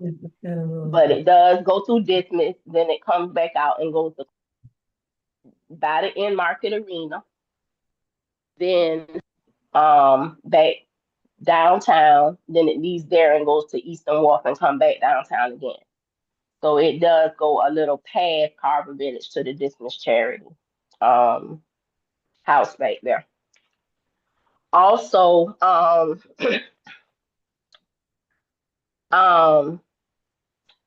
heard about the buses. These are our buses that are operators. And if you look at the screen, this is what they drive on. This is what the seats look like. I've taken pictures for almost a week straight, and these are different buses that I've been on, and I will take a picture of the seats, and this is what it looks like. The cushion is sticking up, the leather is cutting your legs. I have a seat cushion that I have to put in the seat, and sometimes it does not cover the whole seat. But these are the constant complaints that the union have. I did not bring it to the board for 2 months. I did not say anything because I was trying to work with management staff to get these corrections corrected. But this is what the union has issues with. Also, can we go to the next screen? These are more in detail. These are the wheelchair tie downs. As you see, they are rusted. This is what we expect the drivers to try to pull out to be able to tie down a wheelchair. Some of these don't even work, where you can't even pull them out. They're rusted. They've been on here for I don't know how long. And it should be swapped out with better technology or more wheelchair tie downs. But these are the issues when we are transporting wheelchairs. Can you keep going? Next slide. These are the bus mirrors. I sat in a board meeting and I listened to a little chuckles about the operators hitting signs and pulling into stops. One, they are not trained properly. That is the cause of accidents. We've never had, I've been at this job a decade and I've been doing this 28 years. We have never had 7 operators hit bus signs pulling into the bus stop in 1 week. That's training. But because we did not have proper training at a time and we had operator training, those were the reasons we were having accidents that way. But then look at the windows, look at the mirror. How can you see out that mirror to see where you're pulling into? You have the glare of the sun, and this is what our mirrors look like every day. Ms. Swinton. Yes. Ms. Swinton, I think the board appreciates the information, but I think we would like to have it in a more in a different setting, maybe doing board Maybe, meeting? Cause if we can, maybe like in a folder, maybe like that. well, I mean, if your concern is that you've gone to staff and got no results, and you want us to know about it, how can you give it to us prior to a board meeting? Okay, I can do emails or I can give you packets from the union. Would y'all like packets? That will have all the information in there that you can view and have time to view. Yeah. Yeah. I think the best thing would be, in my opinion, would be that it be directed, if it's not internal, then it goes to the board chair. And then the chair would get it out, Yeah. in my opinion. Okay, What I don't want to do is get in the habit of being, we don't. Right, we're not in operation. But I guess what her concern is that if she's presented to staff and she didn't get the result, but I agree with the process, you just know it. Then. yeah, because I hear they say day-to-day operation, but day-to-day operation trickles into litigation. It trickles into everything that the board has the authority over. No, Right. and we agree that we need to know about it if it's not being handled. We're just talking about the process of notification. Right. Okay, so I can do that. I can get the information to the chairman, and then the chairman can distribute it among the board members, or I can do packets. However, y'all would like it, I will get with the chairman and he can tell me whatever decision y'all make, and I can get it to y'all according. Okay, I don't, Beverly, you don't have to do any more screens. I'll speak from here. We had an operator assault, Mr. Deacon Stanza. He was a 20-something year veteran. Staff did reach out. Well, union was on scene with staff. The operator is doing better. He did want me to express that he's getting better. We have been advocating for these barriers. We've asked the board, we've asked staff. I think now that they are going to get them in place, these barriers are bulletproof. They are needed. We do not need any fatalities with these operators. We do not need any more injured operators, because that reflects on all of us. We don't need panic where operators are now panicking, feeling like they are not safe. Because as we know, no matter who sit behind a desk, if the operators do not move the buses, we do not have a job. So we want to make sure they are safe. And that is my priority. And that's what I want staff and this board to discuss, these barriers, because they are heavily needed. Also, I have a question. I want to know, for the uniform, are we procuring a uniform vendor? Because no one has not said anything about that. And I know that June 30th, July 1st, our uniform vouchers will be up. And we need to know, are we going to procure someone so that we can get proper uniforms, belts, jackets, vests, everything that's needed? So I do need that question asked because nobody has answered it yet. And that is a part of our old business that the chairman is gonna ask for an update on. Okay, and also I want y'all to know, drivers report all accidents. That is policy. They will be fired. They have 24 hours to report any accident or incident that they are in. An incident is considered as an accident at hand. It's just the same thing. If they tip something or bump something, they must write it up and report it. Now, after that process, I don't know what's done. But far as the operators, they must report that. And I get the report also. So any questions that y'all have for the union? No questions. Okay. On that write-up, Ms. Swinton, on that write-up, can you put how many seats that we're talking about, like a number by and the age of the bus? The age of the bus. I sure can. I have the bus numbers. I have each bus number along with the seat, so I'll do that right up for you. Good. Thank you. You're welcome. Thank you. Thank you. Thank you. Did we have Squire Patton Bob online? Or the backup firm? They're not online, Mr. Chair. All right. We're going back into the old new business. And I think she addressed that one. She addressed one, Mhm. and then you have the one that you were concerned about right there, Chairman. Only thing we had was a Route 3B. Yeah, I got that. Yes, and also she asked about the uniform, and we just want an update on our people, the uniform. I thought we voted on getting new uniforms. The people supposed to come here. Then we changed vendors. No, if I'm correct, Patrick filed chapter 13 is chapter something or another. And Are those people that's in somebody in the building, so we said. Effingham or somewhere?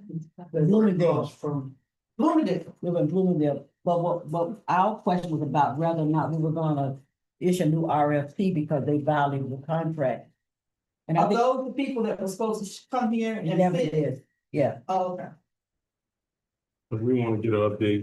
The update on the uniforms, when we departed with A1 Security, they handed over tons of uniforms that CAT had procured and settled.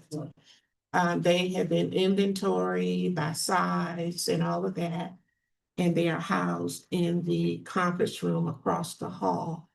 Recently, we received quotes, and A1 will be putting on the patches in accordance with the operator requests, while the RFP is out for a new uniform vendor.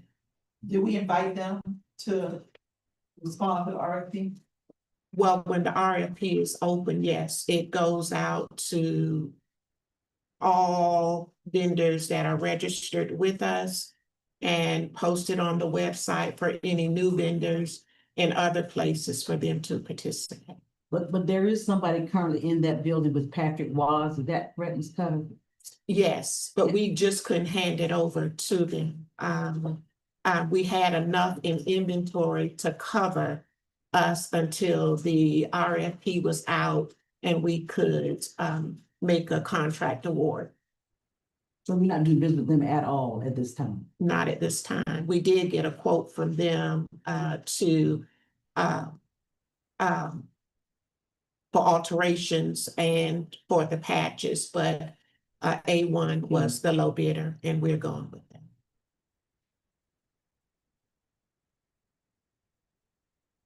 But I guess the only question would be about because each driver has a lot of money to spend for uniforms. So instead of spending the monies now, they just come to the uniform. They have to procure the ones on hand, yes. Okay. Absolutely.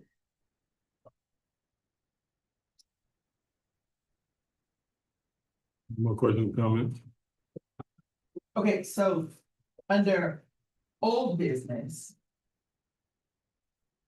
I would like to make a motion that we comply to the existing contract, 3B. Comply with the contract that we voted on for 3B. And have that route from 5 to 3B. And then if the contract needs to be amended, then move forward to amend it and bring it back to the board. But currently, it should be 3B extension. 3B extension. Yes. Okay. I second. Discussion, so this was prior to my arrival. Yes. So 5 was given that area or? No. Everything went through under 3B. Then there was a meeting with Port Wentworth. After the meeting with Port Wentworth, Route 5 appeared. So how long have we been providing that Route 5? The whole year. So I did a little digging after the last meeting with Ms. Putter's help. And there was a board presentation by the consultant, Jim Ritchie, on this issue. He was. And so let me just say, I'm not a transportation planner and I can't really opine on the accuracy of it, but I can tell you what his conclusion was. And he has a slide deck on it. He says the amount of service operated under the original Route 3B extension and the new Route 5 was the same in terms of frequency and revenue hours. The only difference in the plans was the route number and name. Right, So- so what we argued at that time is that that's BS, because it's a whole new bus and a whole driver. And he never came back to say how you merge the two to have it be the same. You can't say that it's all the same car if you add a new bus Agreed. and a new driver. Right. I agree. The only other data point that I want to add is you mentioned a meeting with Fort Wentworth was the catalyst for it. Yep. According to Ritchie, it was the union folks coming and saying, well, we've got some sort of out in the trenches issues with it. And so it was discussions with the union that led to. That's not what they told us. Cause me and Bobby went round and round about Okay. 5B, whether or not 5 was a new route, whether it was a new bus, Okay, or whether it was. you're ahead of me then. Yeah. Yeah. So there was a meeting that 3 or 4 people went to with Port Wentworth, where they basically requested a whole new I bus, didn't know any of that. Okay, and it was granted. Okay. And then when the information came back, we never changed any of the documents, we never changed the contract, we just started calling it Route 5. As though Route 5 and 3B were the exact same thing, And they were not. and they were not. okay. And we've been arguing about it for a year. And there's emails, and we've gone back and forth, and it is every document that we voted on says 3B. Okay. And it's not just a name change, you're saying? It is not just a name Okay. change, it's a whole new bus. You're way ahead of me. You know more than I do about the history of those meetings, so. And Gertrude talked about when we figured out that it was the bus. Right. And we went back and forth, because we asked, where did we get a bus from? Because we were cutting services Due to lack of budget. due to whatever. Like, there was a bunch of reasons why we were cutting services. And then all of a sudden, we had a bus and a route and a driver that it had to vote on. It went on the board, the driver's board. So I think we should comply with the contract. And then if we need to amend the contract and bring the contract back to it. Because it's way over the 52, and that was another thing. We went back and forth about the 52.5. As in, Money.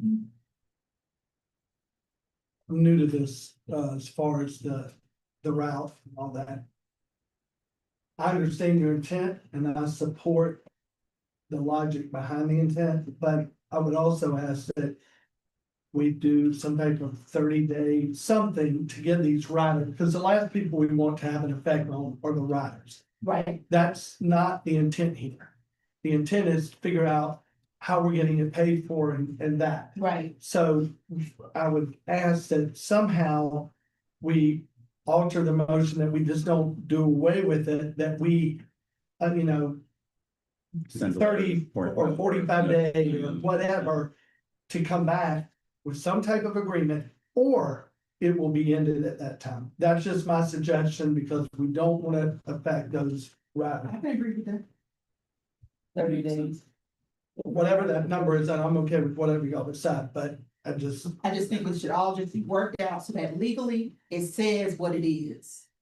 And that we do and that we get paid what we should be paid. How do you pull that out, budget? Was this part of the budget? No, that's a past contract. The FY 26 budget is based on the cost to provide the service that the municipality is requesting. That's correct. This is a previous contract that was done year and a half ago. And going back and saying that the contract did not include the contents of what the board asked. We will update the contract. We have a motion in a second. I made the motion. I second. Yeah. So can I just suggest that the motion be restated to as revised by the idea that? Yes, Commissioner- as revised by Director Noah's But how much notice you gotta put in time? 45 days. Come on. 45 days, give y'all enough time to figure it out. Yes.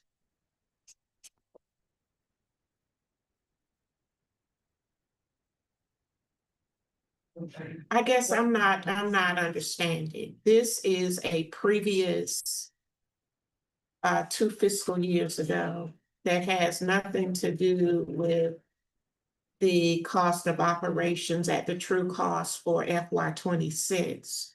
Is this board saying you want to go back to Port Wentworth and have them pay for the full cost of what they received from the beginning of this contractual agreement? So No, we're saying that the contract does not reflect what legally it should say.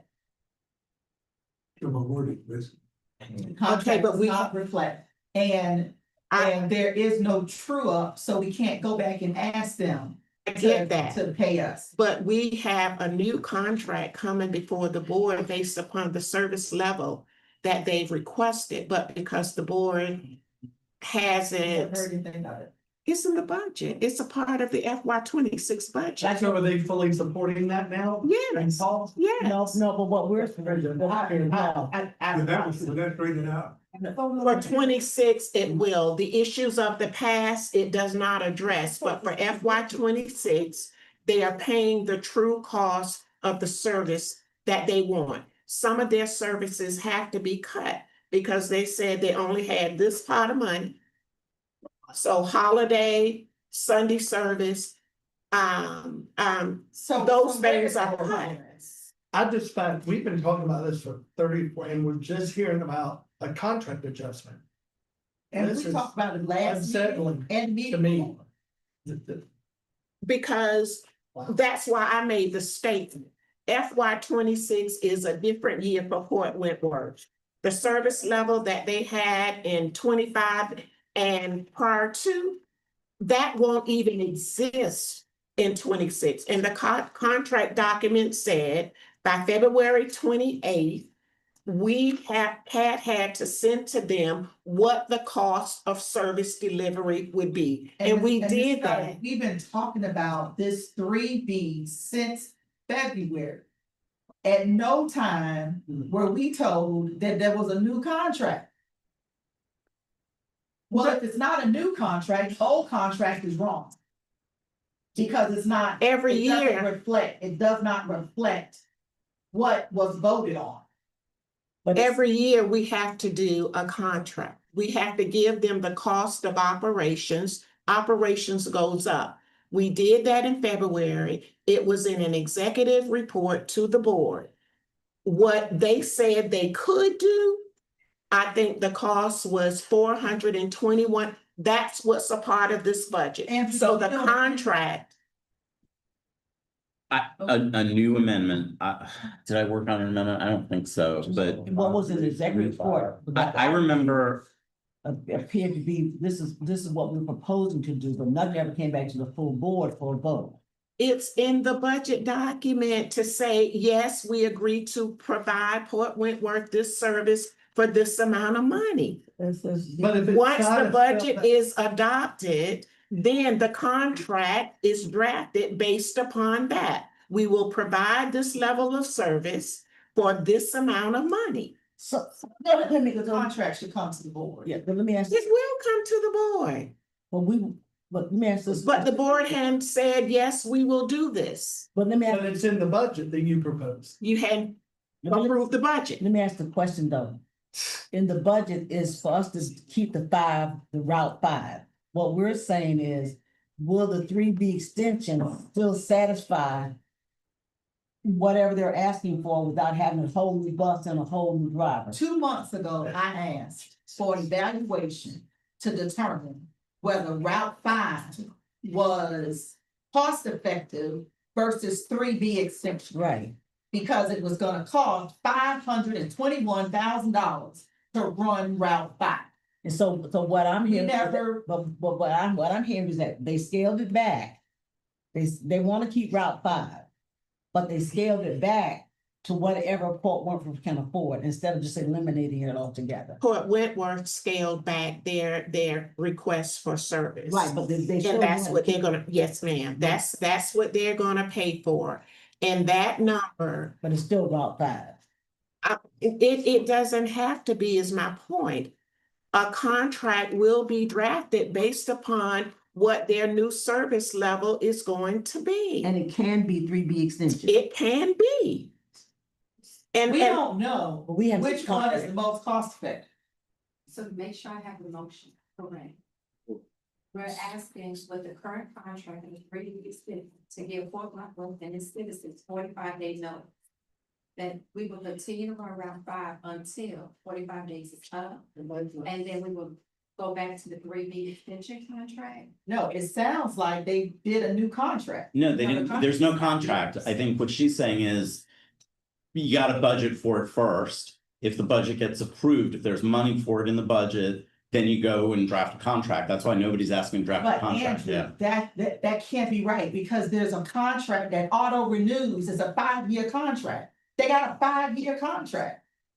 But under the contract, there's a provision that there's a true up, right? No, There there is is. no true up. There is. No, we pulled it, We- remember we looked at it, there is no true up. That was the question that the board raised to you last month, Mr. Andrew, and that's what you were gonna receive. And it's not a true up, what it says is that we will tell you. Right, How right, that's what I'm much- talking about. Right, but they don't have to agree to the amount that you Right. tell them, and it's not a true up, so they don't have to. Like if it was $375 and they paid $350, if it was a true up, they'd give us 25 grand at the end of the contract, at the end of the year.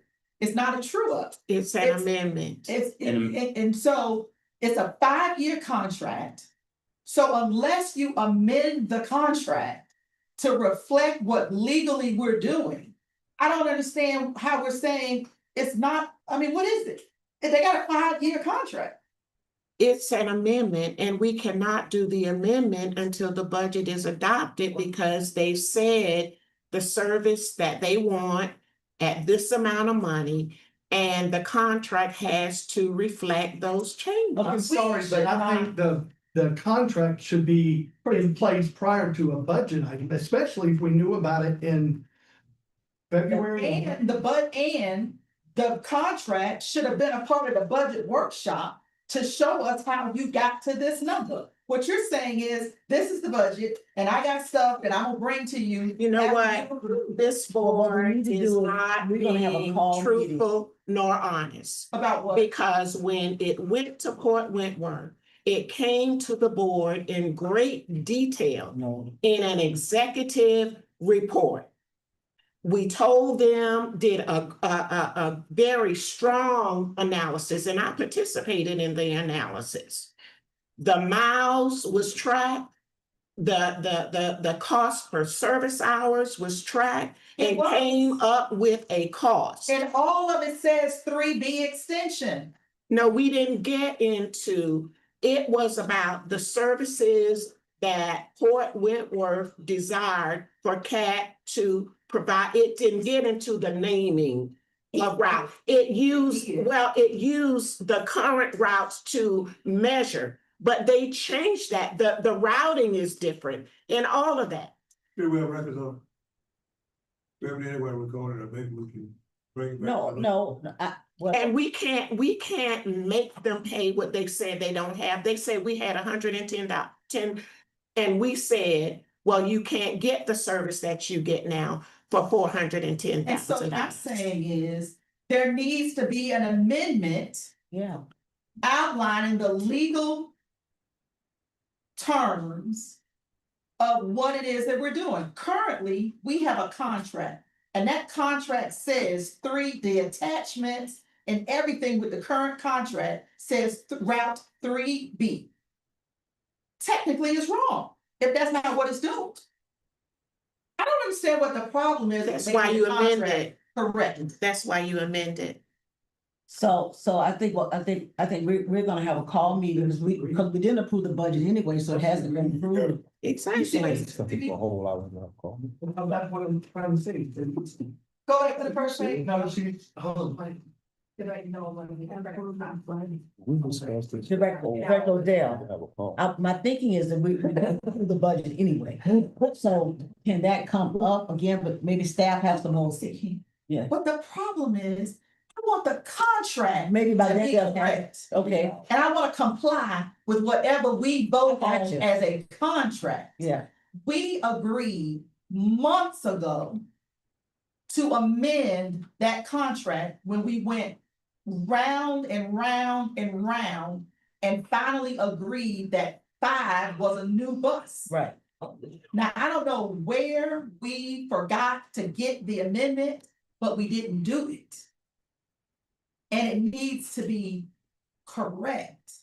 We need to correct Wentworth's contract, and we need to correct Garden City. Good luck. Is the adjustment in the budget You see for where the city? 3B? No, because there have been no movement with Garden City. Gotcha. I understand that it was introduced to Garden City maybe a year and a half, and Garden City took no action. So, and that's why I said it has to be cleared up as to whether Garden City will do a service agreement to cover the true cost, because the transit tax currently being collected does not cover the service being provided to Garden City. Because the transit tax is only in one neighborhood. That's correct.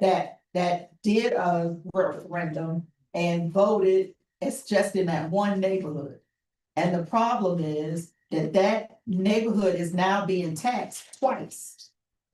And they're upset about being taxed. They stopped the billing They for stopped- Rosamond, yes, Okay, they did.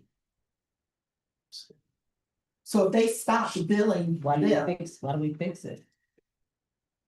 because it's a tax thing. Yeah.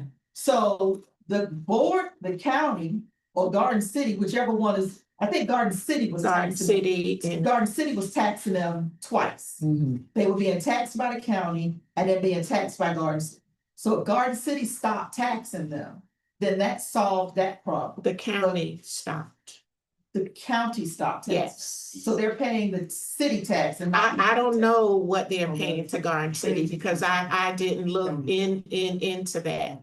But county bills for the transit tax district, not the municipality. The county does that. Right. And the agreement was until it could be worked out, the county would cease the tax billing to that particular area. That's what I recall. But when we had the meeting over at the county, they were going to resume the transit tax. And the city was gonna stop tax because they were being taxed twice.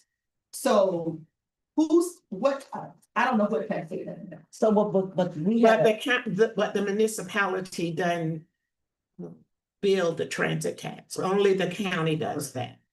Only the So, county bills the How were they transit being tax. billed twice? Because that was the issue. Well, I wasn't a part of that then.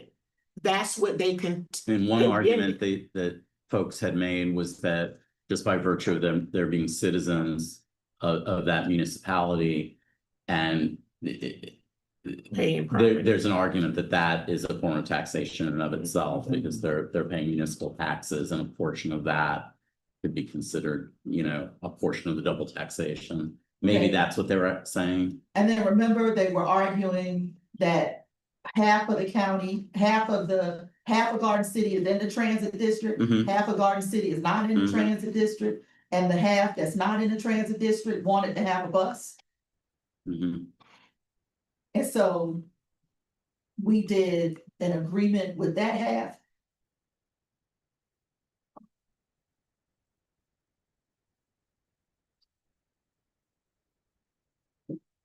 See, this is where I think we got stuck. First. Yeah, I mean, the problem is nobody wants to do a referendum and No. Cats, it's not Cats' call, right? You know, Right, who to it's not- attack, it's just like, we run the buses, but we don't decide who pays what tax or anything else. It's up to the municipality to do. But intergovernmental agreements You still bring. have to be exact. And So- that was, if you all recall, the county and Garden City were supposed to get together and discuss this, which way they were going. There was disagreement from the county attorney with even Cat's attorney and some concerns with Garden City's attorneys. The county is the taxing authority, and they collect the tax and they send it back to Cats. It's a huge issue that's on the table for future discussion, and it has to be resolved. Right now, it has not been resolved. Garden City in this budget stays the same with what the current agreement is. That's how we project the revenue. Now, the expense, yes, Garden City is heavily subsidized. Yes, it is. I think everybody knows that. Garden City is very unique because many years ago, this agreement with CAT was entered into to support industry. From what I understand, industry paid into that. So, and that's history that needs to be researched, and there was some kind of agreement back then. So But industry now is not utilizing that service, so they're not paying for them to come to International Paper and all the other industry that was out there. A lot of them have closed. So are we in a deficit on Garden City project? Okay. Garden City so- has been subsidized for many, many, many years. My concern is that this IGA is strictly between the authority and the municipality. Nowhere do I see in either of these that the county is involved. I know they're the taxing authority. This, But-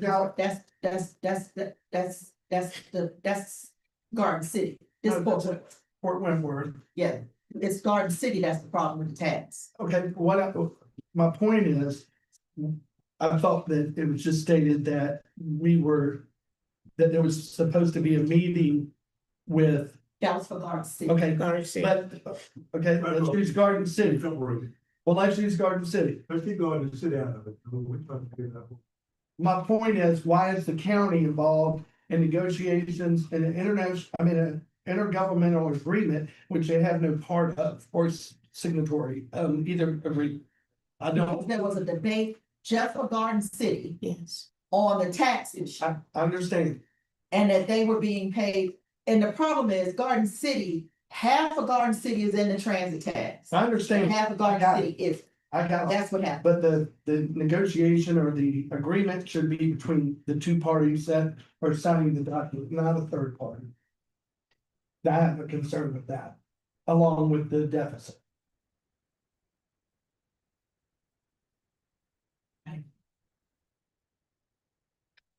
So where we at now?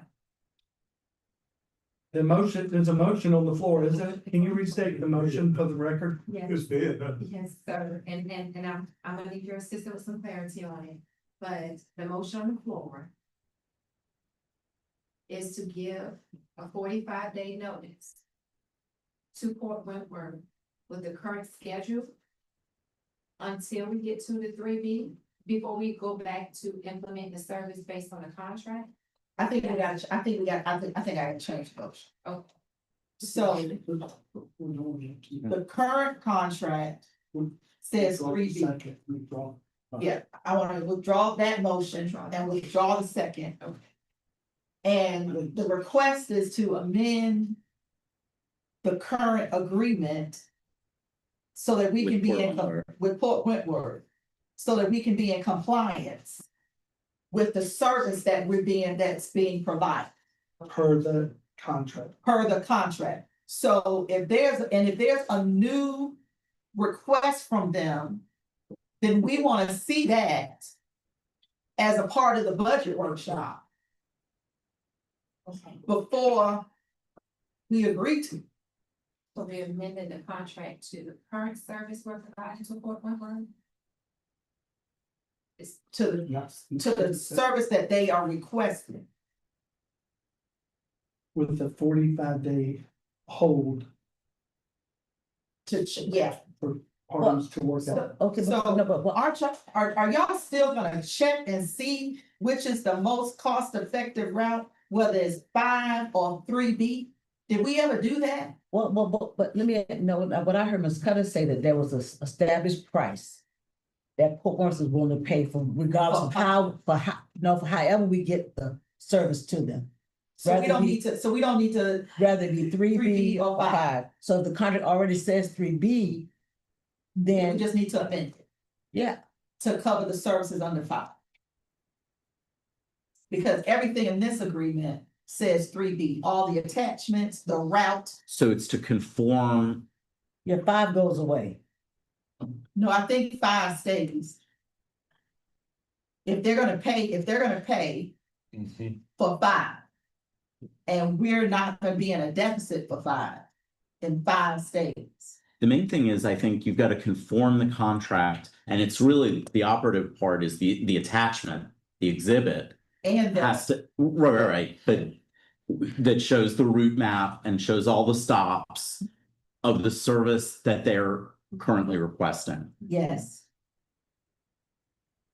That's the exercise, is to conform the contract to Port Wentworth's current service request. That's correct. That hasn't been done yet. No,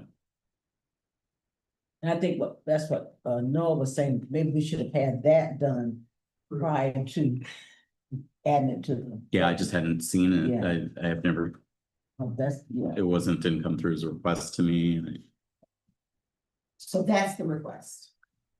So now, So we don't have to have the 45 days because we don't have to notify them that we're discontinuing a route. The contract document should say, and I hadn't looked at it in a while, but it says in preparation for Port Wentworth FY, whatever year it is, budget, that CAT is to provide them with a cost of the service at the level where they are.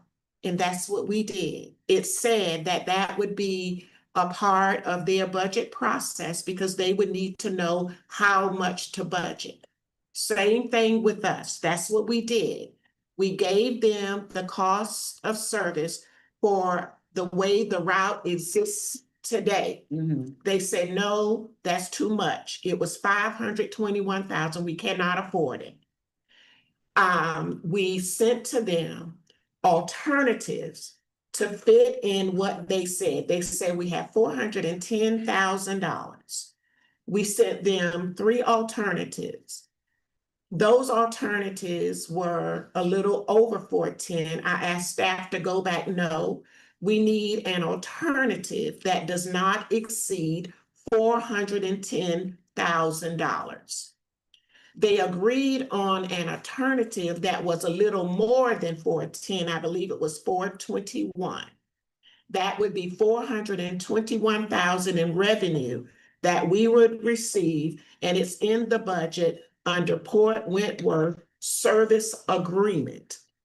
Once the budget is adopted, the board says, yes, we want to continue to provide the service as they requested.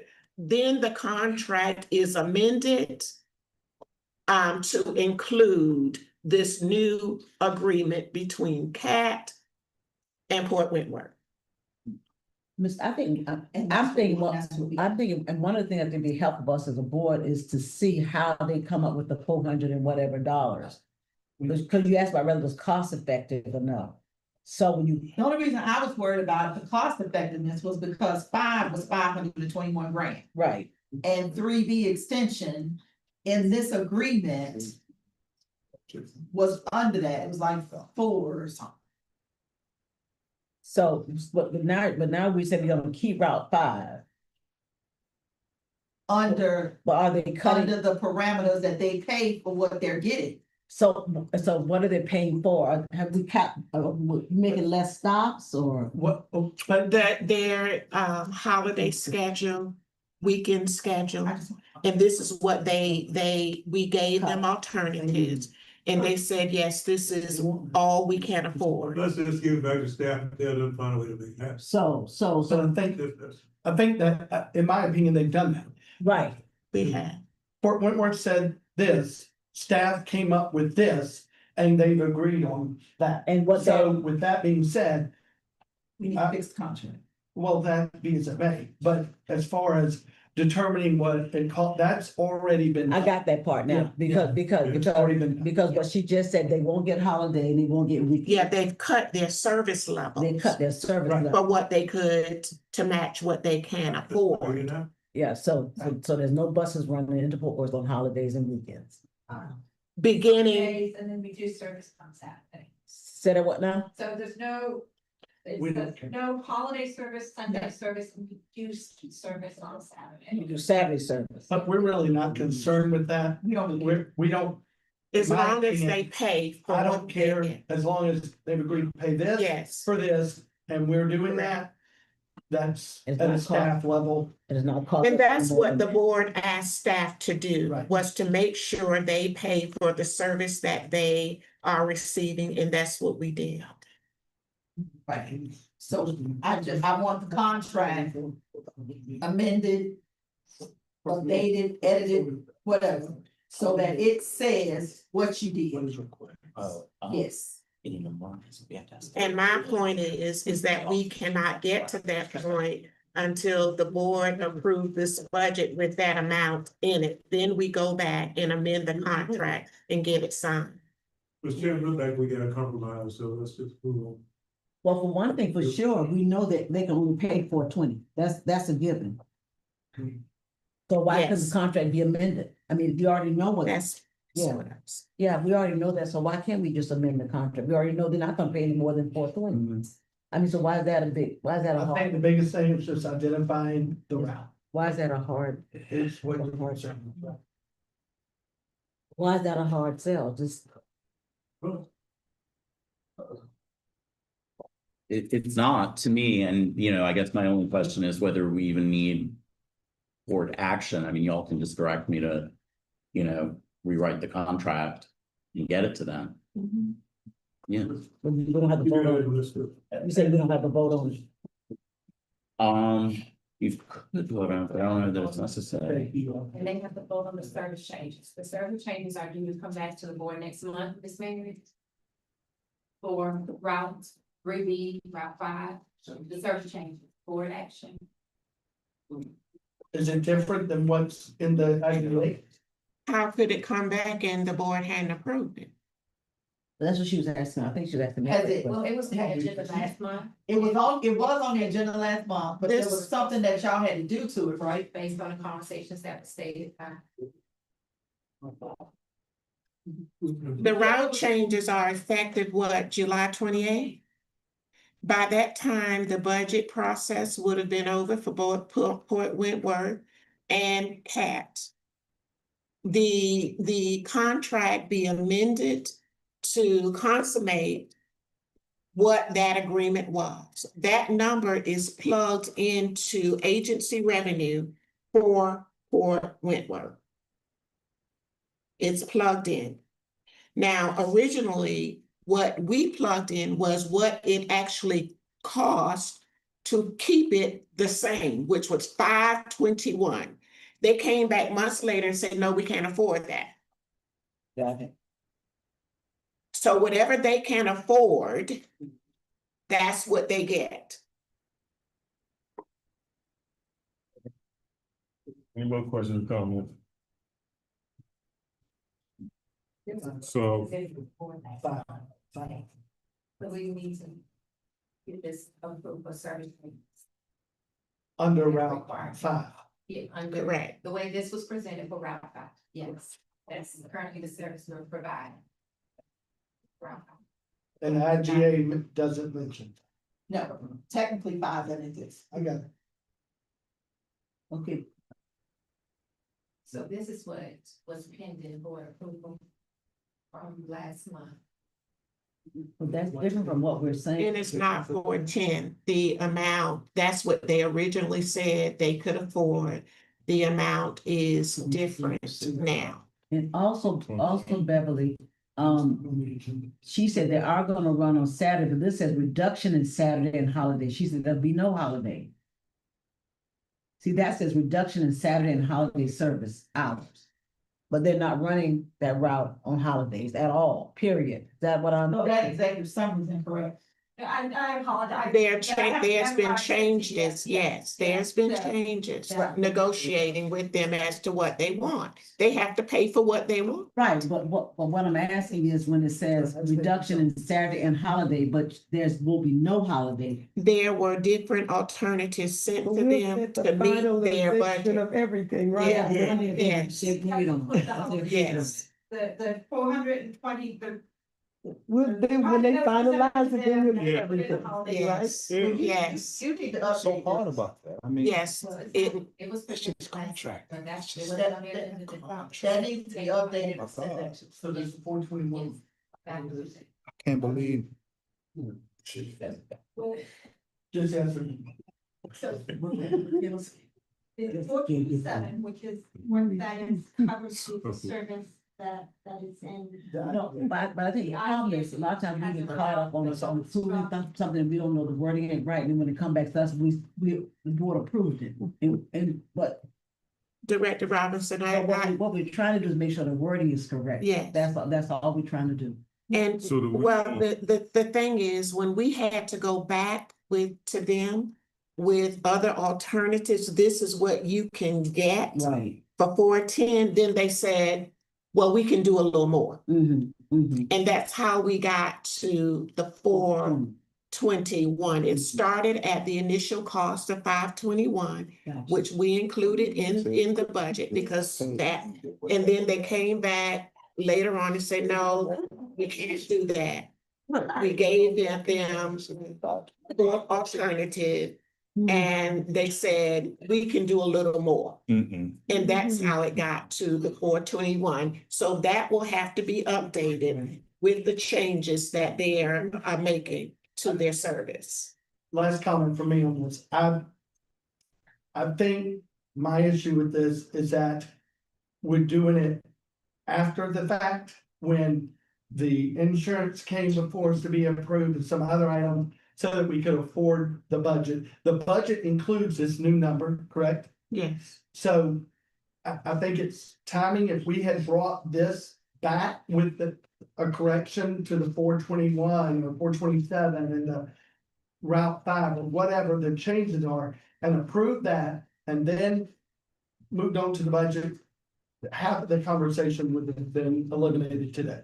Yes. My opinion. Well, that information was provided to the board. As it relates to all communications we had with Port Wentworth and Port Wentworth, what they said they wanted. The board's challenge to staff was to make sure that we were not subsidizing anything. And remember, when you send something to a municipality or the school system or paratransit in February, before their budget process really gets going and ours get going, there are gonna be changes. Listen, this is just contract wisdom. Don't ever negotiate down, ever. I don't care what's going on. We have what they need.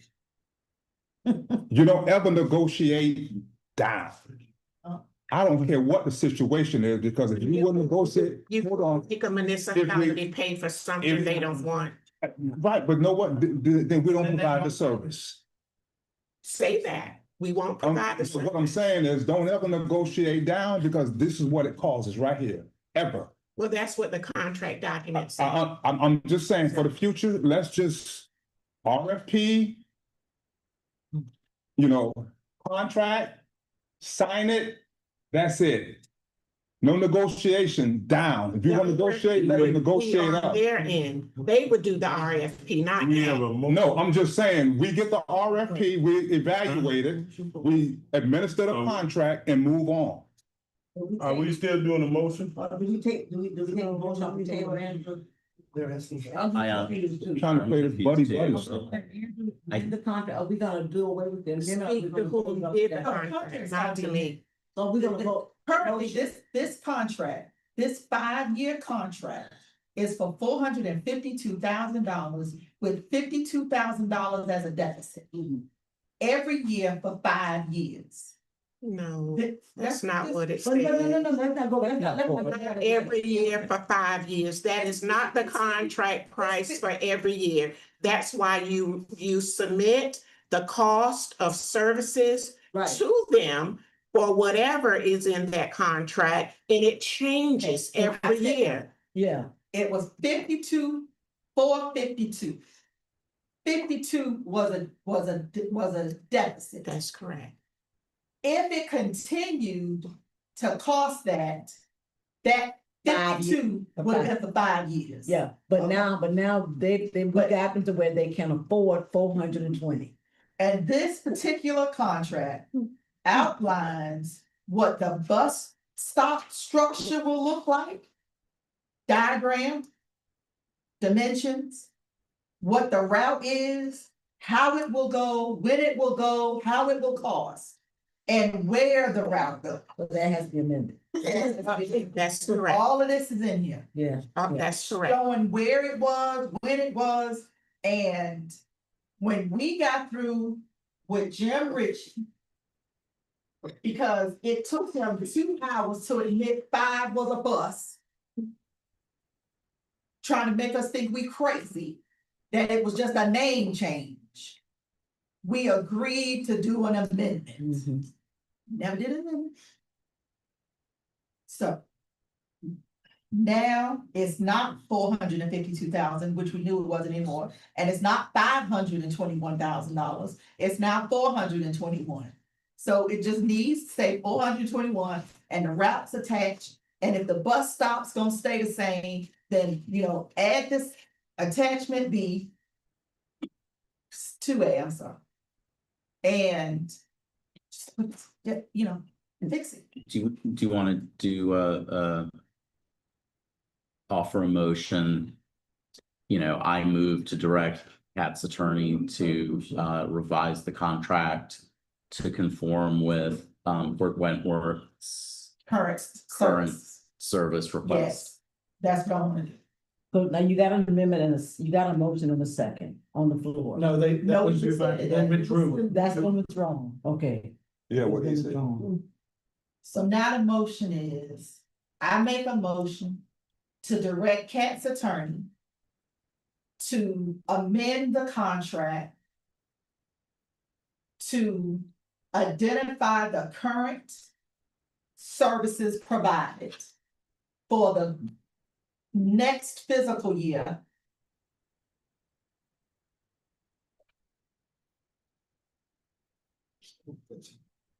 This, Fiscal, Okay. fiscal. Okay. and yeah, So that'll run from July 1 to June 30th, Yeah. 2026. yeah. Motion on the floor. Second. Who got a second? So the five, but we still in the 5-year contract. We It's just still, amended yeah, the it's five. still a 5-year contract. Okay, He's gonna handle everything we asked about. Do we have a second? So maybe when you do the amendment, you clarify this language with the true way. Okay. I'll work on it. Second. I can. You second? Yes, ma'am. Thank you. All right, Director Snowden?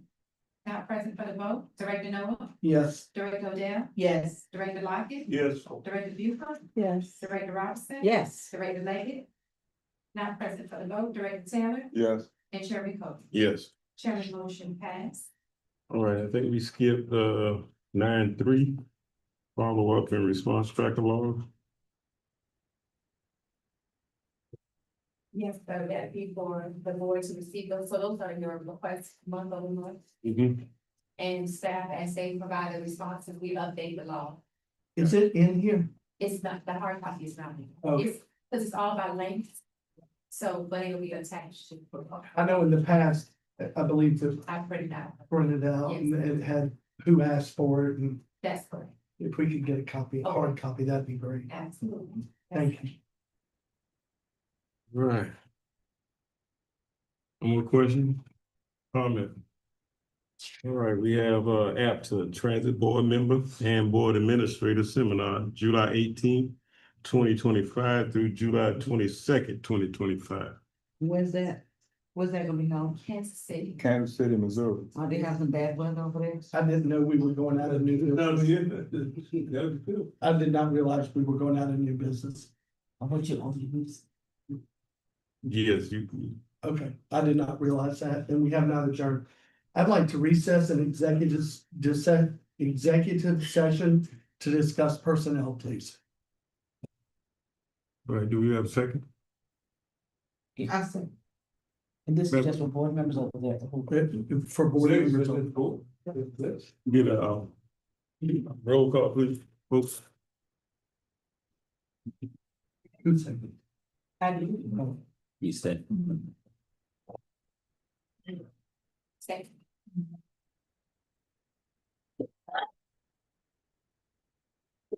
Director Snowden, not present for the votes. Director Noah, Yes. Director Odell, Yes. Director Lockett. Yes. Director Buford, Yes. Director Robinson. Yeah. Director Leggett. Not present for the vote, Director Taylor Yeah. and Chairman Coe. Yes. Motion passed. For personnel review. Are we gonna take a 5 or 10 minute break? Let's take it. Mainly so you can get all the.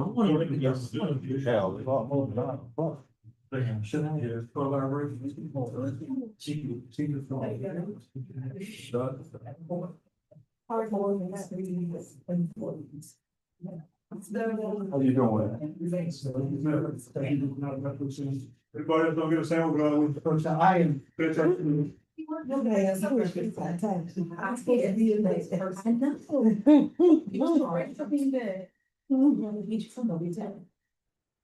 Sorry. He has a dotted line. I even know how dotted. So Andrew, who do you represent? In a case where. Let's make sure it's all on. I don't want to make sure. But again, something to drink. No, to the restroom. It is killing you. That's what it's entering. Let me hold. Is that food?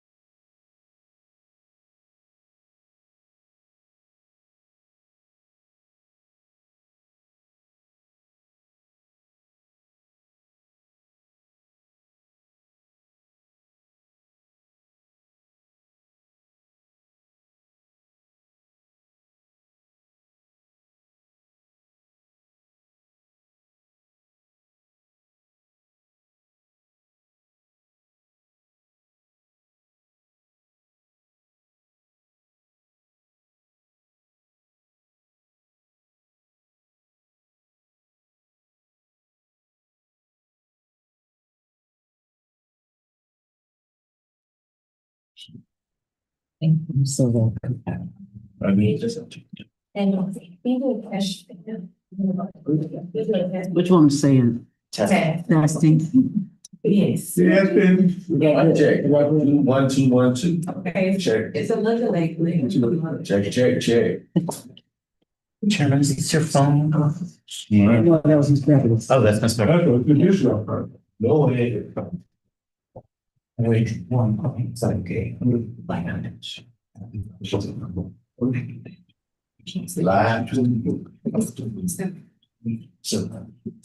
We last that. No, someone license. So they like, they will have to. Okay. In my. Maybe. We ready? 11 o'clock, let's go. Joe Murray, Rivers. You know Joe Murray? I mean, I know. I know who it is, I was saying, I'm sure he's. Yeah. Okay.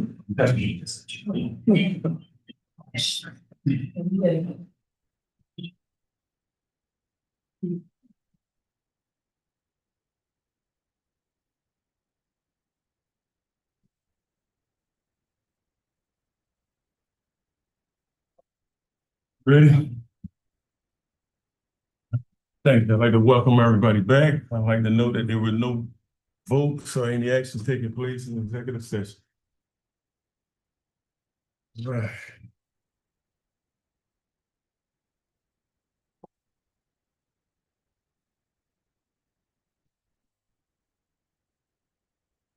Oh, boy. Do we have a motion? Yes, I make a motion to remove the ICEO from from her position permanently, effective immediately.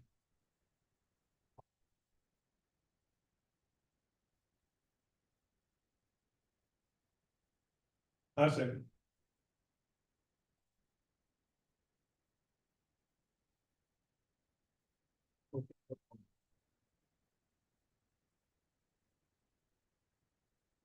I'd like to call for a vote, Ms. Jones. Okay, yes, sir. Chairman Director Snowden. Not present for the vote. Director Noah, Yes. Director Odell, Yes. Director Lockett, Yes. Director Buford. Not present for the vote. Director Robinson, Yes. Director Leggett, No. Director Taylor, Yes. and Chairman Cody. Yes.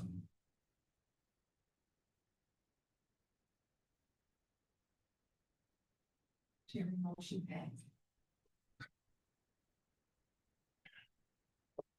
Do you have any questions or comments? I know the vote. At this time, I'd like to adjourn this meeting.